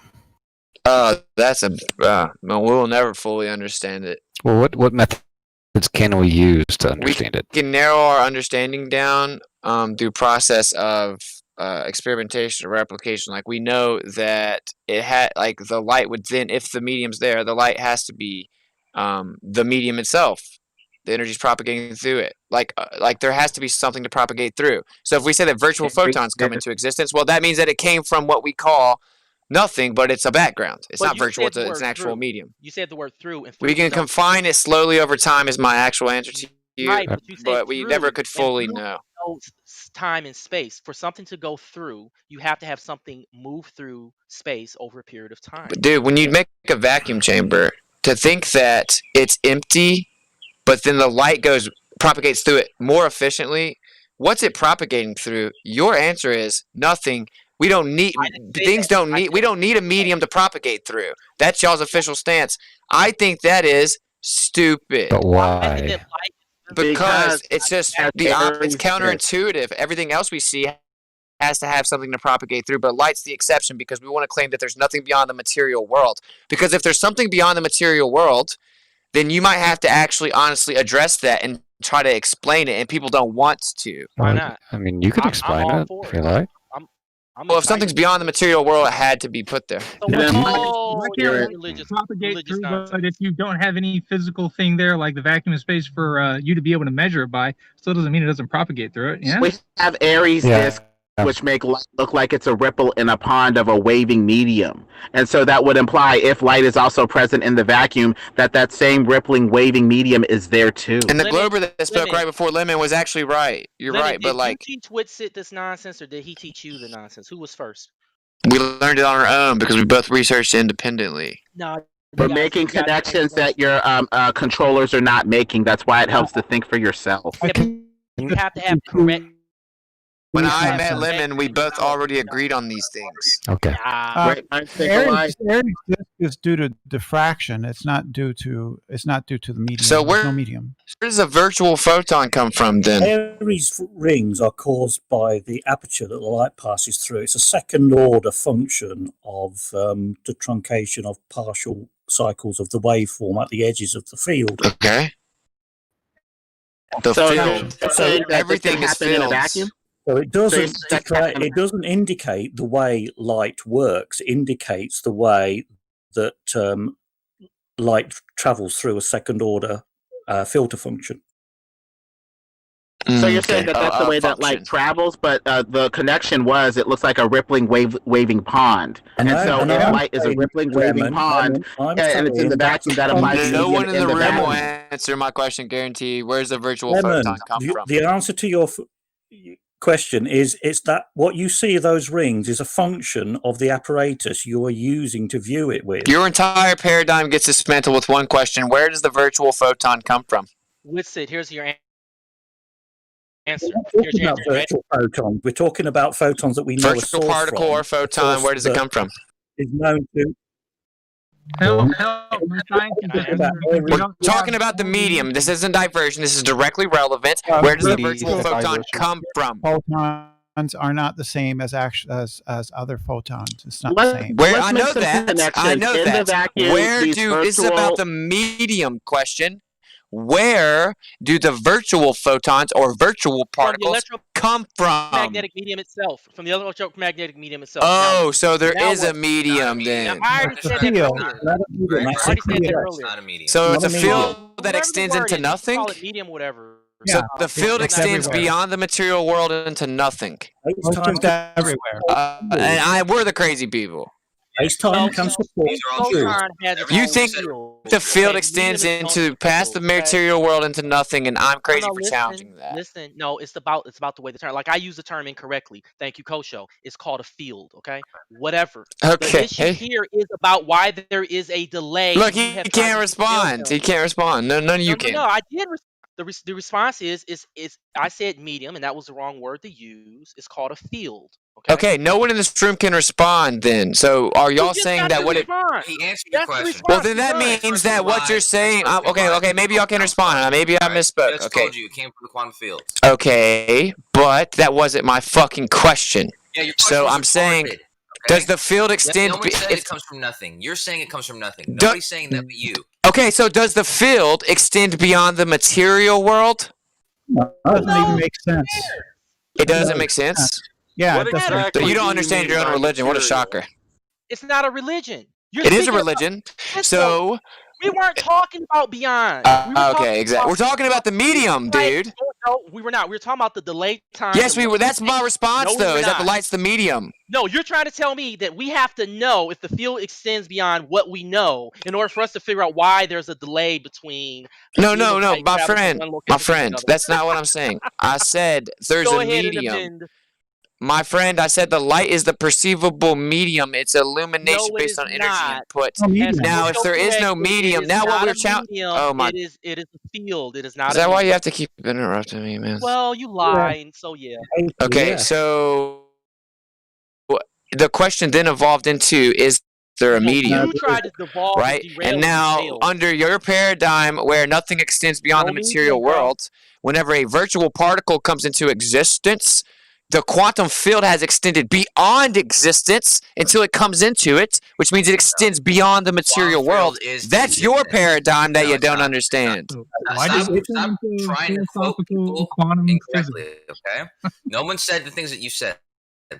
No one says that quantum fields exist nowhere or do not exist. I never said either of those. These aren't things that exist nowhere. These are I didn't say that. Exist everywhere. The material world we live in is where these things exist. You're straw-manning I'm saying me. they come from somewhere else. Okay, so where does the virtual particle come from? Because the official explanation is it pops into the material world. The official explanation of virtual particles that it pops into the material world. Where's it popping into from? No, you're misquoting. Okay, what's wrong about it? It pops into existence. Okay, so if it's popping into existence, which is the perceivable material world, you semantical clown show, then where's it coming from? It didn't exist before that. It didn't exist before that. Is there an equal and opposite photon also created? But I thought it was part of the quantum field that extended beyond existence. Or is there not an equal and opposite photon created at the same time? Photon or virtual photon? Virtual photon. Well, virtual photons are magnetism. No, they're not. They're electromagnetic. They are the force carriers. The way that we explain magnetism is virtual photons. Y'all don't even know your own freaking paradigm. I do. No, this is a fact. We don't know your terrible. This is a fact. Of our quote unquote. Yeah, no, paradigm. I said paradigm. Hey, Whitson, if you let people talk, they could explain it to you. Okay, Brenda, will you stop jumping in and commenting on me personally like you have a crush on me? I'm not commenting on you. Cut it out, dude. Brenda didn't say anything like that. Brenda said she's personally ad-hommed me 30 times. She didn't say anything about having a crush on you. Hey, Coach, so what about the first 30 times she personally ad-hommed me in the middle of conversations? Right, because you're a dishonest little bitch. That's why you're not asking about it. No one cares. I'm not spiraling. Y'all want to dogpile me and drag me through the mud and not actually answer my question. That's what they do here in A spiral would be too ordered for what you're doing. You're flailing. No, I'm hang on. not I've got a actually, because that would question. mean I'm Sorry, diverting away Witsit. from the questions, which is what y'all are doing. Witsit, all I did was Hey, ask Witsit. you how is Wait, it that flattened. go ahead. Witsit, I've got a question for you. Can you name the 7 quantum fields? No. There's more than 7 quantum Right fields then. established. You think I'm about to Yeah, just yeah, try hang to on. name every I'm going quantum field that's somewhere. been theorized? Imagine being that guy. Wait. I'm going somewhere with this. Okay. Can you name 2 quantum fields? I'm not naming any quantum fields. Right then. Stop talking about quantum. So anyway, Yeah, actually, that's a good point. quantum foam is just quantum think of quantum foam things. and quantum No, foam. no, no, no, bro. Quantum energy. Quantum Yeah, foam. they're all Quantum characteristics foam of the has to do medium with a background. theory I of just told you interconnected you fields. shouldn't be talking about quantum. Good thing that I don't care what you think. Well, we don't So care that you You care. know That's that how you're a you're moron. trying to interpret a theoretical abstract subatomical scale. You're trying to interpret an abstract subatomical scale within the confinements that nothing extends beyond proceed an material. argument with the wrong premise that photons are a magnetic field, you are going to proceed to I didn't wrong. say that. So you I need to didn't go say back that. to the I didn't basics. say that. All right, let You need to Bizarre, go let Bizarre back to the finish, man. Oh yeah, let him Big straw Dummy's man me. book of Gotcha. physics. You need to go back to the Big Dummy's book of physics. Oh, Kosho, what's and up now? Try and read Stop the words talking with properly. Okay, you would never tell me to stop talking in real life because you're a bitch. Let Bizarre finish. Photon is an expression of electromagnetic radiation, not electric fields on their own, not magnetic fields on their own, electromagnetic fields. I said They have none of two that. components. I said none of that. You said photons. I said were virtual magnetic. photons. You said virtual photons Those are different, you moron. No, they're not. Actually, they're the same. Photons. They're the There's same. only one photon. Watch your mouth, boy. You got a big mouth, and someone's gonna shut it. Yannick. There's only one kind of photon. No, a virtual photon is different than a photon. What's a virtual photon? Yeah, they say magnetism is virtual photons. Talking about relativistic. So he straw man me for 30 seconds while Kosho mutes me, and now watch no one will admit it, and Kosho won't say Listen, shit. Jackass, I didn't meet you. Answer Xanax's question. Xanax asked you a question. But what about my question? No one gives a fuck about your question. Answer Exactly, Xanax's question. exactly. I'm sorry, little Gamma's mad. I don't know what's gonna happen. What's up, Xanax? Panic, Xanax. I'm not panicking. You just started You're making all screaming sorts like you were of words. panicking. Just I'm not- ask your question, Because you're insulting people, and you sound like an asshole. Because they're drugging me through the mud for 3 Ask hours. your question, Xanax. Let's move through this, man. Just keep asking. Relativistic mass or rest mass? That was What a is a question you photon? asked, Xanax. Wow. What's a virtual photon? Yeah, what's a virtual photon? Yeah, they say that magnetism is caused by virtual photons, photons that come into existence spontaneously. Okay. Okay, so why did it just get bombarded by 10 people? Hold on, I'm talking with you. So tell me something. Does a magnet have any kind of force? Sure, I would say that magnetism is the only force because or the force we're talking about right here. Because you can call it just that. So does the magnet have energy? I'm trying to answer your question. One more question. Last question. Does a magnet have energy? Yes. No, so, it does not. Okay, that's a cool story. So, show me an example of a magnet doing work. This is ridiculous, dude. No. So, really. If it's a photon, which is an energy packet, which is a form of energy, electromagnetic radiation is photons. Tell me how a magnet can actually produce energy. Okay, I'm telling you, this is an article that's been peer reviewed, which wait. I don't want your an article. own paradigm. I want you to tell me how a magnet can produce energy. Whenever you're held. Okay, well, how about you shut up whenever I'm trying to answer it? What a hammer. God damn, bruh. Y'all want to make me not look like lose my cool, so I look bad. So the official explanation, which I read, there we go. I read the article. I read the article that was peer reviewed within your own paradigm that tried to explain magnetism with virtual. I'm just going to talk through you. That tried to explain magnetism as virtual photons, but of course I dispute that. Now you're trying to ask me what does it have to do with virtual photons? Whenever it's the claim I'm contending, because you're so incredibly lost, it's laughable. Then you ask me what magnetism is. Of course, in order for something to be a force, it must have a perpetual field. That means it must be autonomous, self-governing, perpetual. That's what a field is. That's how you have a force. If you don't have that and you're not self-governing, you're not a force. What is a force? Do you know what a force is? I think a self-governing perpetual field of autonomy. No. Field of autonomy? Field's not even defined in like modern rhetoric yet. No, a force. Let me give you the definition of a force. It's pretty simple. No, you asked me to define what a what force the. is. You asked me if magnetism is force. I explained why I said yes. You are going to go back and loop. Xanix's going to define it. So he's going to loop his paradigm. Yeah, cool story. Xanic, when people aren't talking, that's your turn to talk, buddy. I was waiting for him to stop because he always jumps on top of me. So a force is something that will impart an acceleration in mass. That's a cool story, Xanic. How do you agree? establish mass? How do I establish mass? Or how do I define mass? Yeah, either. I define mass as any amount of matter. How do you establish it? By saying how much resistance to the force that you're trying to. That's the right answer. Yes. How to quantify it, not establish. No, it. establish it. That's what I said. How you quantify it is you look at its resistivity to acceleration. Yeah, he just said that. Okay, so do you agree that in the same way? Do you agree that I can contend your conception of mass? How?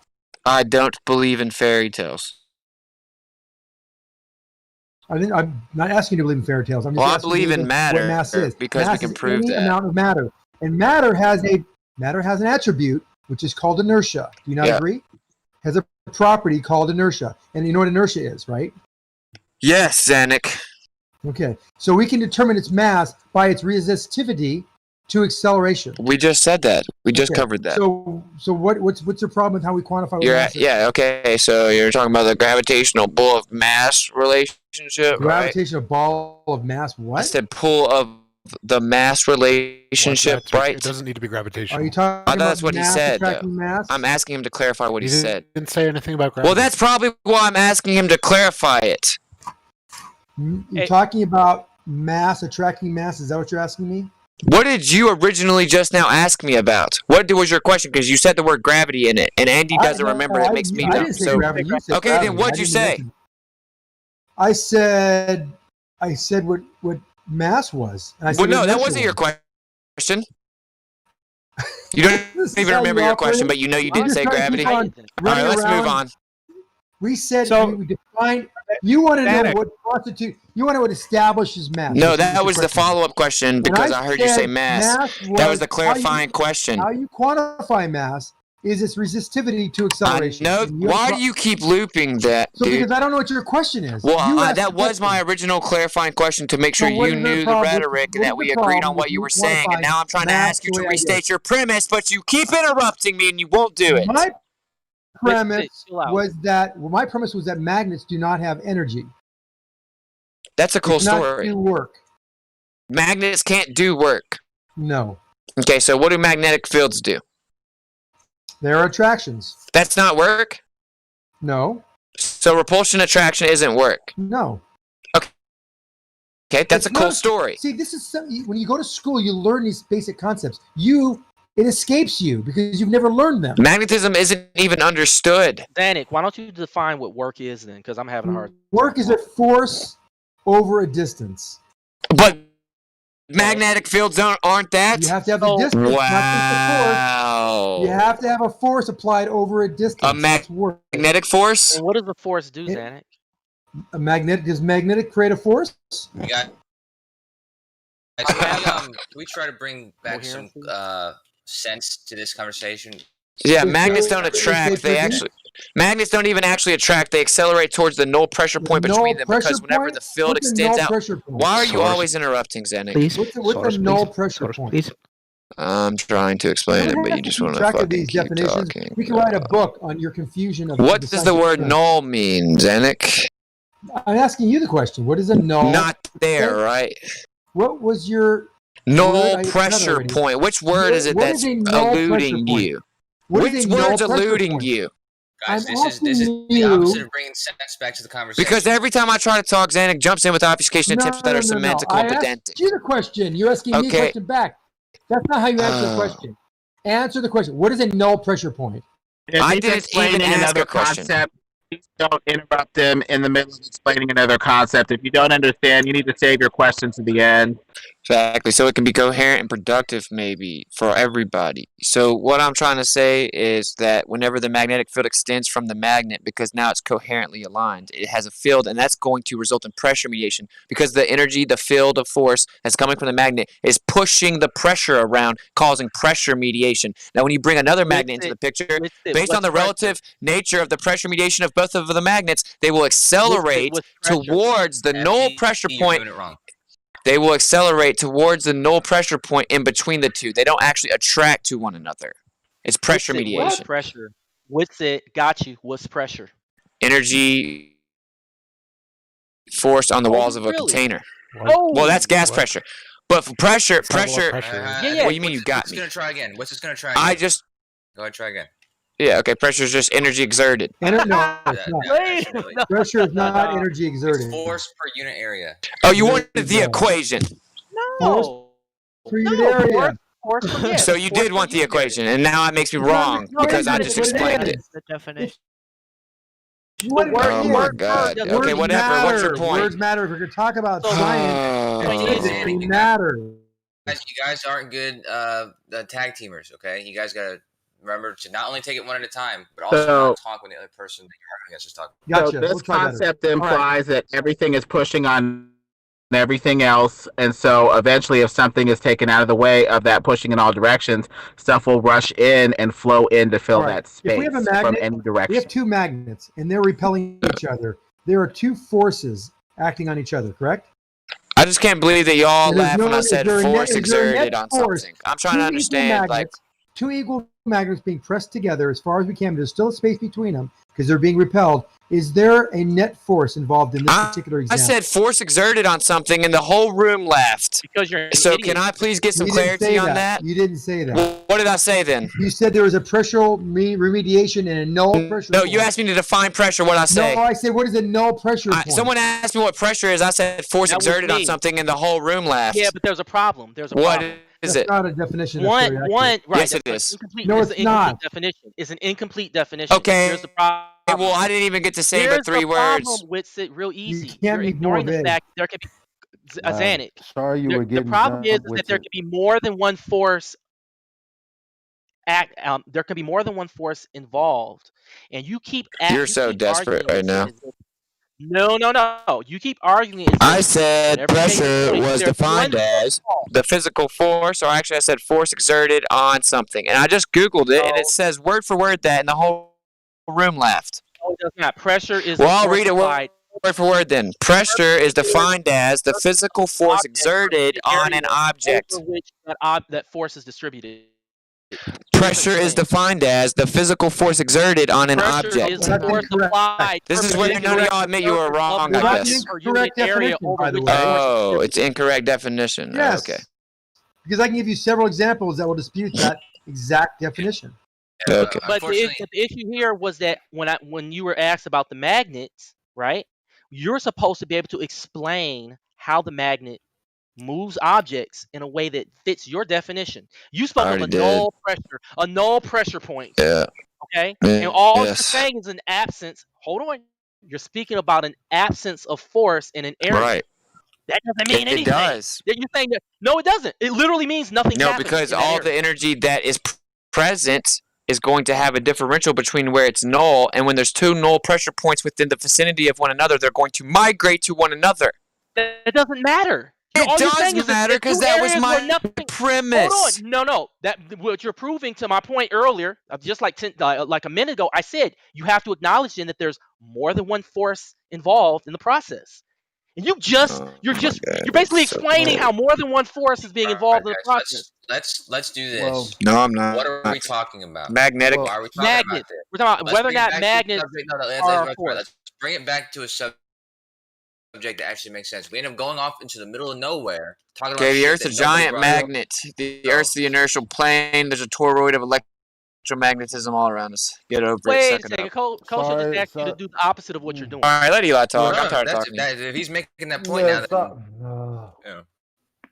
No, I just wanted to say sorry you were getting jumped all that time. I swear to God, I thought my points were getting in, but I must have got muted an hour ago. Welcome to the land of flat and destruction. Oh, it's okay. It's okay, Elijah. Well, this is Um, really Well, bad the way thing to have a is, the no conversation. pressure Look, point Bernie is just where jumped in there's with another no personal pressure. comment about me. No, it's not a personal comment. Yes, I it said this was. is no, it wasn't. It was. I said it's a bad way to have a conversation. You said my name again. Keep it out of your mouth, No, please. I didn't say your name. I You said just said this. all. I said this is a bad way to Okay, have a Kim. conversation. I thought you said my name. But what's it? I feel like you just said something about the world and electricity or something like that. Yeah. Could you say it again? Yeah, the Earth is basically a giant magnet. The Earth itself, the surface, is the inertial plane throughout the center of the electromagnetic field that we have on Earth. It manifests as a toroid. Where's the south magnetic pole? There isn't a south magnetic Can you pole. explain the Like a physics South of magnetic how you can ring. have? Can you explain the physics of how you can have magnetic monopoles, please? Well, there would be the reciprocation of the toroid on the bottom of the Earth. In this example, the Earth is the inertial plane. You're only seeing the top half of the toroid. You said that there's only one pole, which is the North Pole, and that can't happen in our current understanding of physics. I just explained it. You didn't. You just said words. Okay. Well, maybe you didn't understand them, I but the didn't South understand- would be correct, I under didn't understand the them. South would be underneath the Earth in the sense of the magnetic field, not south the way that we interpret it based on cardinal directions, but there would be a toroid above the Earth's the inertial plane. The reciprocation or other half of the field would be beneath it. That doesn't work because the plane those lines are wrong. Sorry, say again. The plane of the flux lines are wrong for what you've just described. How so? Because I have seen it mapped out, so you're just making stuff up. Because the flux lines would Actually, have to I'll go. just post it right now because you just made stuff up, Wait, and we'll wait, see wait if a minute. anyone will be honest. This is real easy. Please do that. Yeah, that Flux lines would have to go through the Earth at all points around the North Pole instead of curving with the curvature of the Earth as they usually do. You have flux Oh my lines that do not go. In other words, I'm looking at your toroidal example, and what I'm so not lost. seeing, what I'm not, Where nope, did you what I'm paste not it? 'Cause I seeing. see it. Yeah, okay. I'm going to get it. And this all a big diversion from why is there a delay when you I view the light answered being it to the moon first time you asked. I'm not talking No, to you you didn't. anymore. You did not. You did not. I'm answer just it. going to go look for this and ignore you now. And I will mute you if you don't shut up. I don't care what you do. You done lost the argument, bro. Well, doesn't it work just like radar works with it? Apparently I mean, not. You bounce something off another thing, you know how fast it takes to get there. Yeah, the and you can magnetic flux. You can calculate how far. That's Yeah, how have you seen radar it gun mapped out works. honestly, or are y'all just looking at one side of the argument like always? What So you said I'll just was provide that- the was that evidence the then, light- because you're is that once even again though the light ignorant of the beams subject you're themselves arguing. do have a measured. He acknowledges that the measurements that we make of light beams are accurate. The cause of those measurements are not due to distance. That's what he's saying. But he can't say what's causing it. He just says that our interpretation is wrong. Yep, that picture doesn't match. I mean, that picture matches what we see. It doesn't match what you've described. Was it?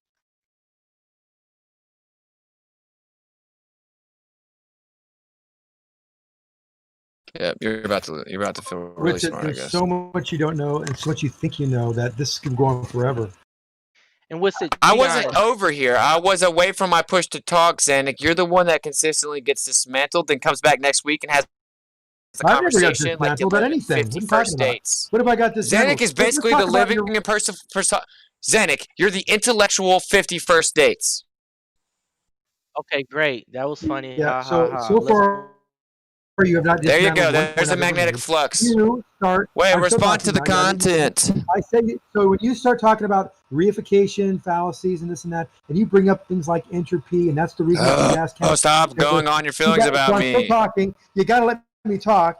So that is basically that's a definition of reification. You talk about something that happens as a byproduct or a result of something happening, calling that the cause of something that's happening. There's the magnetic That's not how it flux. works. That's not light doesn't work like that. There's the force, mapped out magnetic force with flux. magnets is the net force. There's There the is no magnetic net force flux with mapped magnets. out, though. This Look used at to be the on source. the Look at- mainstream guys, site that gives guys. all this data, but they Guys, changed it look a at few the years ago. source. Look at the source. Geronism and Globebusters. No, that's not the source. Someone made this website and put them on the bottom of it. And this used to be. I'll just talk real loud over all your dumbasses then. So this used to be. Let me help you out, okay? Just guys, remember, it doesn't help each other if you guys do that. You guys are talking over each other.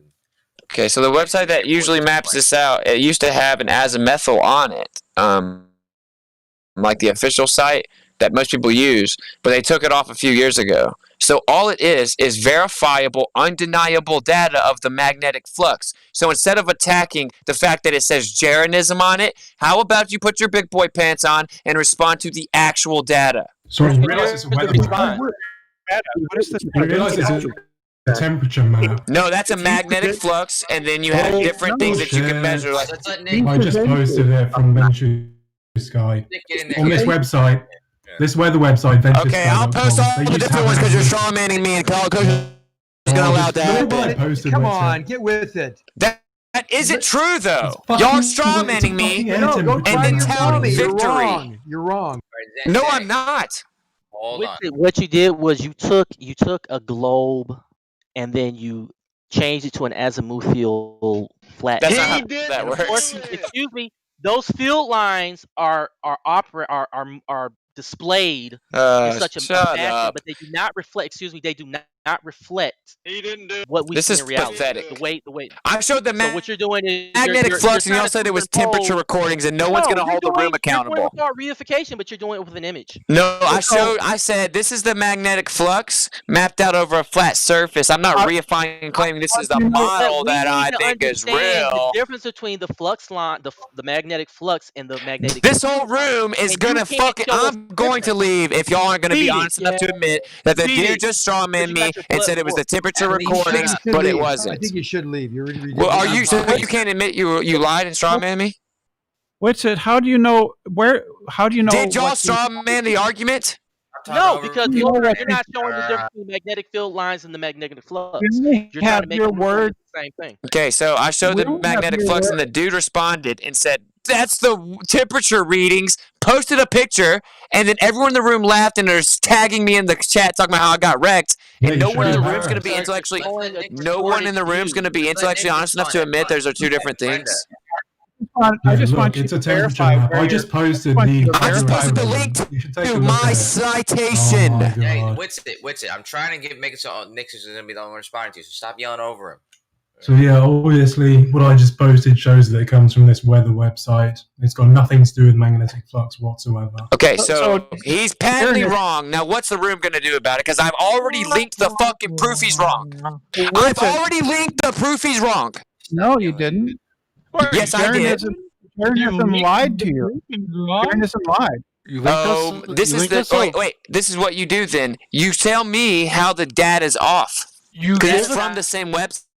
You fucking idiots. Is incorrect. Okay, so now you're changing your argument to where that isn't the magnetic. No, Listen, FD, Brenda, you guys listen. What's happening is there's multiple people making one person's argument, and what's it's able to, you guys are all saying different. You guys are saying a little bit different things. So you guys have to let one person speak so that he can talk to one person, respond to them, and somebody else respond. Dude, it's different. So when you go to the website, I linked it. If anyone here actually wants to know the truth instead of just being a contrarian, you can click on the link. It's bobwins.com. Then you can change the different elevations. You can look at the wind patterns. You can look at the magnetic flux. It's right there. You can correlate the data to the websites that are put on your little magic spinning ball you think you live on. The data is exactly the same. Why would we accept the source that's Globebusters' website? You didn't seem to listen, it's did you? It's Globebusters' website. Why the fuck do you... Okay, let me repeat myself then. The data is from the same websites that you use. So go fact check it then. Because I did do that. Wait.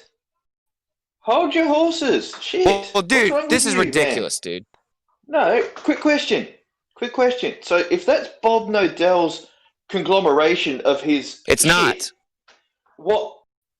Well, it's then not. Why is it called Bob Wins? I explained it earlier, but none of y'all want to actually know the truth. Why is there a link someone to else that was...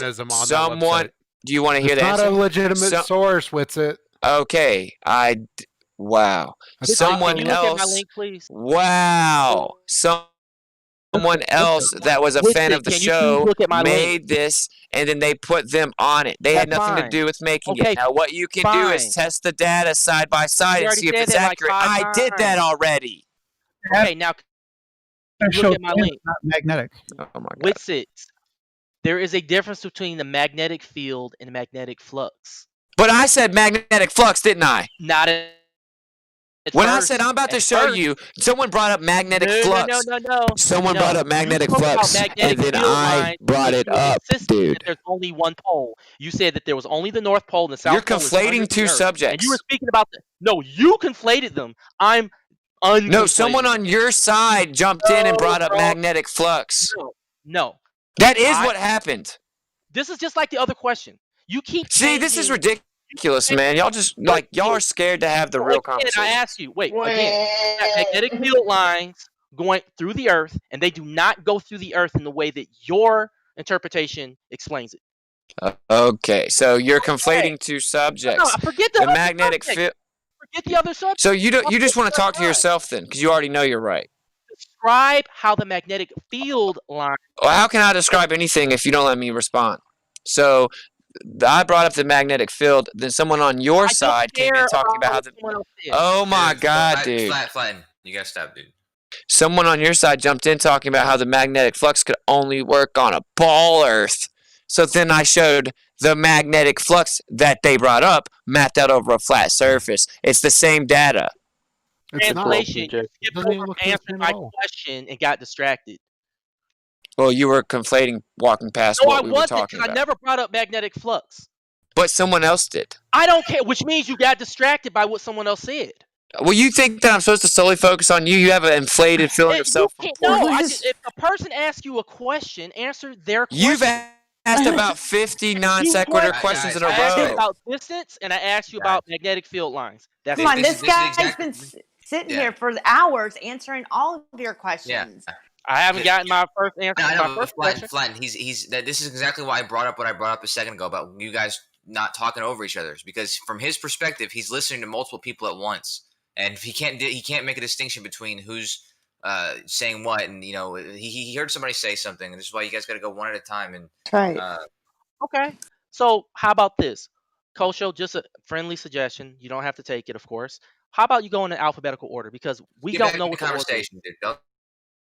I'll do the best I can. Hopefully, no one else will interrupt. So, could you please explain to me, Witsit, why the magnetic field lines don't match your description of a flat Earth with a monopole magnetic field?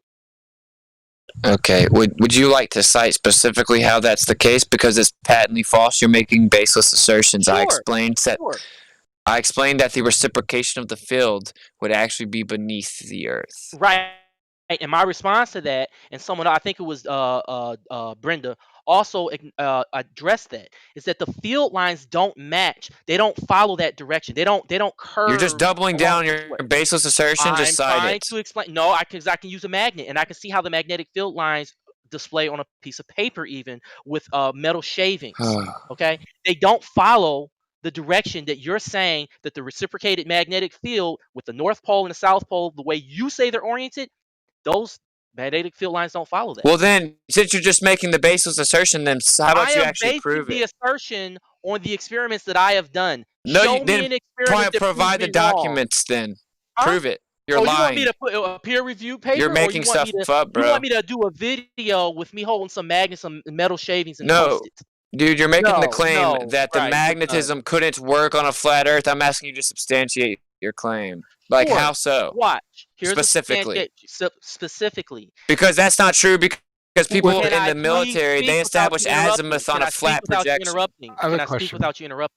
I have a question. Oh, okay. We'll skip my question. Go ahead. Bye. How does The military does that- establishes azimuth using north of the magnetic field. How does the magnetic field get generated on a? How's it get generated? Yeah.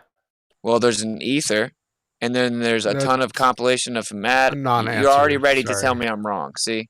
It's not an. It's because I was fucking still answering it, you idiot. Let's give him a chance. Let's give him a chance to give a full response to see what he's got. Okay, so there's a huge compilation of matter, the Earth itself, and everything upon it. So there's a huge resonance field on Earth. Okay, we know that there's a fluid-like medium with containment, that there's insulator around the outside, and there's a perpetual energy that seems to move. If you're asking me for the source of the field itself, well, then I would have to somehow play the position of God. This is a stupid question. Can we get back to you I answering mean, mine now? there's no shame in just saying you don't know. Yeah, I don't know. I'm not God. Can you get back to answering my question now? What is that? Why don't the magnetic field lines follow the directions and headings? They do. They don't. Actually, the military establishes azimuth with a flat projection. So Not you're for magnetic patently field wrong. lines. Not for magnetic field lines, they don't. What is azimuth? Kosho, is he correct or not? You're in the military, or you were. This conversation we had last night.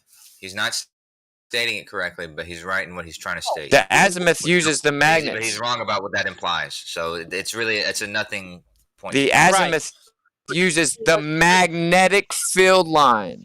Excuse me. You're doing what I said earlier. You're speaking in such a vague way. The azimuth uses the magnetic field lines. Not done talking. You're cherry picking your interpretation that is inconsistent. Yeah. The azimuth is established using the magnetic field lines. On a spherical coordinate system, it's very important that Way of you saying read out. something straight No, up it's over your not. head. That's all an azimuth is. And you're assuming that because the magnetic field lines emanate from the North Pole, that the rest of those magnetic field, the way the magnetic field lines move across the rest of the Earth, you're gonna assume that they follow your flat Earth projection. They won't once you get further from the central point because of distortion. Doesn't matter. That It doesn't does matter. No, it does not. Does anyone It does here not understand matter. why it matters? I actually would like to hear from someone else because flat instruction. You were not here last night. We had this conversation last night. Negator, who's not here, he's deafened.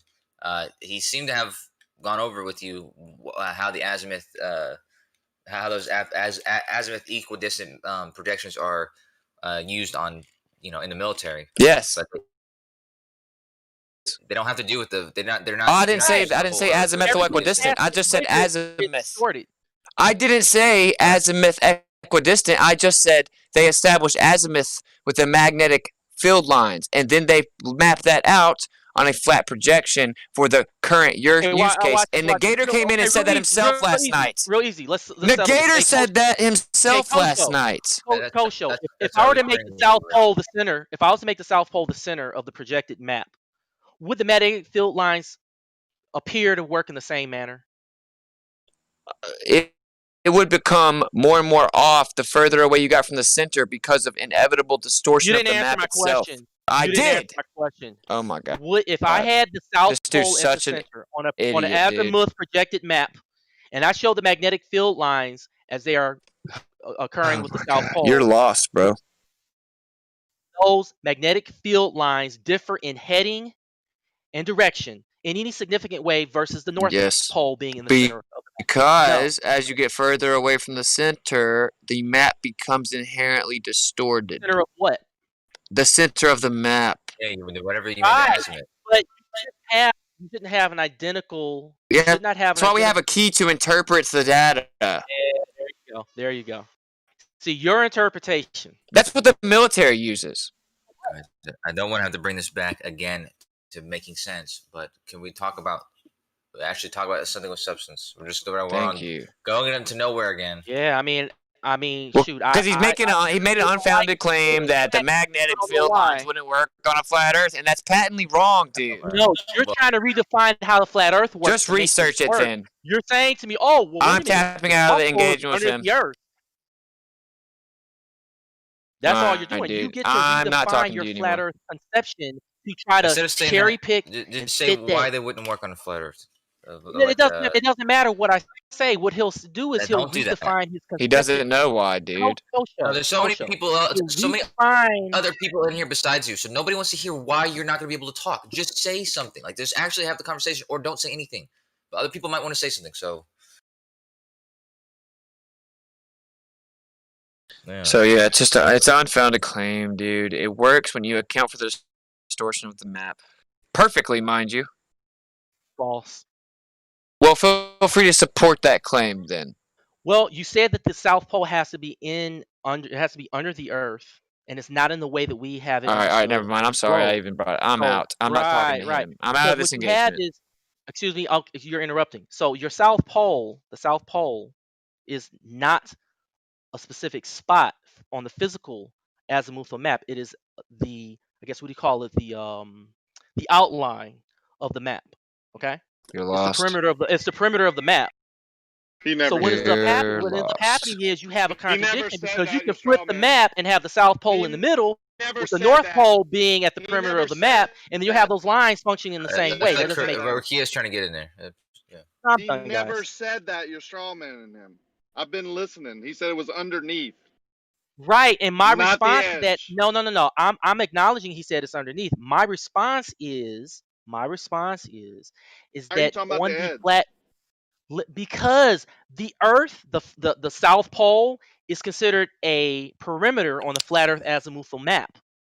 Well, I never said the map was like the definitive model of the Earth. Okay, there we go. Backtrack. Thank you. No, I'm not backtracking anything. Damn, I never seen flat destruction. I very quickly explained that it's just a flat. It's useful for the flat projection part to look at the flux on it. That's why I brought it up. And then My name is But it didn't work with the South Pole being in the center. You don't really know the context of what's being talked about right now, and that's why I think you guys are talking about two different things. And